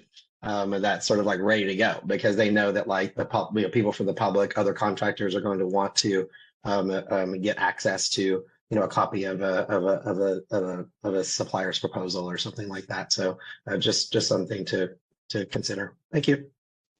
Hey, Pelpel, did you have something? Yeah, and I'll try to do this in the form of a question and opine later. Mr. Heckel, I guess I take a different view on Prop G and the 3-day requirement. I hadn't thought about this in a while, but I guess my feeling was that the 3-day period gives you the time to do that processing. So if you've got a set of meetings on a Monday, by the close of business Monday, somebody's got some version of a calendar. And by the close of business on Thursday, one would have processed what was disclosable, what was subject to redaction, what all the facts and circumstances were, and sort of put the Monday entry to bed and either, print it out, PDF it, put it in a book, whatever. And if anyone wants to request it as of Thursday afternoon or 2 years from now, or send it to the Smithsonian or whatever, that was what Monday was like, period. So I guess I'm not quite doing a question here. Sorry. Can you tell me how you view, if differently from what I'm articulating, how you think that 3-day period works, and whether any time you get a Prop G calendar request, you have to do a whole nother round of review and considering facts and circumstances? Are you really thinking that? I mean, if so, fine. But can you tell me a little bit about your thinking? Yeah, I mean, I don't necessarily view the 3-day reference as a production requirement. I view it more of a preparation requirement, that you have to record the information every 3 days. So if someone asked you on Tuesday for the information on Monday, you have essentially a grace. You don't have to provide it because you need time to make sure that the meeting was recorded correctly. And, we log the attendees, and the staff has agenda notes or something from which they can glean the description. Right. And so I view the 3 days as just a rolling window in which you have to update the substance of the references. Fair enough. So on a Tuesday, but you not don't get not a Monday's production calendar. window. Sorry. So fair enough. So on a Tuesday, you don't get Monday's calendar, but by close of business on Thursday, shouldn't you have access to the Monday calendar and the latest and greatest final version, and that's it for all time? Well, maybe. I mean, it depends on whether the information, some of the information in the calendar needs to be withheld. Right. And as I said, that's a moving target, because is it? Yes, because something might need to be withheld initially because there's an ongoing personnel process, but after that hiring process closes, that changes who, what information you can reveal. Or there could be a privilege issue or something relating to a contract procurement or a litigation, and those withholding concerns go away over time. All right, so let's just say that no one raises those concerns, or if they do, it's on a specific entry that you go back upon a challenge to reconsider. But short of that, shouldn't all of that redaction, review, processing, yada yada, shouldn't that all happen in the 72 hours? Can't it? No, I don't agree with that. I mean, I don't think it's realistic to request a year's worth of calendar entries that could be 1,000 pages that we just sort of go out the door without a substantive review. And we're violating attorney-client privilege, and now we've produced someone's personnel-related information. It just needs to be scrutinized. So I think my view is that the ordinary records deadlines apply. That, I mean, the 3-day window is about keeping the calendar. It says, yes, every 3 days it needs to be up to date in terms of what's in the record. But then the question of when you give the record is still subject to the ordinary, 10-day turnaround. Maybe we'll agree to disagree, and I'll come back later. I kind of have a question along those lines as well, because I guess the concern I have, and I'm trying to do this in the form of a question as well, let's not get ahead of ourselves, is that you just said that it's set, the 3 days is to create it, right? Is that what your contention is? Yes. So I guess my question is, how do you get that definition from the wording shall be available to any requester 3 business days subsequent to the calendar date? It doesn't say created, it says literally available to the requester. So I'm kind of unsure how that has been turned in. Now, it may be somewhat unreasonable. I'm not saying that 72 hours is what is the best policy, right? But I guess I fail to see how available to any requester means just make it that you could take 10 more days. Right. So it is I mean, so the distinction I'm making is that the information needs to be created within 3 days, but it doesn't need to be produced in 3 days. Right, So that but- the information's not there. Right. So on Right. Tuesday, you don't have Monday's information. Right. I know what Yeah. you're saying. I just don't understand how you're getting created from shall be available to any requester. Like to me, shall be available means like it's in my hand. I can look at it 3 days later, not just it's in a book somewhere that 10 days later I can see. Like literally, I'm the requester. It's 3 days later. It shall be available to me. I'm using the exact But words. right. But I mean, what does that mean? Someone like if someone has to get it instantaneously, it's not a meaningful production period, right? I refer back to the deadline provision, the separate deadline Well, I mean, provision. Right? You get 10 days. It's not, I request it. Poof, I have to have it in my I mean, hand. I think you can go look, even the CPRA talks about unreasonable delays. I mean, it might not be if someone comes up to your office and says, I want to see a year's worth that you could literally pull it out of a drawer and, minutes later, but probably not weeks. But remember the hood. So I do have a question because I think the point of the whole 3-day thing is that on Thursday I could come in with an IDR and say, I'd like to see Monday's calendar, and you would have to give it to me by Friday. Well, I mean, an IDR is a different animal, right? So, I mean, an IDR has the 1 day turnaround for any kind of record. Right. So city attorney's offices always advise us that IDRs don't automatically apply in every case, right? You can ask for an IDR for 100,000 pages. You're just not going to get it the next day because there's a requirement that it has to be an identifiable, readily accessible set of records. So if you do you can ask for anything in an IDR, but if it's not something that's within that meets the criteria of what an IDR is for, that you might not get it the next day. So I think part of the idea behind the Prop G calendar is to give members of the public visibility on what the mayor is doing, if not in real time, very soon after these meetings happen. So ostensibly, even though I understand when you say there's a large volume of requests that can become a burden for your office. However, if you're supposed to be maintaining Prop G calendars on an ongoing basis, shouldn't you be able to respond if different members of the public came in every day in a particular month and asked for the 3 or 4 day old Prop G calendar that you should, with an IDR, that you should be able to respond to each one of them in very quick fashion? Yeah, I mean, I understand what you're saying. I agree that it should be for discrete requests. If someone comes in and says, what were you meeting about on Thursday of last week? We should be able to turn that over very quickly. But if someone comes in and says, I want the whole year's worth of, 1,000 calendar entries, and some of those there may be changed circumstances that require us to withhold some of that for different reasons.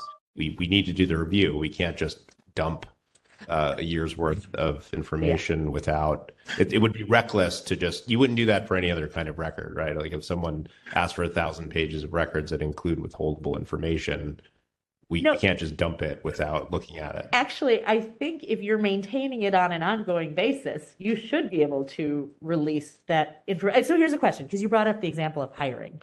So let's say the mayor is hiring for a particular head of a department.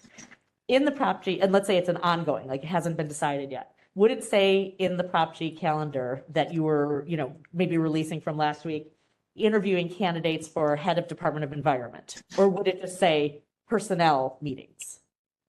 Or No, what it would reveal the names of the interviewees because we have to do that, but we have to record it, but we may not be able to provide it because the identities of the interviewees. What would the redacted version say? It would probably say meeting Ray, director of the Department of the Environment position, and then it would list the attendees, and it would list whoever was there, except the name of the interviewee would be redacted. Okay. So you could, so while this discussion, the conversation, the interviews were ongoing, that information would be redacted. Then once the person was hired, you could go back and unredact that. But if just that information was redacted, you could release, there would be nothing wrong with you releasing that, except that maybe you would have continued to redact some information once that person was hired that you didn't need to redact, correct? Yeah. Yeah. But there's nothing like wrong otherwise with the calendar. The other details would be correct. It's just that somebody could come back and say, hey, you hired for that position. You know, was that the meeting where that person met? And you'd say, oh, yes, you're right. That doesn't need to be redacted anymore. Although the other candidates would still be redacted.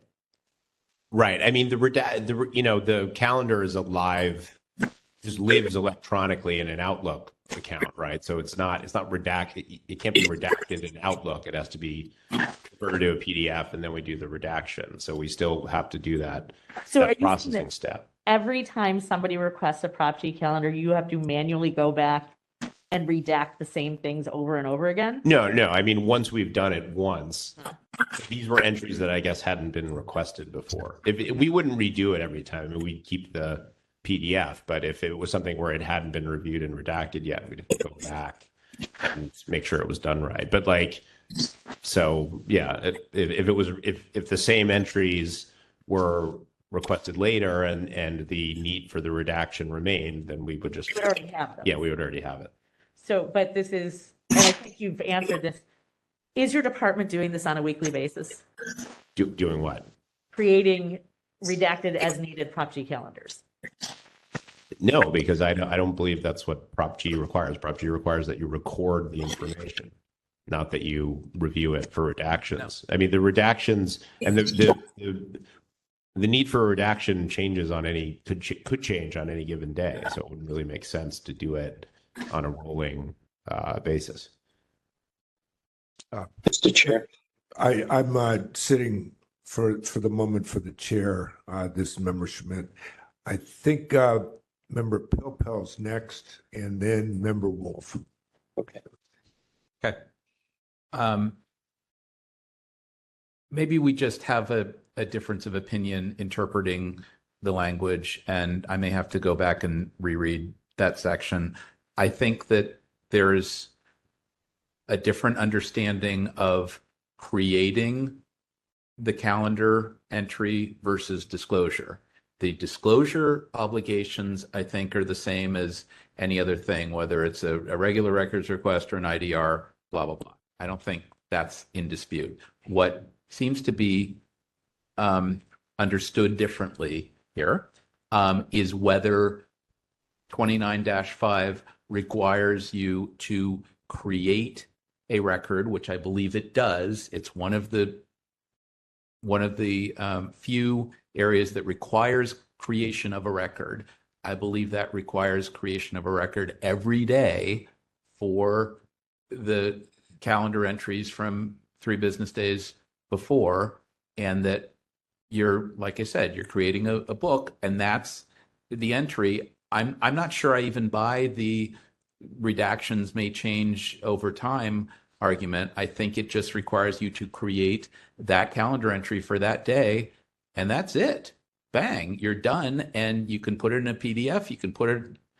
You can stick it wherever you choose to, but it's then available if someone makes either a regular or an IDR request.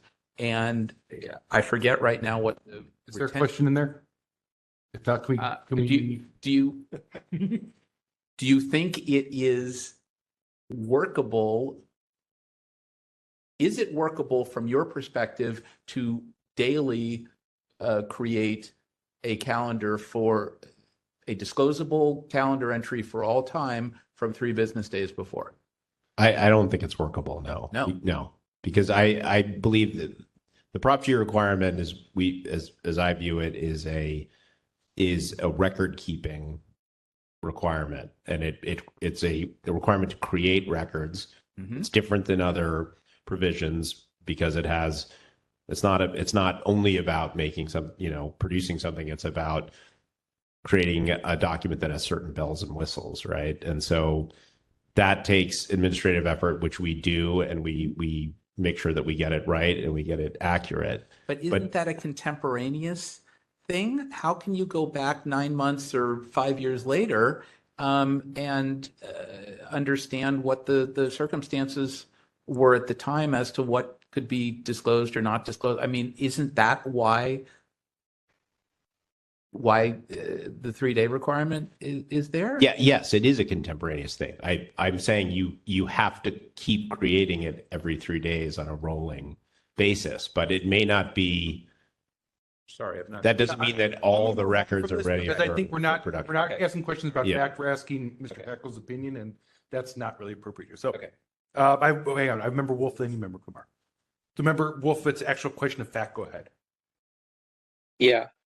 Mr. Heckle, when you create, or when whoever's doing the calendars, when they create them or produce entries in them, are they following 6729.5 B and C? Could you? I don't have the provisions in front of me. So, I mean, Could you tell me which provisions? They're a little bit lengthy paragraphs, but they describe exactly what should be in, actually, what should be in and what should be out of a calendar, a public calendar entry, including the number of attendees, the description of attendee, and also to describe that the official whose calendar it belongs to does not include themselves. And that's the way it's written. Are they following that structure or that kind of direction that the ordinance provides? Oh yeah, absolutely, Member Wolf. We follow the requirements of including the information that's recited in the 67.29-5 provisions of the date, the time, the location, the attendees, and a description. Okay, and so if you were to follow it to the letter, in the way that it describes how a calendar entry is, there should be no cause for redaction. And that way the record is always available at any time, on any day, to be produced publicly. And there would be no concern about whether there be redactions or not at that point. So I'm just wondering why it isn't managed in that kind of way. And, now you have to go back and redact things. And then I agree with Member Pilpel's point, is like, how do you know what happened then if it's then redacted? So I'm a little kind of concerned about whether or not that's happening. I'm going to really limit this to the questions of fact. So we talked about this just a reminder to the members. We talked about this last week. You asked me to be extra strict, keep us on time. No, you were here. Everyone else was here. You asked me to be extra strict. So if it's not a question of fact, I'm going to cut you off and we're going to save it for deliberation. Can I respond to that, though, in a factual way? Like 10 seconds. Okay, so we keep all that information. It's not redacted in a way that we can't see it.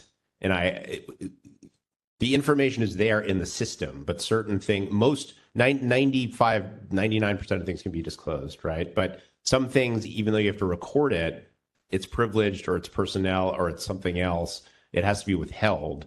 But it's still there. So like if we got a subpoena saying the privilege is waived, we could go back and the information is there. Okay. Member Kumar. Mr. Heckel, you said that the calendar is on Outlook, right?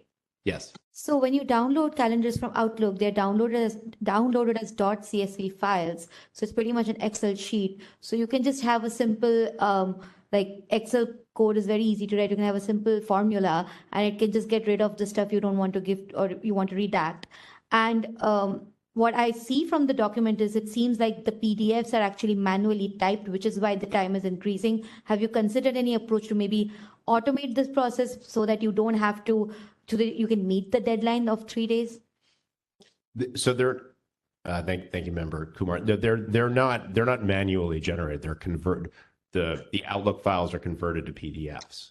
And then we review them I mean, the Excel, you could do a search in an Excel or Outlook or Adobe for certain names that would have to be redacted, but you still have to do that analysis basically.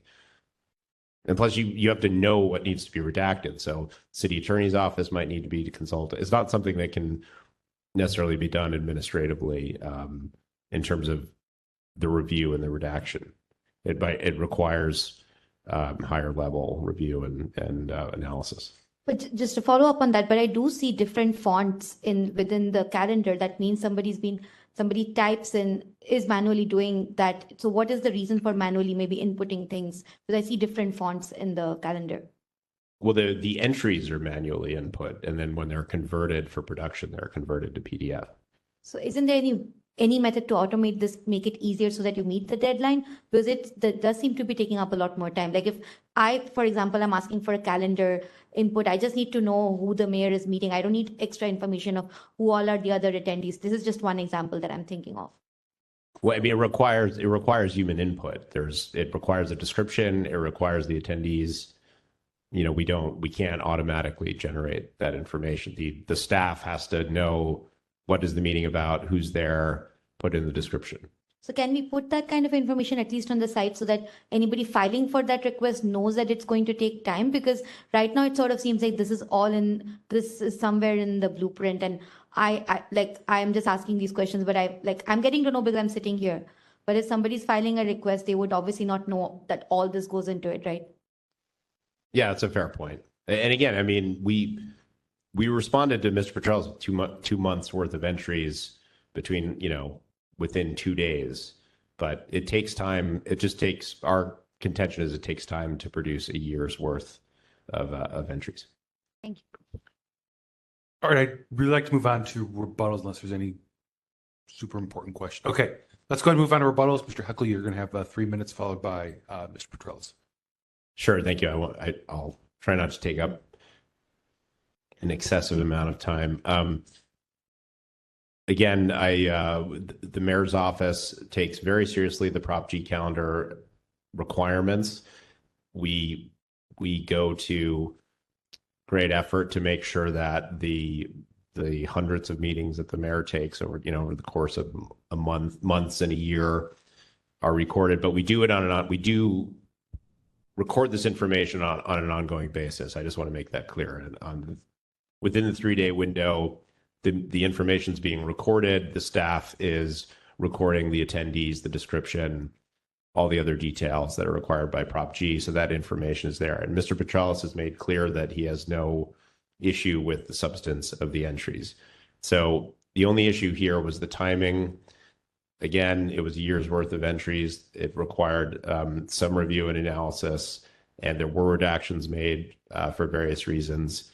And so our contention is that we did it on a rolling basis. It's not like he got nothing for months. He got hundreds of entries on a rolling basis over 6 installments, 2 months here, 2 months there.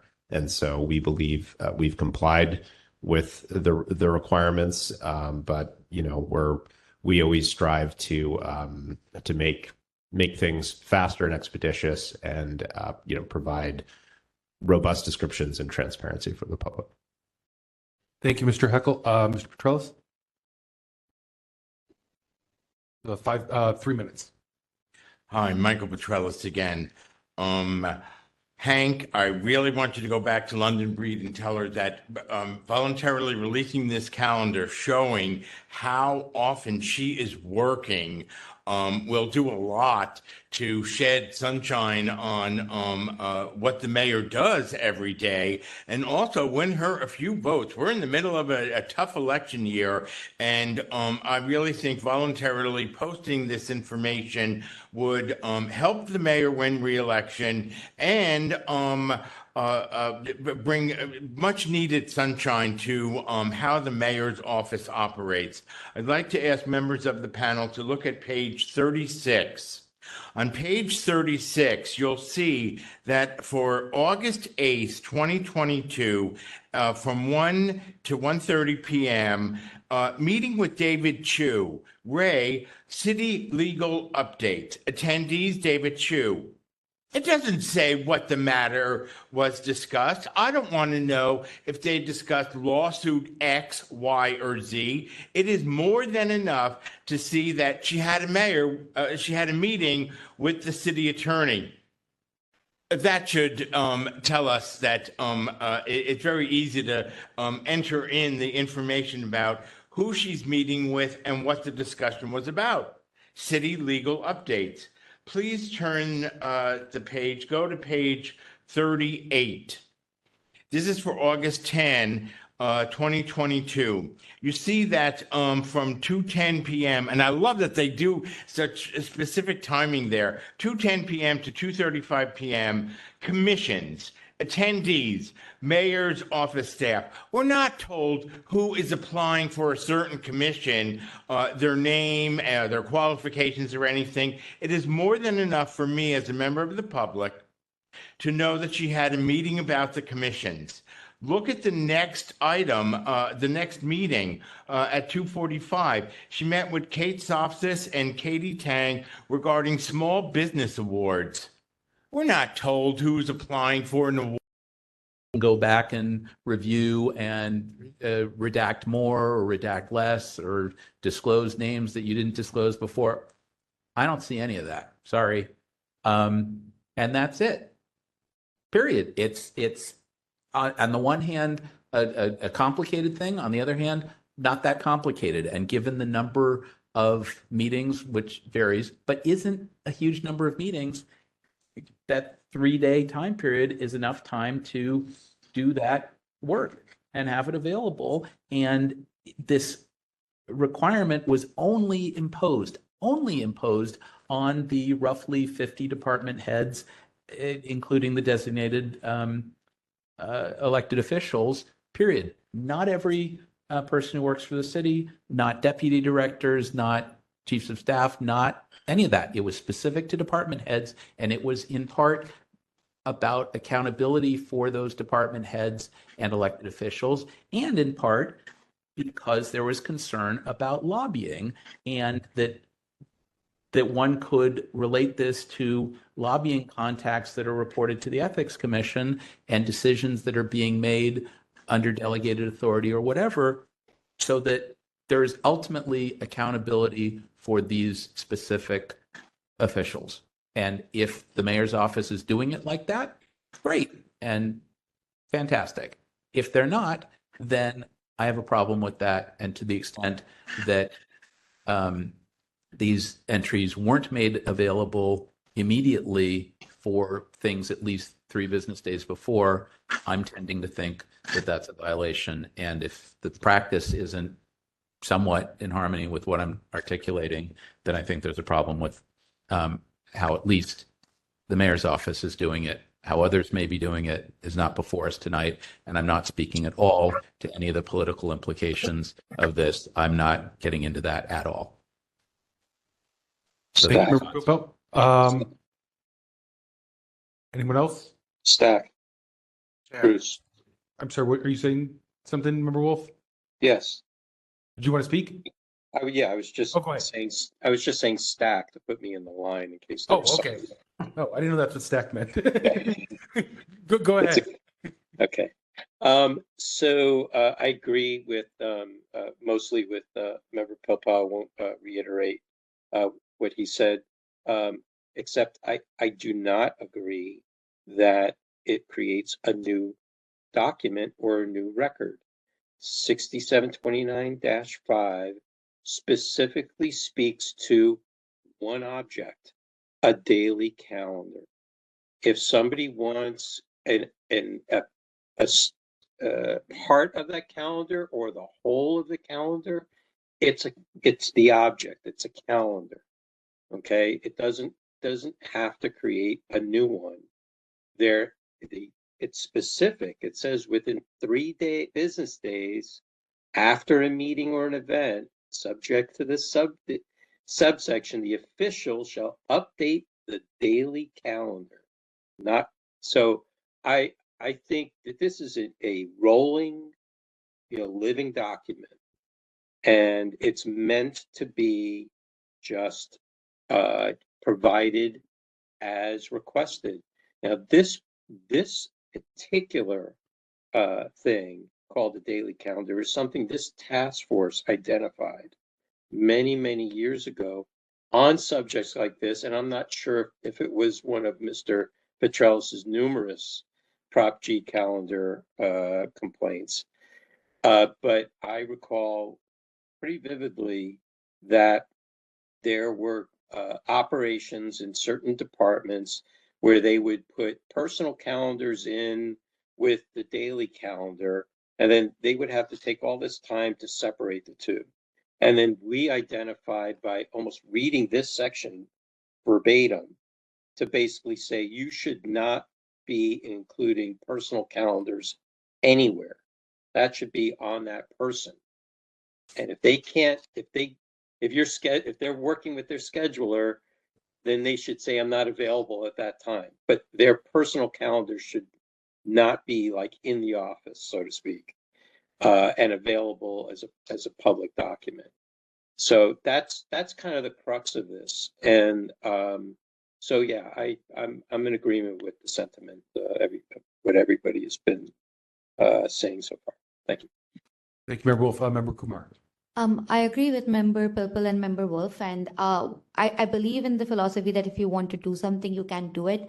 Honestly speaking, I feel that instead of being in a situation where you pull out everything, CSV files, and then convert them to PDF and then redact things, it's very simple to just every day when you're inputting a calendar invite, you redact or add anything you want to it onto the calendar itself, so that if somebody sends a Prop G request, you can just immediately pull it out and send it. In the morning, it's just 5 to 10 minutes of work rather than doing the work much later. So I think there are ways to meet the deadline of 3 days. So I definitely feel that this can be done if you want to do it. Thank you, Member Kumar. Member LaHood. Thank you. Oh, I'm sorry. Member Hill, did you want to go too? Yeah, I can go after. Okay. Go ahead first, Member Hood. And sorry, Member Hill, I probably mentioned it, but didn't mention it this meeting, but I mentioned it before. We can't see you and Member Wolf's on the monitor here for us, so we can't see if you put your hand up. So just please jump in if you guys want to be added to the list. So go ahead. Okay, great. Thank you. I also won't take too much time, but I just want to reiterate here that like we're not. And I am going to say this, it's the same thing, but different. Such calendars shall be public records and shall be available, period. And available to any requester 3 business days subsequent to the calendar entry date. It's not saying that the language seems very specific to me. And so I take issue with like an interpretation of this. If it were like, within 3 days of the date of the public records request, because that's what that language usually says. You know, like oh we have to respond within 3 days. That's not what this is saying. This is saying it shall be available to any requester 3 business days subsequent to the calendar entry date. It's a daily calendar. The official shall update the daily calendar to include the names of the attendees and organizations within 3 business days after a meeting or event subject to this subsection. So I think it's not. I think it's clear, and I think there are a lot of people here that are also agreeing that it's clear. That this is a daily calendar. It should be updated within 3 business days. That way, it is available. So I think this is a clear case. Okay, Member Hood, then Member Schmidt. I was going to read the same sentence. No need for comment. Member Schmidt. Stack. Okay, well, I'm going to pile on and also talk about how shall means shall, although I want to talk about it in a different way, in that it's the same shall that we're required to follow at 67.21E, where we shall give rulings within 45 days. I just want to emphasize that because I think the word shall seems to me like it's very clear, and we're talking about it here today. And I agree with the interpretation that I'm hearing here today about what shall means in this case. Thank you, Member Schmidt. I know you're in there. I'll get you a sec, Member Wolf. I totally agree with everything that's been said. I think it's super clear. I just want to say for the record, because we kind of glossed over it, and I know this is about finding the violation, but I did want to point out that I do think that these are some of the best entries I've seen. And I do wish that other departments would use the mayor's office as an example. We've heard, actually, the majority of Prop G calendar things we hear is because stuff's missing, there's no attendees, you can't figure out what they're meeting about. And really, this is a model for what I think should be used citywide. So, Mr. Heckle, thank you for that. And so I didn't want it to just be all beating you up for the timeliness thing. I do agree with everyone else about the timeliness thing, but I do absolutely love your calendar entries. And if you could get everyone else in the city to do that, I think we'd be in a better place. So thank you. Go ahead. Yeah. How about Member Anderson first, and she hasn't gone yet? Then we'll hit the people who've already gone. Okay, I just want, I don't want to pile on you, Mr. Heckle, because I know it's not all up to you, but I would say in this case, I agree with what everyone has said. It shouldn't be that hard. It's like 3 days. You put in there what it needs to be put in there. So if anybody walks in the office on day 3 3/4, they can pick up the calendar and walk out the door. And so it would make it a whole lot easier on you, lower your anxiety levels, and basically, lower the anxiety levels of everybody involved in requesting the record. Thank you. Thank you, Member Anderson. So, okay, we can make it brief since you guys already went. Member Pilpel and Member Wolf. We'll start with Member Pilpel. The only other thing I was going to say is, in addition to all the other work that I'm doing here, I will put on my list a Prop G calendar guide so that we can write up some guidance. I'll try to bring it, Chris, to EOT one of these days, that we should issue guidance from the task force on what we think Prop G or the calendar requirement is, how to do it, and in fact, use examples from the mayor's office calendar. I think we're right on, and I think we should circulate that to all departments and ask them to comply, period, proactively. Member Wolf, go ahead. And thanks. So if you look at the bottom of 67.29-5, you'll see a footnote, and you'll see the last entry in there. These are amendments to this section, and you'll see Ordinance 6-17, file number 161081, and it was approved on January 20th, 2017, effective February. That was an ordinance to amend the Sunshine Ordinance that, by the Board of Supervisors, passed unanimously on the first reading and unanimously on the second reading, and signed into law by then former Mayor Ed Lee, may he rest in peace. That includes the verbiage of the 3-day requirement. This, this can't be refuted. It really needs to be followed to the T, and the mayor should set the example, considering there's a responsibility of that office in the ordinance to assure that the executive branch is following the sun, and making sure the provisions of the ordinance are being followed properly to all the departments and in his or her control. That is exactly what 6731 is all about. So, I think that this is the tip of the spear. If the mayor does it correctly and abides by it, sets that example, then it should trickle down through all the departments in the city, and we should never, ever have a complaint about a Prop G calendar ever again. I'll stop it. Thank you, Member Wolf. Okay, do we have a motion on this?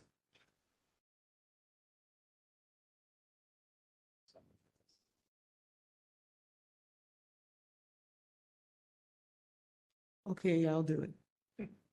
Go for it. I move that the mayor's office be found in violation of the ordinance for not timely responding to the request for records. Okay, so we'll 6729. 6729. So a motion to find the Mayor London Breed in violation of Administrative Code 6729-5 by failing to respond in a timely manner. Isn't it, well, is it failing to respond or failing to maintain Prop G calendars as required by law? Well, actually, be failing to provide. Provide. Failing to provide. Yeah, failing to provide. Yes. Provide the Prop G calendar In a timely manner. in a timely manner. Because they were provided. They were provided, Yes. So, It seems Feel to be that, the Cheryl? exact language that's on the agenda. yeah, we could use that. Violation of Administrative Code 6729A. 6729-5A for failing to provide Prop G calendar in a timely manner. That work for you, Member Anderson? That would work for me. That works. Okay, so Cheryl, you can essentially just take it right from the agenda item. And I'll second that. And so it's moved by Member Anderson, seconded by Member Hill. Cheryl, do you want to read it back to us when you're done, just to make sure you got it? Moved by Member Anderson, seconded by Member Hill, that the mayor's office be found in violation of Administrative Code 6729-5 for failing to provide a Prop G calendar in a timely and a complete manner. I would just say in a timely manner. I think there was no dispute over the complete part. And I think just it's a technicality, but I think we need to say the mayor, because it's not the office that has the requirement, it's the mayor herself that's just the ordinance. Yeah. And that's what the agenda says.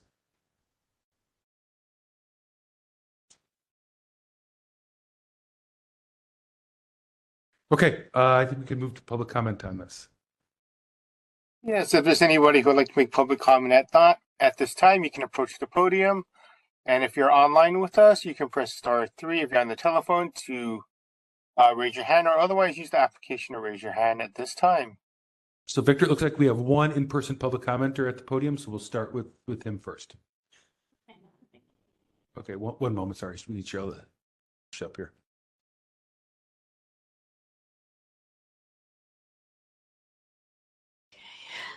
Ready? Yes. Go ahead. So I just wanted to comment. So printing up a calendar takes seconds. It's software. To redact, it's software. So I worked for corporations, and if we had a deadline to meet, we did it like 48 hours before. We just put the program on, it would print it up. My concern would be is if it's taking that long, it's not accurate. Again, it's a software program. The mayor's office is always big about this is the AI capital of the world. They have some of the best software in the mayor's office. It doesn't take but seconds. Even 100,000 emails would take approximately less than 2 hours to print out. And they would be redacted with any information that you wanted to keep confidential. Thank you. Thank you. That looks like it's it for our in-person public commenters. Victor, is there anyone online? There are no hands raised for public comment online. Okay, so we'll go ahead and close public comment, and Cheryl, let's go ahead and take the roll call vote on that.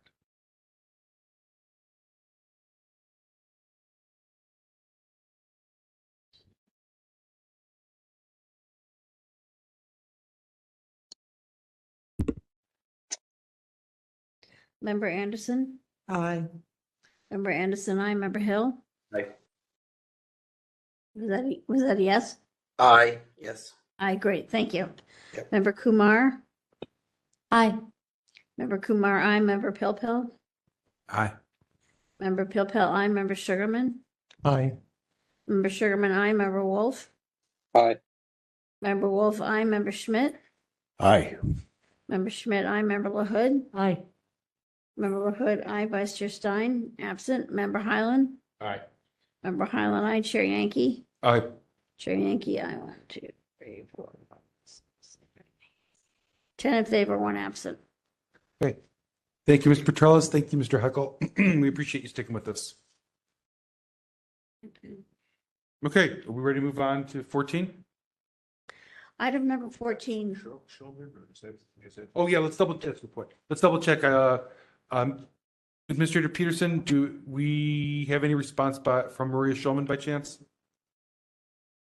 We have no one has logged in, and I have not seen any additional emails. Gotcha. Okay. I'll just put it out there. If Victor, if you or Pat hear back from Schulman, just go ahead and shout it out and let us know. So if we don't hear from you, we'll assume that she hasn't responded.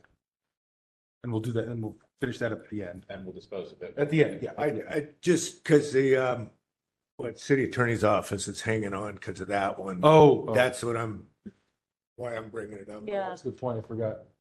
Okay, should we, members, do we think, I'm going to go back. Should we go ahead and dispose of this one for now? I mean, it seems like it was probably an inadvertent mistake because she was here, I think, Or she was frustrated. Yeah. Previous case, not going so well. I think just follow our procedures and then she can always. Yeah, she can always Yeah. just have it reopened if she wants to.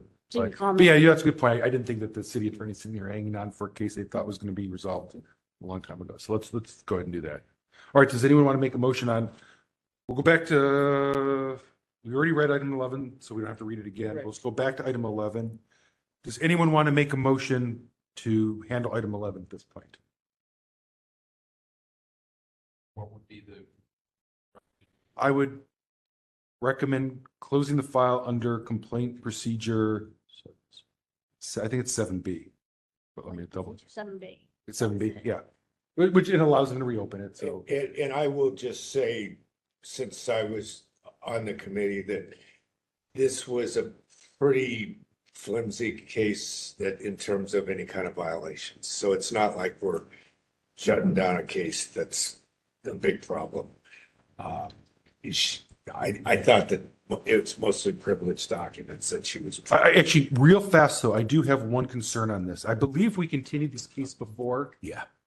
Thank you. Sorry. So this is not the first time that Ms. Schulman, I believe, did not show up for this case.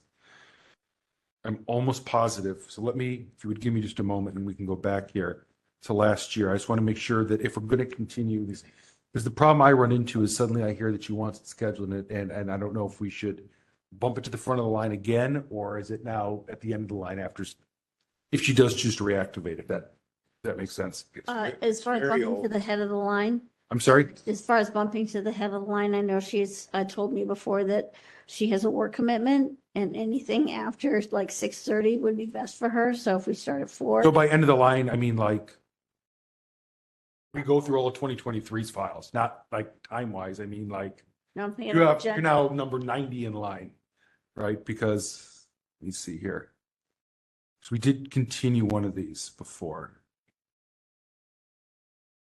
And we talked about that again at our last meeting about how many continuances and how many things we do. So let me just, moment here.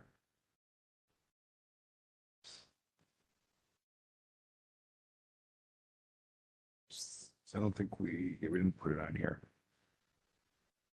I know it was in the second half of last year. No, not August.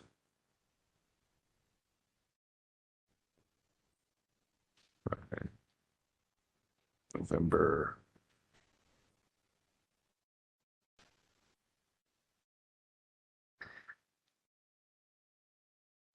Nope, not November. October. Okay, in October, this was on our calendar, our agenda, and we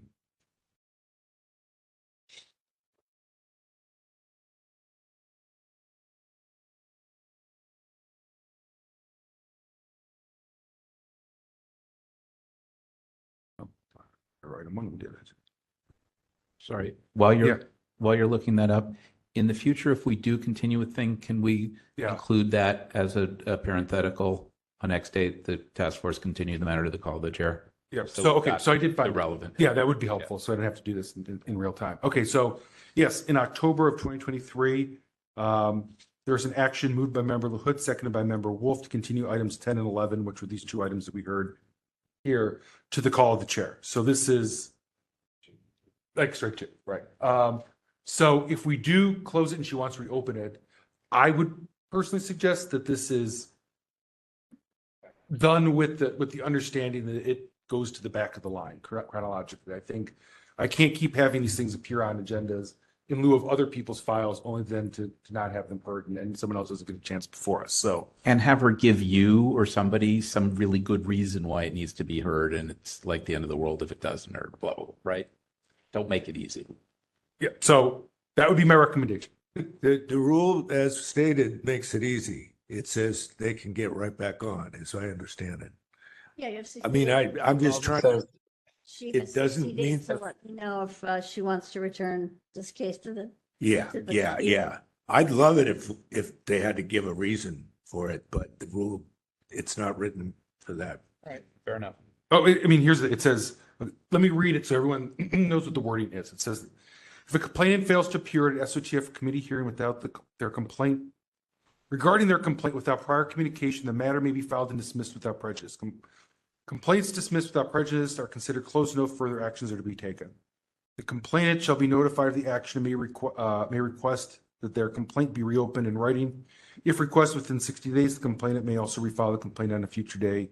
The SOTF or its chairperson shall determine if the complaint shall be reopened.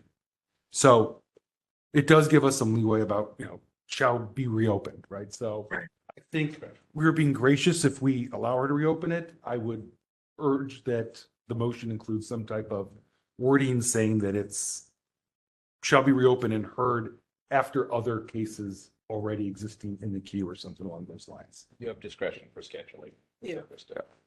Don't always put that in because I'm the one who gets all the Whether shall seems to give you pretty much 100% discretion.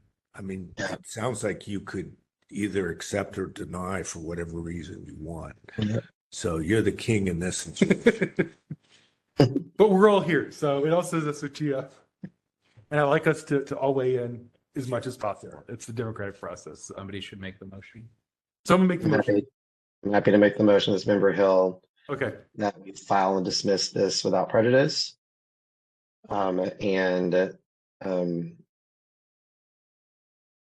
That if the complainant chooses to refile on a future date, that discretion will be taken on the date of help me out with the last part. Scheduling. Okay, I shall have discretion on scheduling. Okay. I'll second that, but also that she should be, we'll notify her.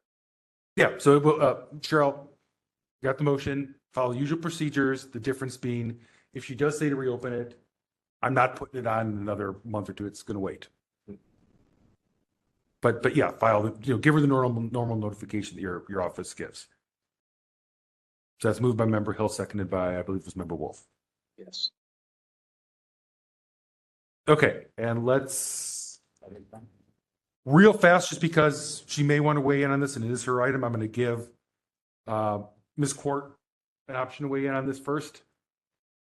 You don't have to, Ms. Quart, but if you feel compelled, you stuck with us, so I wanted to give that to you. Thank you very much. No, I have nothing to say. Okay. All right, so open up for other public comment on that motion then. If there's anybody who'd like to make public comment, you can raise your hand at this time or approach the podium. Where did they all go? I have no indications for public comment. Okay, we'll go ahead and close public comment on that. And I think we can go ahead and take our roll call vote on that.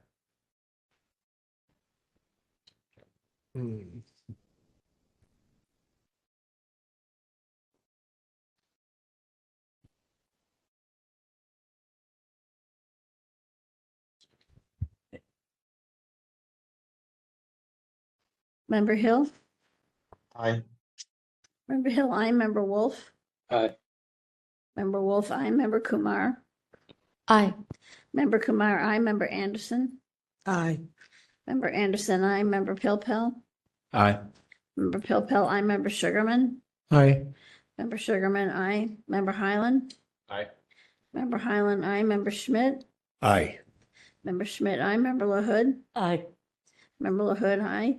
Vice Chair Stein, absent. Chair Yankee. Aye. Chair Yankee, aye. 10 in favor and 1 absence. Okay. Okay, so now We're on. Does anyone need a break or should we continue on? Feel free to. Great if we can get a break. So 1 5-minute break? I did my 7th inning stretch. I don't know You what did? you guys weren't standing up. What do you think? You saying? Is it here? 5 minutes? Sorry, We'll do 5 minutes. Give Cheryl a break too. It's a time left. We'll come back at, we'll make it 9:25. Yeah, it's 5 minutes. 7 minutes. We have a clock. Yeah. Yeah.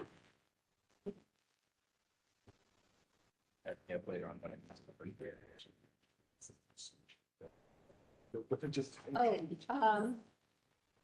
Edward Lasis, who is our chief administrative officer. And I had Chuck spells last name, otherwise I'm writing down for you. From straight from Italy. She gets fluent from Italy. It's in Newark, which you probably know this week. Oh. Yeah. Anyways. Yeah, well, Short one. Kill the mic. Kill the mics from the doctor. Not painting. Cheryl, you want to mute the mics?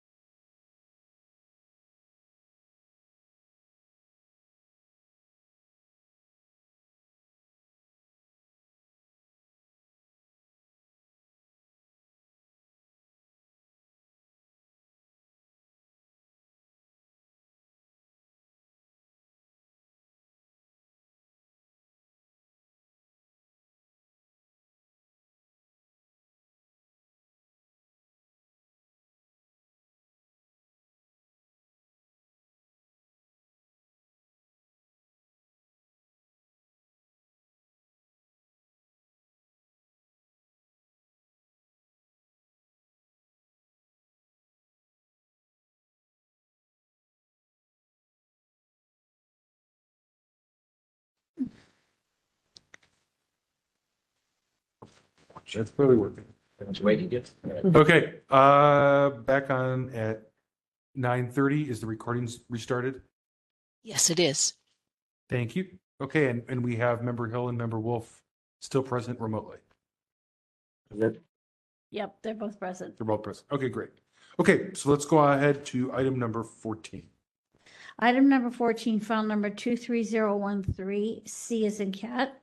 Complaint filed by Chris Ward Klein against the mayor's office for allegedly violating Administrative Code Section 6721, 6724B as in boy, and 6725 by failing to respond to a request for public records in a timely and or complete manner. On March 21, 2023, the Complaint Committee moved to find that the task force has jurisdiction, that certain public records are involved, and forward to the task force with the recommendation that the petitioner clarify which request is at issue in relation to each agency. Okay, and it looks like we still have Mr. Klein and Mr. Heckel here, so I'll turn it briefly over to Member Schmidt to give us a summary, and then we'll get started. Okay, there's, I guess, a single case number assigned to this 23013, although Mr. Klein made a request which went out to multiple departments, and I think it's 5 departments: sheriff, police, the mayor, emergency management, and I think public health. As far as I can tell from our agenda here, 2 of those 5 are sort of up for decision tonight. I'm not sure, I don't even know, and I haven't asked anyone what is the status of the other 3. Maybe they're gone, maybe they're later. 1 is the mayor, 2 is emergency management. Mr. Klein is essentially, if I could break it down to if I could try to narrow it down, he's asking certain agencies about records of cyber stalking and surveillance that where he as a person may have been the subject of these. The Department of Emergency Management's response to him was basically that they don't have any records which are responsive to his requests. One notation I have, which might be more about public health, is that I think if he was looking for health records, we wouldn't really have jurisdiction anyway, because that's a HIPAA kind of subject. With regards to the mayor complaint, it appears to me that the request was made to a lot of departments that might have these things, and then the mayor's department was sort of thrown in as a umbrella, mayor's responsible for everything kind of notion. And I think that's the theory here, is that you send a request to the mayor for all these records and get them to respond, and maybe they'll be responsible, maybe they won't. I think technically maybe the mayor said that they treated it as if it was a CC as opposed to an actual public records request to them. So there may be technically a violation. I'm not sure as to whether they gave a response at the outset saying that they had no records. There you go. That's actually a description of this and the next case. Sounds good. Thank you, Member Schmidt. Okay, Mr. Klein, start with you. You'll have 5 minutes, and Cheryl will let you know when you can begin. Is that going to be 5 minutes for each one, or 5 minutes for each of the 2? Yeah. Okay, that'll be more than enough. To answer your first question, I am getting the records after a year and a half from those other agencies, only because I went on the internet and did my own research, and then they realized that I had the information. And so the mayor's office does have some surveillance equipment, and I'm going to kind of talk about that a little bit here. I'm asking for the Sunshine Ordinance Task Force to find that the mayor's office, Department of Emergency Management, violated the Sunshine Ordinance by not properly posting surveillance equipment and then not properly and timely production of documents that are considered public records. In the evidence I submitted, it clearly shows that the city and county of San Francisco uses various software and apps. Radian 6 is used by the mayor's office and Department of Emergency Management daily and often. In the evidence submitted required by the city and county of San Francisco, it does not mention Radian 6, nor does it state accurately how much the personnel cost actually was to make, to mask and conceal the fact that they are actually spending much more than the cost stated in a publicly available document published June 15th, 2023. For the Department of Emergency Management, it says it's only $35,449. The mayor's office is $51,477. I have that document. It was included in an evidence. It is actually 12 to 15 times more money that they're using with staff. Nor does it accurately state one system, which is included in the evidence: fit, focus, and clarity.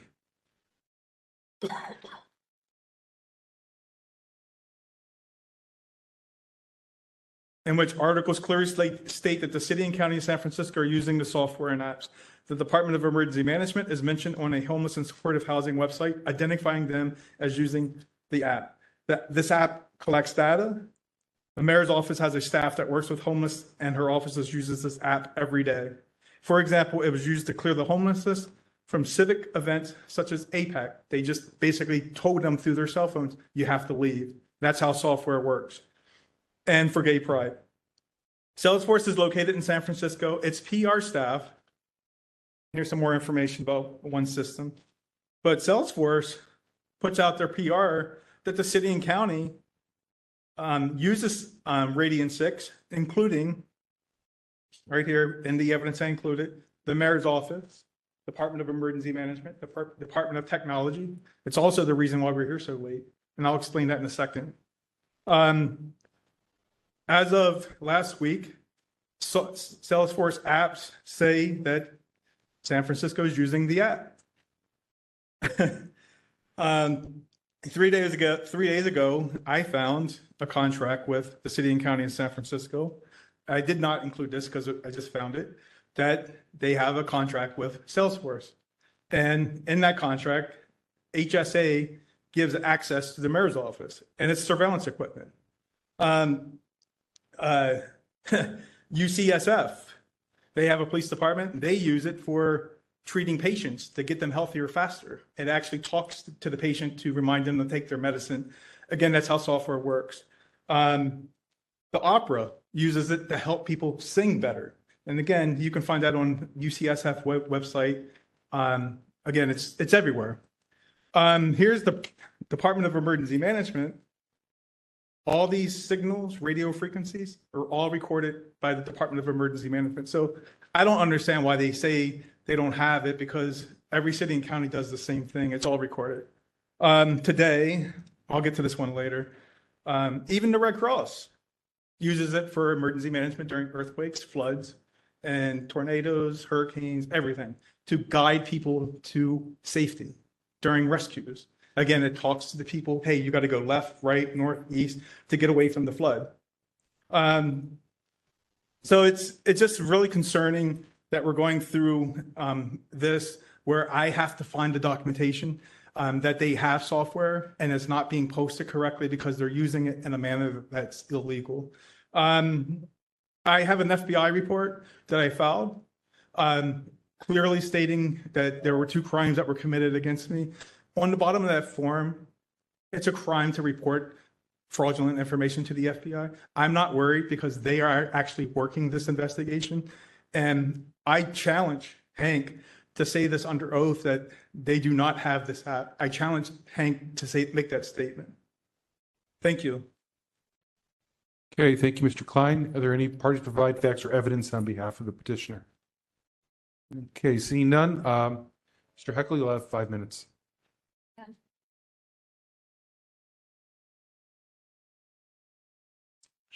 Good evening, Chair Yankee, member of the task force, Hank Heckel, compliance officer, and Mayor Breed's office here to respond to Mr. Ward Klein's complaint. As Member Schmidt said in describing the background of the file as it was reviewed in the complaint committee, my understanding is that there were Mr. Ward Klein made a number of requests to a number of these other departments like DEM, I think HSH, maybe DPH, the sheriff's office, over a period of time. Occasionally, our office would be CC'd on them. There was no intelligible request to me as to particular records being requested from the mayor's office. It seemed to be more of an FYI, or maybe as Member Schmidt said, something along the lines of putting the mayor's office on notice that these other departments, which are answerable to Mayor Breed, were receiving these requests, and so the other departments handled the individual responses. The types of records that are being requested related to surveillance equipment, it's not something the mayor's office isn't in the business of surveillance. We're not a law enforcement department. I don't know what the Radian 6 app is. We don't have records about that. If Mr. Ward Klein is maybe referring to a Salesforce program as some kind of surveillance program, that different departments have Salesforce licenses. And it could be, I haven't looked at the budget information he was referencing. I believe the Mayor's Office of Housing and Community Development, which is essentially a different department under the purview of the Mayor's Office, may have a Salesforce license, so he could be referring to that. I'm not an expert on this topic. The Mayor's Office of Housing and Community Development handles their own sunshine requests. I don't believe they were a recipient of his requests along these lines. Further, my understanding is that the request was relating to use of the surveillance with respect to him, or technology, or however you want to describe these app systems. We don't, it's not something the mayor's office has. We don't have access to that type of technology. These are the different departments may have different methodologies they use, and I believe the other departments have all responded that they don't have responsive records. So what Mr. Ward Klein is looking for. So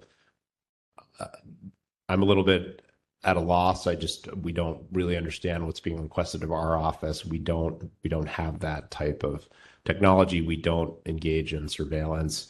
We don't have records that pertain to Mr. Ward Klein. And during the course of time that these requests are being made, the other departments were responding. We didn't understand the request to be directed to us, but in the file, you'll see that we made it clear even if it were directed to us, we don't have any responsive records. So nothing's being withheld. There was nothing to respond to that was, we didn't receive something that was lodged as a request to us. So there's nothing to respond to. But we're happy to sort of point Mr. Ward Klein in the right direction to departments that might be more appropriate, including the ones that he's already addressed. But I can't really speak to what those individual departments have responded with or might respond with in the future. And happy to answer any questions you may have. Okay, thank you, Mr. Heckel. Are there any parties to provide facts or evidence on behalf of the respondent? And parties to provide facts or evidence on behalf of the respondent. That's not you. Not now. Okay. Seeing none, members, if we have questions, now you can ask them to either Mr. Heckel or Mr. Klein. Go ahead, Member Kumar. I have a question for Mr. Heckel. I just want to understand, how do you collect the data internally from any tools that you're using? Is there any data collection process within your department, within the mayor's office? I'm sorry, I don't think I understood your. If you are using any tools, is the mayor's office collecting data for their own purposes, for their own references, or are you collecting data from other departments? I guess I don't really. What do you mean by collecting data? Like through apps, through surveillance technology? Yeah, for example, if you're using any technology, say for example, if you're using maybe some Google Forms or something on those lines, anything, and you are collecting the data, are you collecting the data within the mayor's office, or are you taking the help of other departments to get data for software that you are using? That's what I'm trying to understand. I mean, we don't collect data in the sense like I mean, I can tell you generally what kind of software we use, but we don't have systems that are designed to collect, store, process data from the public in the mayor's office. Other department, obviously DPH, medical services, law enforcement services, they have all kinds of systems. I can't speak to any of that. The mayor's office is a small department. The mayor's office proper is about 50 people. We don't, I mean, we use Microsoft, we use maybe Google Docs. I think you mentioned.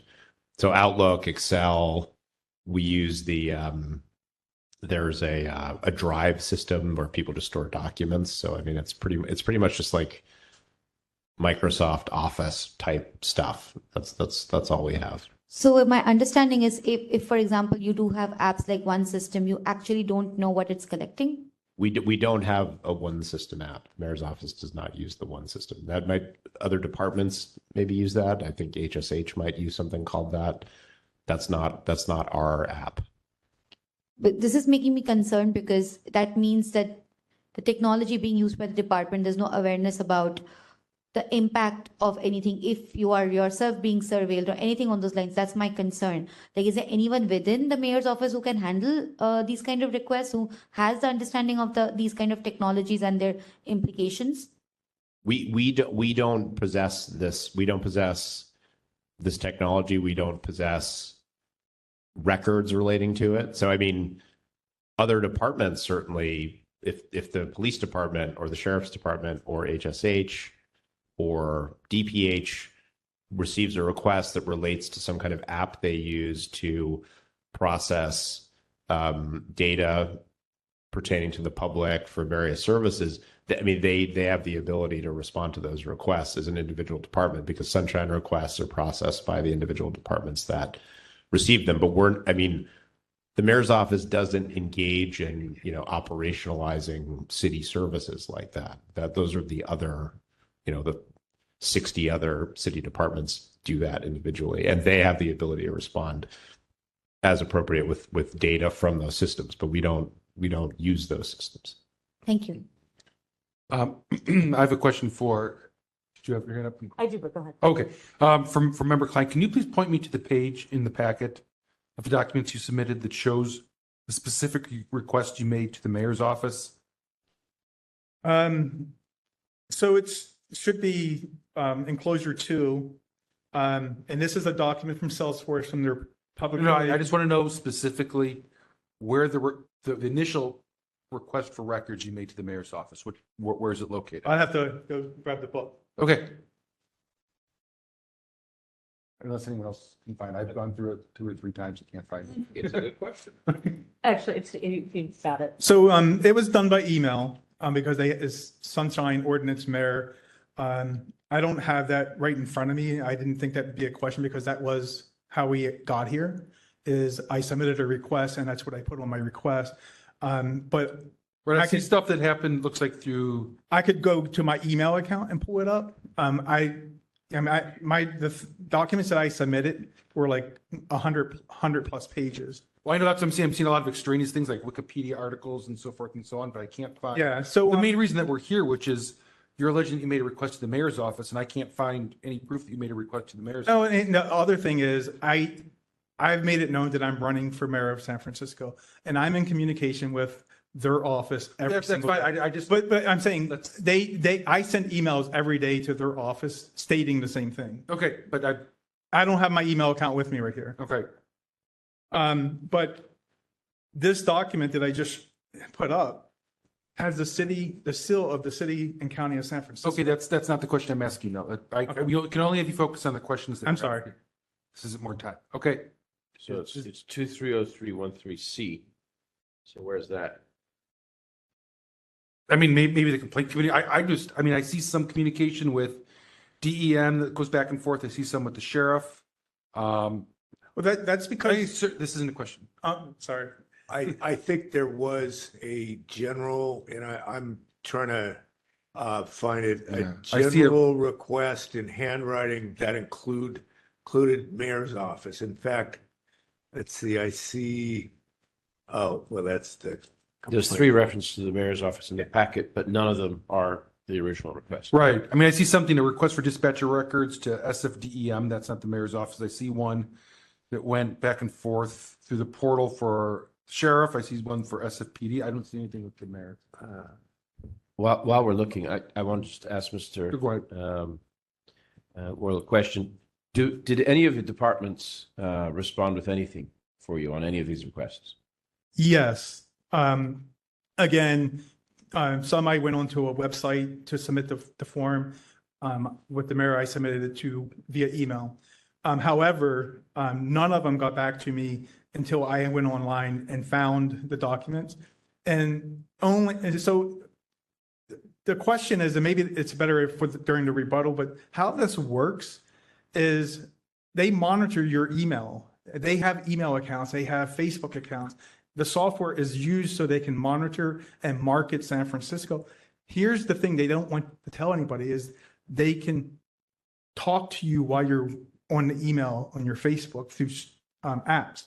That they don't want that out. Sir, I'm going to ask you to just narrow your response to the question. So my question again was, out of these voluminous requests, did any one department send you anything? Yes. Okay, which department? Give us an example. The police department. And what did they send you? They sent me what is called RGB spectrum. FirstNet was sent to me by Department of Technology via the Sheriff's Department. They got back to me saying, no, you need to go to Department of Technology, but they have it.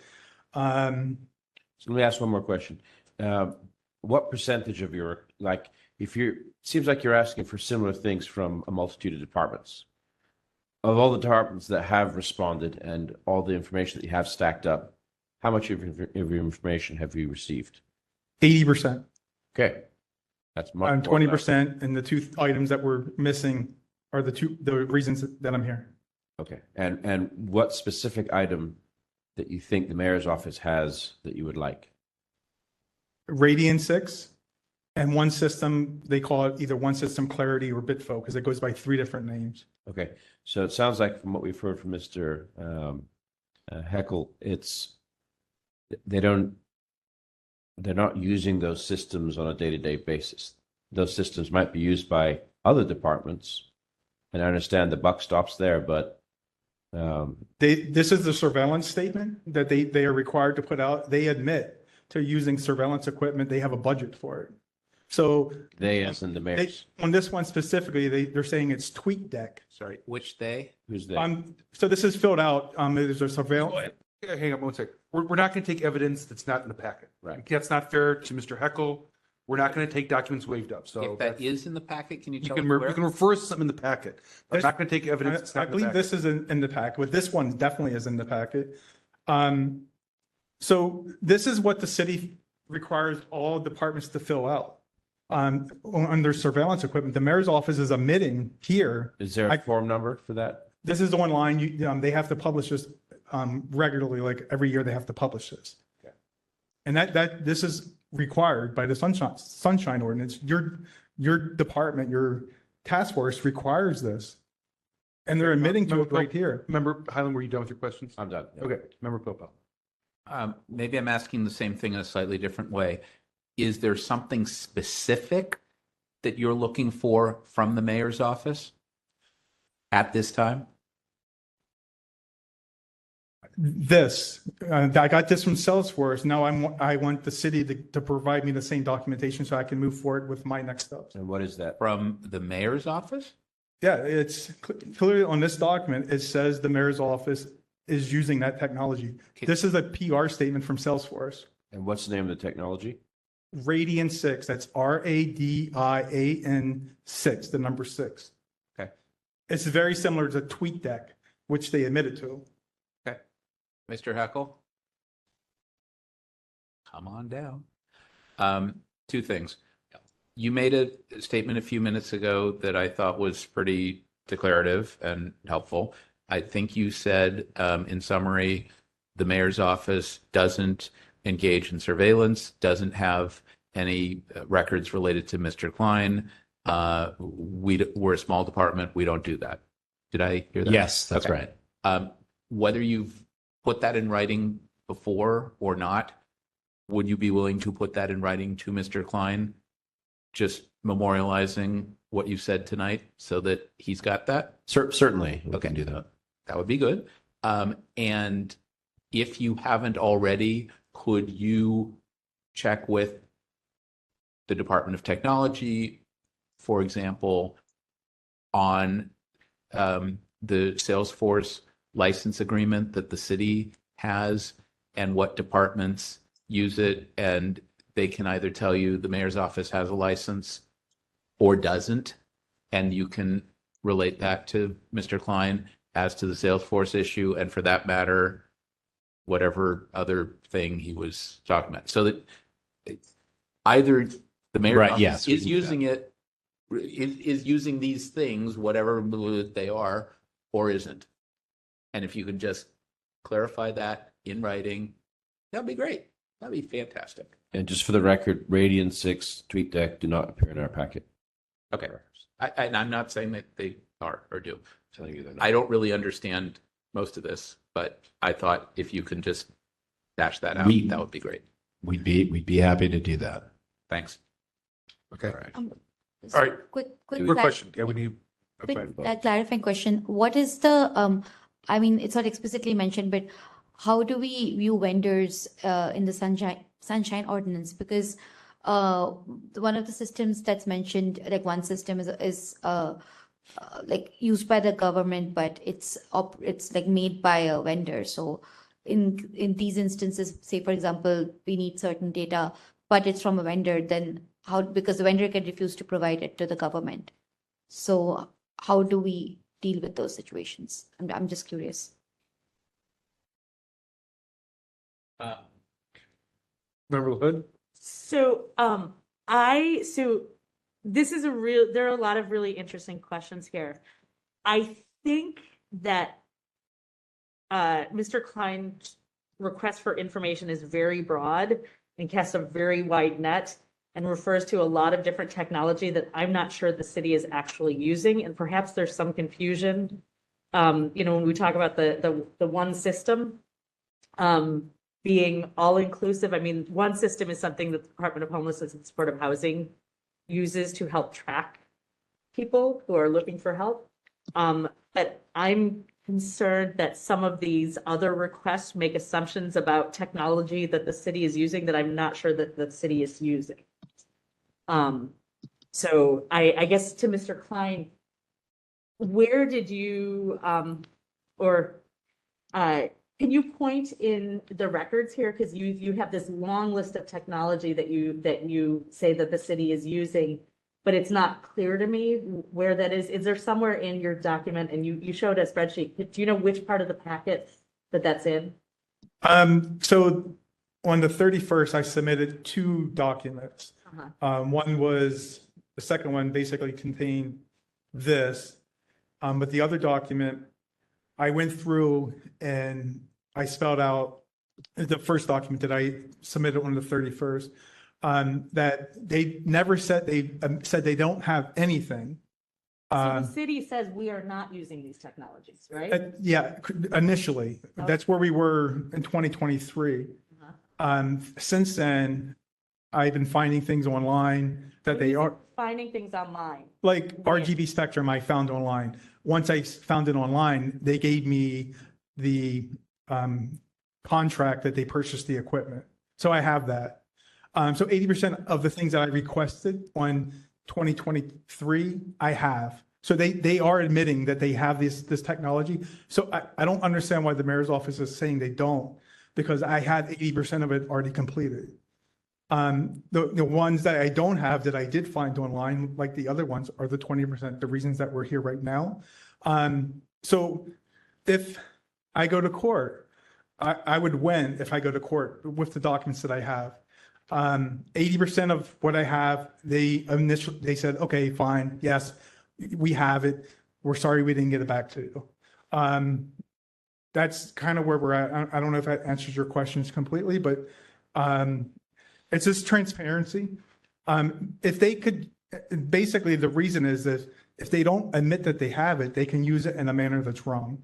And that's very concerning. And that's the Sunshine Ordinance. The whole basis of the Sunshine Ordinance is if you held your meetings in private, you didn't have any public oversight, they could do whatever they want with it.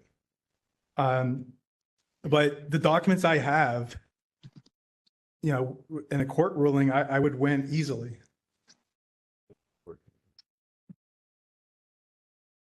Yeah, I'd like to move on unless it's a super important question. Have we done rebuttals yet? No, that's, I want to really move on to that. Okay, let's do rebuttals. Me first. I have a quick question.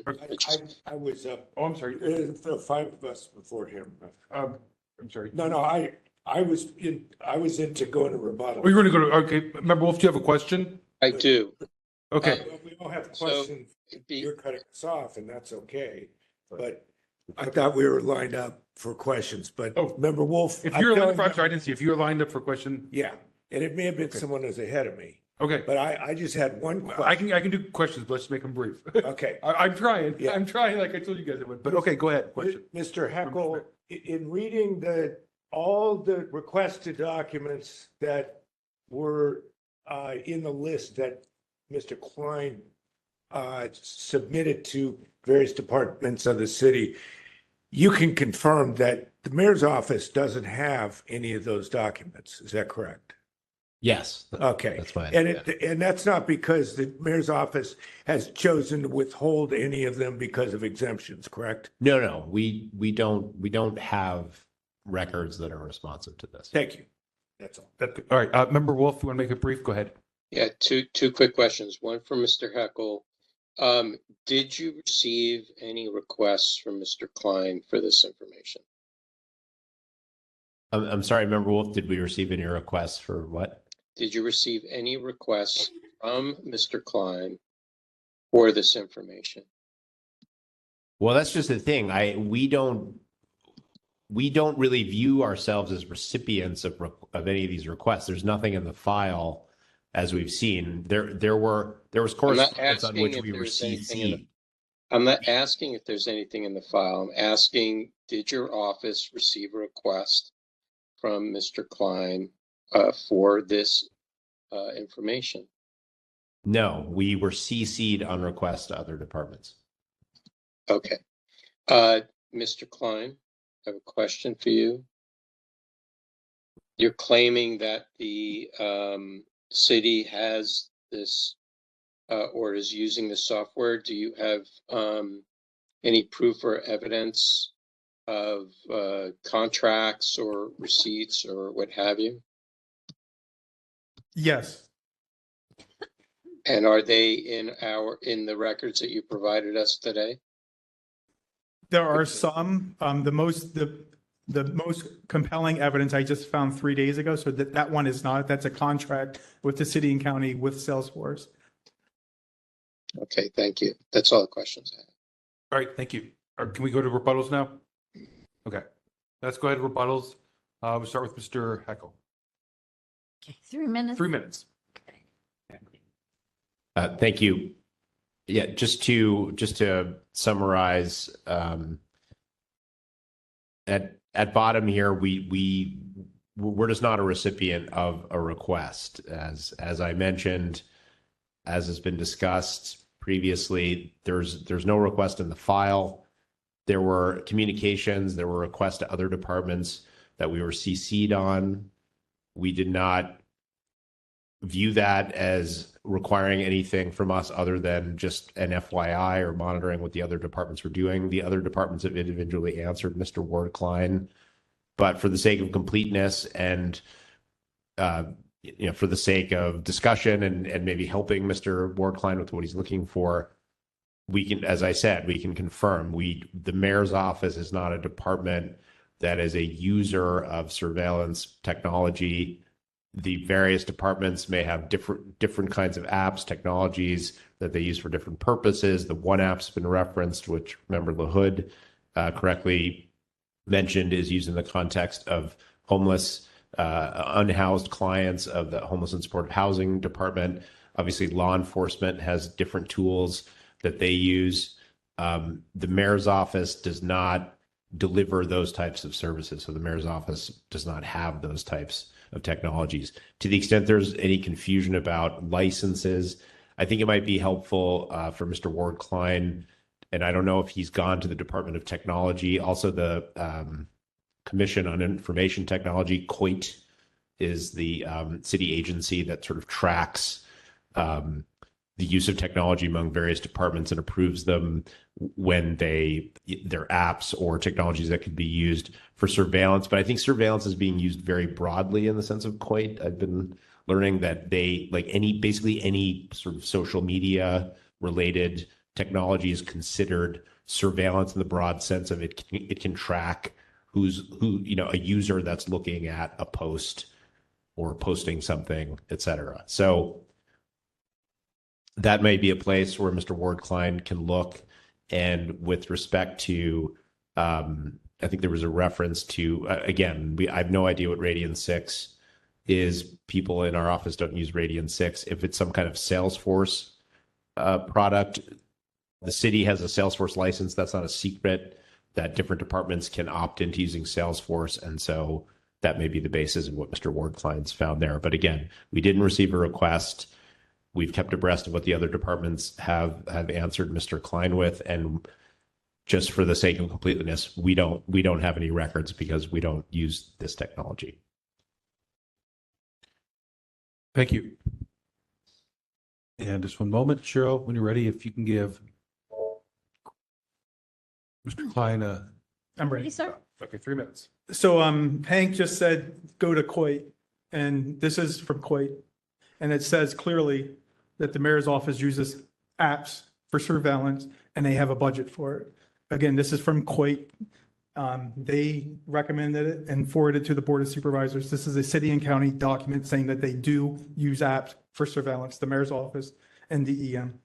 The other thing about not having the email, you can use this app to delete emails.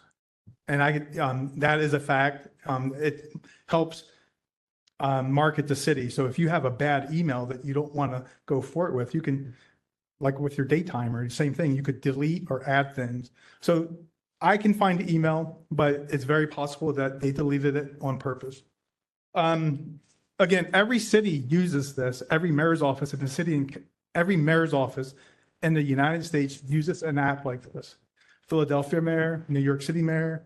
The New York City mayor is under investigation for using surveillance. It handles crisis during how to handle social media. On this, the challenge that was given to Salesforce, the city and county of San Francisco currently monitors 33 Facebook accounts, 39 Twitter accounts, 16 YouTube accounts. Since each social account is managed by their respective departments, they needed a solution that would unify their social listening and engagement strategy. Approach. City and County of San Francisco Council and Salesforce Marketing Cloud to help them effectively track conversations across social channels. So if I put something negative about the mayor, they would go in and try and counter that with technology. So the mayor's office does use technology, surveillance equipment to make bad posts go away. Delete LinkedIn users or collect information.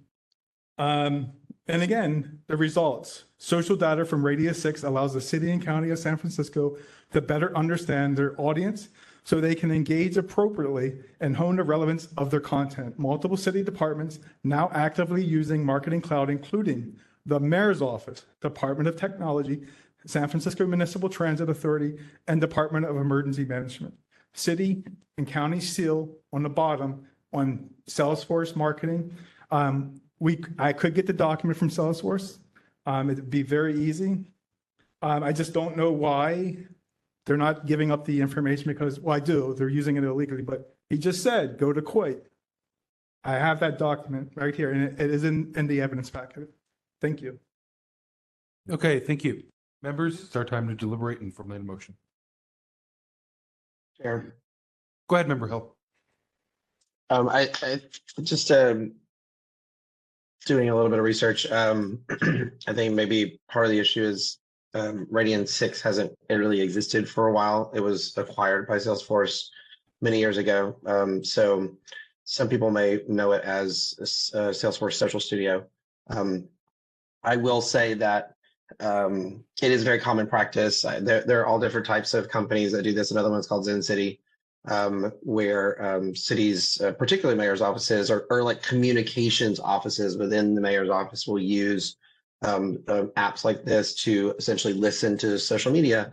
I've never heard of them like deleting LinkedIn accounts or anything like that, but they said, but there's no secret that tools like this are being used by governments to pay attention to, and the positive is to gain make sure that they understand what public sentiment is and be able to respond to that. So I think maybe to the mayor's office, it could just be that and I think the use of the word surveillance might be a little bit strong, but I mean I understand why that word is being used, but maybe what it is and maybe what we're looking for here is the city's use of social media listening tools like Salesforce Social Studio. So anyway, I think just for clarity, I think that might be something to look into. I just didn't again, like it was hard for me to even see where the mayor was actually being directly asked to provide information about them using social engagement listening tools such as this. So I think maybe I'm not sure the request was clear. All right, thank you, Member Hill. Member Pilpel. I think I end up in the same place. I did find that document that the petitioner was referencing. That appears to me to be over 10 years old in connection with a 2011 press release. Quotes John Walton, who was the CIO and the head of the Department of Technology of the city at the time. So I think that was incredibly dated from when Salesforce acquired Radian 6. And as Member Hill just referenced, it's probably known as something else now, although the city and various departments may have been using it in the way that this marketing piece talks about at the time. They may not be using it now in the same way. And I think the references that Mr. Heckel made to the Department of Technology and the Committee on Information Technology are right on. There is surveillance. There's legislation at the board and a code requirement that each department annually report its use of surveillance technology. And that was probably the report that you were making reference to. In any event, I think at the end of the day, there was no cognizable request to the mayor's office for records. And so I am inclined to find no violation here, despite how entertaining and interesting the topic may be. Thank you, Member Pilpel. Second. Did I make that as a motion? Sounds like you've Sure. If you wanted to. Apparently I did. Hey, yeah, that's the ticket. Okay, so we'll have a moved by Member Pilpel, seconded by Member Schmidt to find no violation. Okay. Let's go to public comment on that motion. If there's anyone in the room or online who would like to make public comment, please approach the podium or press *3 to raise your hand or raise your hand in the app. I'll give you a moment.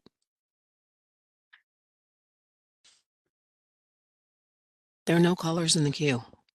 All right, thank you. We'll go ahead and close public comment, and not seeing any hands among the members. I think we can go ahead and move to a vote on that.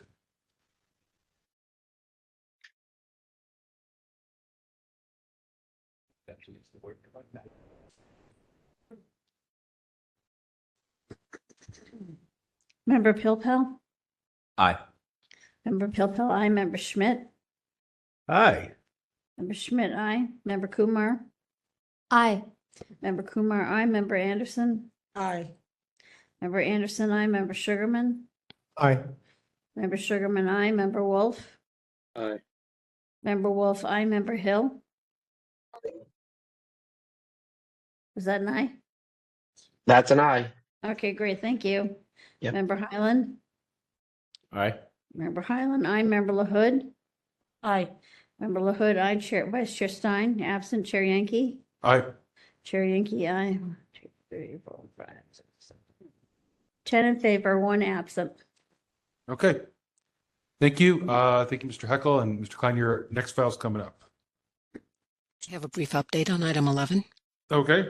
We have not heard back by email from Ms. Maria Schulman. Thank you. Appreciate that update. Okay. So let's go ahead and move on to item number 15. Item number 15, file number 23013, D as in dog. Complaint filed by Chris Ward Klein against the Department of Emergency Management for allegedly violating Administrative Code Section 6721, 6724BO, and 6725 by failing to respond to a request for public records, excuse me, in a timely and or complete manner.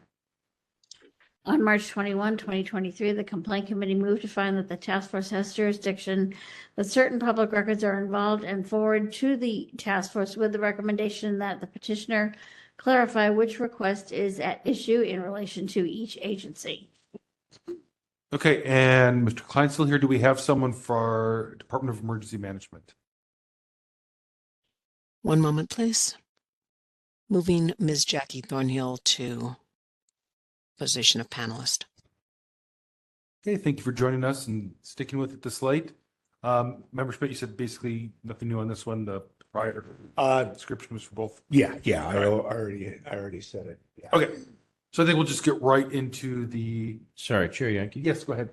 Do you mind if we find the original request before we go any further? Yeah, now this one has, looks like 5 parts.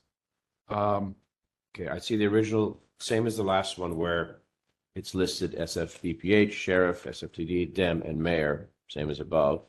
And then it says, see attached Word documents for specific details, which we didn't see in the last package. Underneath that,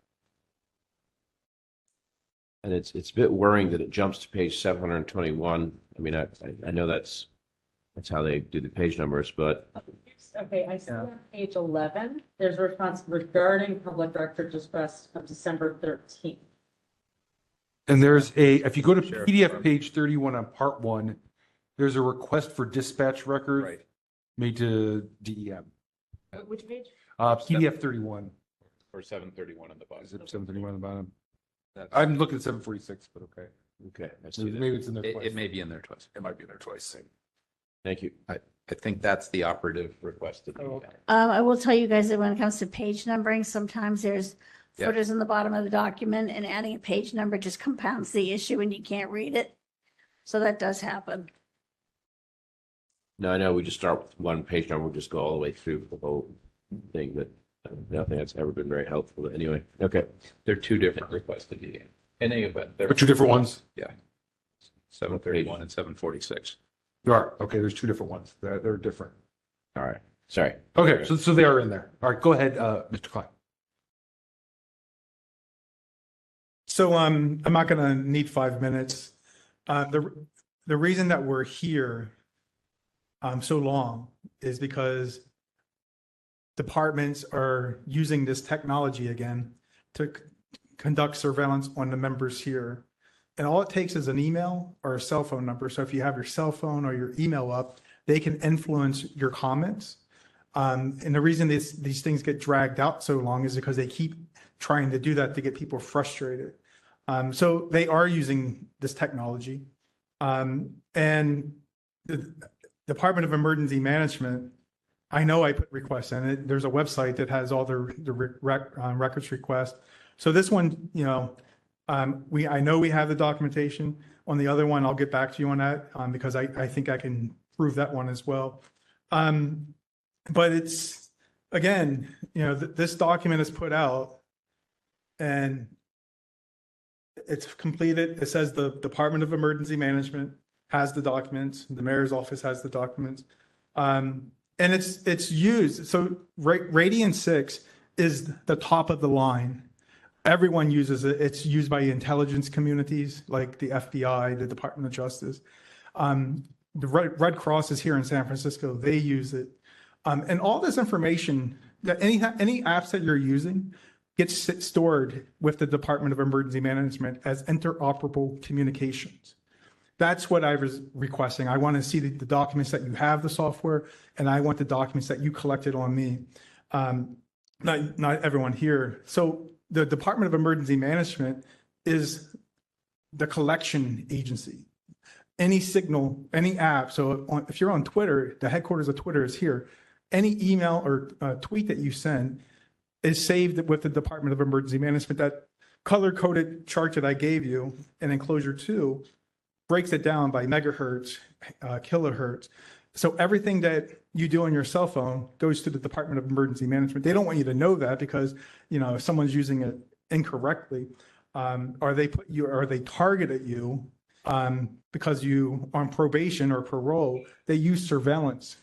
If you're monitoring software for Facebook, it's surveillance. That's what Quake calls it. It's social media monitoring software. That's what it is.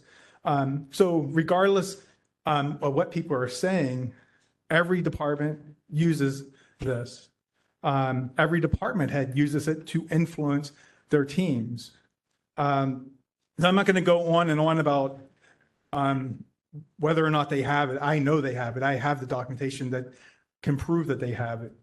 And they won't say it under oath. And I do encourage them to give me a statement saying that they don't have it, because I will take that to court and charge them with perjury.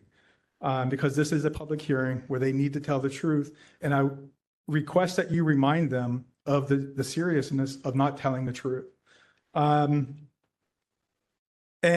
using it, you can actually collect GPS data. And that means they can track your location and they can alter outcomes. So I'm riding a bike.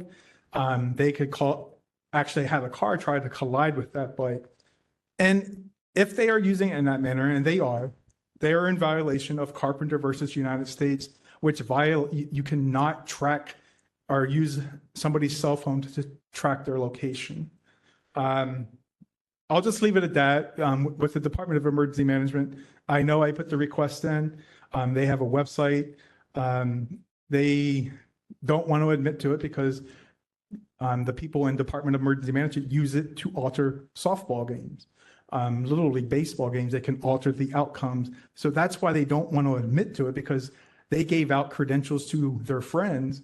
So if they don't have to say that they don't have it, they get away with whatever they want with it. And again, the reason that we're here so late is they were cyber stalking every single person in here to continue the process. The reason I was last on the agenda, because they used it to put me last, thinking that I would get up and walk out. They tried to get me frustrated. So that's all I have. Thank you. All right, thank you. Are there any parties to provide facts or evidence on behalf of the petition? I see none. We'll have 5 minutes for the respondent. And if they could state their name. Yes, Jackie Thornhill for the Department of Emergency Management. I'm a public relations officer with our communications team, and I handle public records for the department. I was here earlier for item 7. I guess I can start off by saying we're certainly not using technology to alter Little League baseball games or cyber stalk people or extend this meeting a minute longer than it needs to go. That said, we received, I believe there are 2 specific requests in question. It's a little confusing because they were filled out on a request for dispatch records, but as far as I could tell, the requests were not actually for dispatch-related records. The request we received on September 4th was 2022 was for, quote, electronic surveillance indices, microphone surveillance indices, physical surveillance indices, and technical surveillance indices for both main file records and cross-references. On September 7th, so 3 days later, my predecessor at DEM informed Mr. Klein that DEM does not possess any of the records he requested. This was delivered via a printed written response, which he picked up at 1011 Turk that same week. Then on October 19th, 2022, it looks like we got another request that was longer. It was also, I won't read it verbatim in the interest of time, but Sheriff Department community programs and engagement programs, PrEP certification from the California Department of Public Health, some things about surveillance, interviewing gang members, homeless people, comes back to the one system, and then a bunch more stuff about surveillance and some GPS data. So on that one, we did respond 6 days later, and our custodian of records informed Mr. Klein that we do not possess any of the records he requested. And I believe we also provided a written response at that time. Given that the beginning of the request seemed to be directed at the sheriff's office, we did recommend he reach out to them as well. So that's all I have at this point. We deny his allegations that we have not responded to these requests. We have responded in a timely manner, and we simply don't have any responsive records. Okay, thank you. And are there any parties to provide facts or evidence on behalf of the respondent? See none. Okay, members, any questions on this one?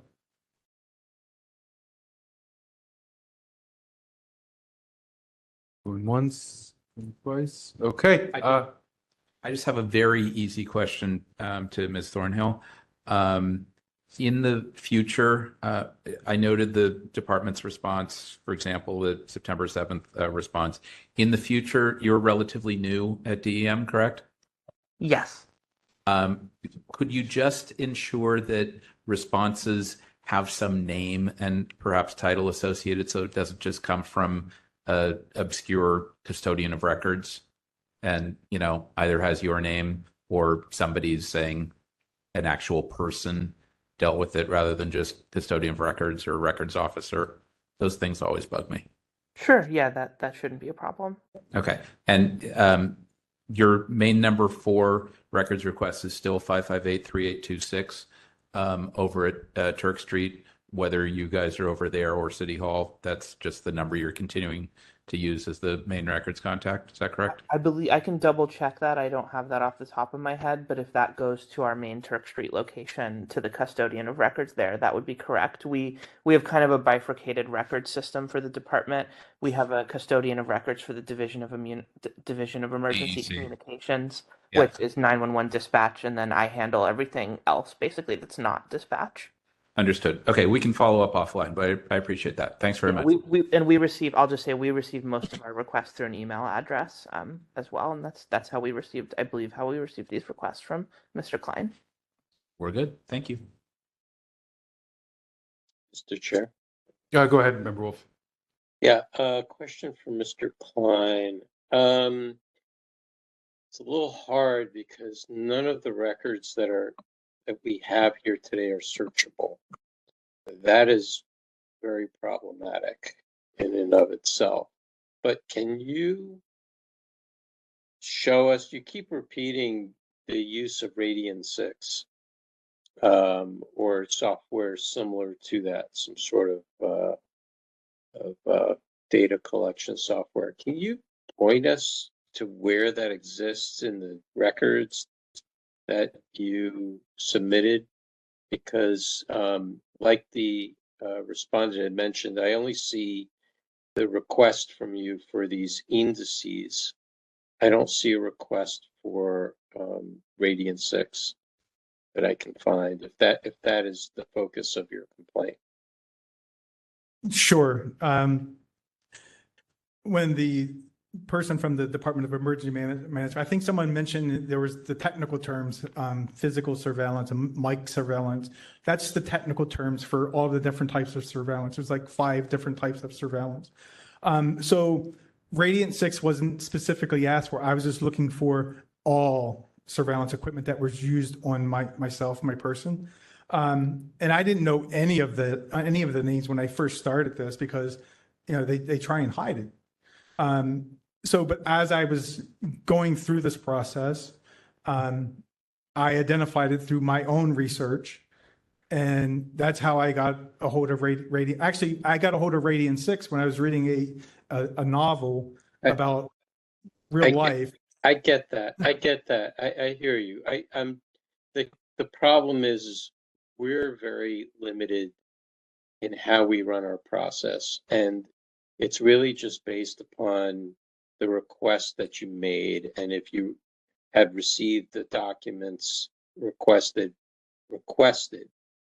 and I'm not seeing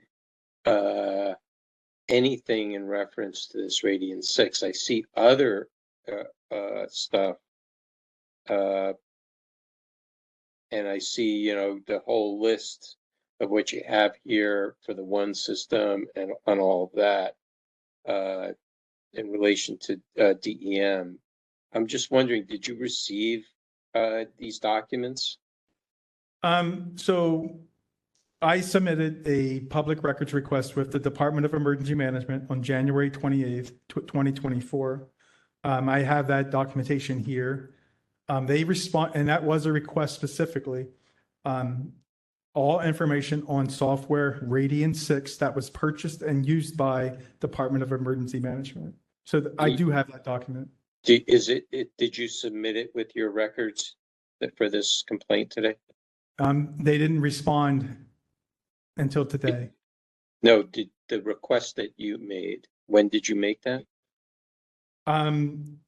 January 28th, 2024. And did you include that for today's hearing? I'm submitting it now because I just received it today. We can't receive it on the spot. We work on based on what you submitted originally. And this goes back to the same, I asked for something, they stall, and it's just like a long game that they keep playing. I can go ahead and submit it again. I can go through the whole process again. I don't want to tie up your department with these requests when it's very apparent they have it. Well, let me ask you this, because I'm looking at it's on page 16 of 65 in the first attachment. This is your request, September 4th, 2022, for electronic surveillance indices, microphone surveillance, physical surveillance, and technical surveillance indices. Have you received any of that information? Not from the Department of Emergency Management, and that's how you would request it with the FBI. That's the technical terms. We're not talking about the FBI here. We're talking about the SFDA. I understand. I have not received any. I have not received anything from the Department of Emergency Management except a denial. Okay, thank you. Okay. Can we move on to rebuttals? All right. We're going to move on to rebuttals. We'll start with Mr. Heckel. I'm sorry. I don't know why you said that. I saw you still there. Just see if you're still awake. No, we'll start with Ms. Thornhill. My apologies. No worries. I don't have anything to add. I will just note in response to, I think it was member Pilpel's question, that is the correct phone number for our custodian of records. That does go to our custodian of records at Turk Street, but they can route things to me. That's 415-558-3826. So just wanted to confirm that. Thank you. Okay, thank you. Mr. Klein, if you have a rebuttal, you have 3 minutes. Do I need to wait for this to reset or? Yeah, sure. I'll do it in just a sec. You ready, sir? I'm ready. Okay. So I know it sounds outlandish. It sounded outlandish when this happened before in 1976, 77, 78 in San Francisco when Dan White shot and killed the mayor. But Dan White was under digital surveillance with phone voice technology, the same that I'm talking about now. And that's how serious it is. I mean, they all said it was a Twinkie defense. I went to Northeastern. We studied about the case. It's voice technology. If we can use a computer to talk to an astronaut on the moon, we can certainly use it to cyberstalk someone playing Little League, or the University of Michigan, which it hasn't came out yet, but that's what they were using. They were stealing sign signals with technology. So they were listening for the signals. And if you could listen, you can actually do the opposite. You can send. But again, 1978 was a trying time in San Francisco. They were using, it was called, back then it was ITT, not AT&T, but very similar phone company. It led to the breakup of Ma Bell and the phone company. But it does exist. I used the technical terms to request surveillance equipment. At the time of the request, I did not know it was called Radian 6 because they were not sharing it. They are obligated to share their surveillance equipment. Again, it's voice technology. It's everywhere. It's situational awareness. And so if you can enhance situational awareness, you can alter it. So if you don't like someone and you have access to that, or if you're running for mayor against the current mayor, they could use it to alter your outcomes. And that's how it works. Situational awareness software.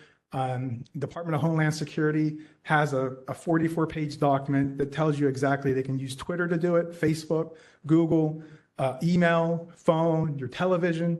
There's so many, like the lights, you can use all that kinds of technology, and chips are all done by ultrasound. Chip technology is ultrasound.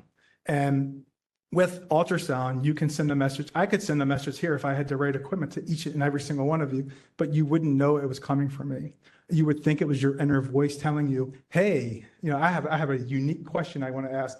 Again, that is why this meeting is going into it at 11 o'clock hours, because they are just trying to get people frustrated and to have a positive outcome for themselves. If I have to, I'll just request the documents again. It has everything that I said has happened before. They just don't like to talk about it, but it is required to present the documents when they are asked for. Thank you. Okay, thank you. Deliberation and motion time. Member LaHood? Yes, I'd like to make a motion to find no violation. And I'd like to recommend to Mr. Klein, I know you mentioned a lot of different technologies that, and many that exist, and different kinds of social media apps that the city probably is using for various purposes.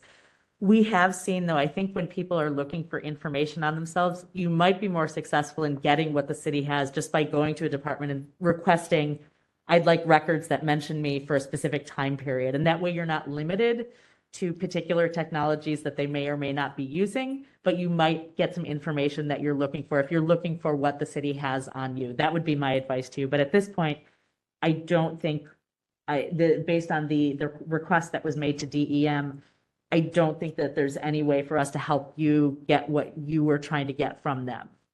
That's not a Sorry, comment. I was making a motion and then I was offering a bit of advice, which I probably would save for later. Yep, That that's fine. She can give me advice, but I can't give advice back. Because we were quiet when you presented to us, sir. So this is our time to talk. So that is a motion moved by Member LaHood to find no violation, seconded by Member Sugarman. Okay, let's go ahead and move to public comment on that. Do we want to put the recommendation in there as well? No, the motion is just to find no violation. And so, Member Sugarman was. Sugarman was seconded. Yep. Public comment? Yep, public comment.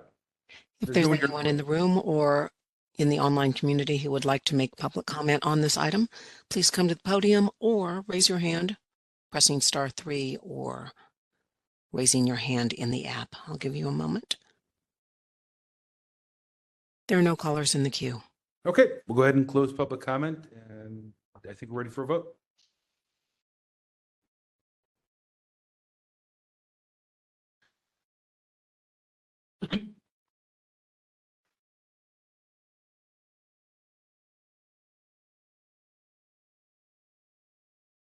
Member LaHood. Aye. Member LaHood, aye. Member Sugarman. Aye. Member Sugarman, aye. Member Kumar. Aye. Member Kumar, aye. Member Anderson. Aye. Member Anderson, aye. Member Pill. Aye. Member Pill, aye. Member Wolf. Aye. Member Wolf, aye. Member Hill. Member Hill, aye. Member Highland. Aye. Member Highland, aye. Member Schmidt. Aye. Member Schmidt, aye. Vice Chair Stein, absent. Chair Yankee. Aye. Chair Yankee, aye. 10 in favor, 1 absent. Okay. All right.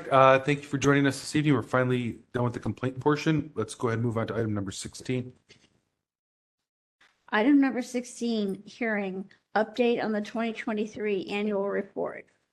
Okay, this is something that Vice Chair Stein had just asked that we add to every agenda. I don't think she had any particular report. We already talked about this in our meeting last week.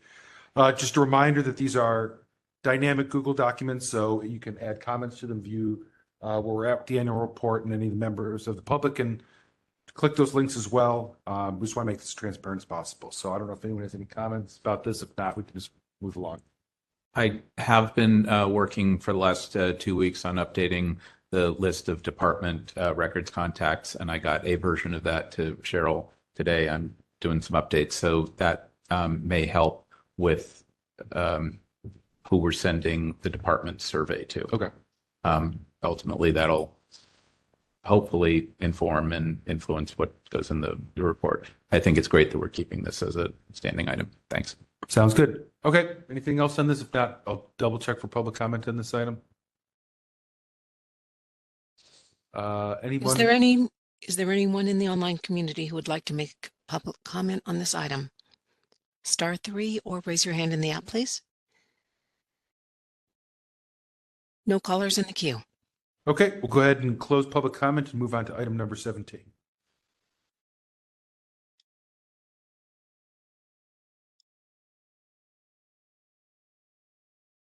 Item number 17, announcements, comments, questions, and future agenda items by members of the Sunshine Ordinance Task Force.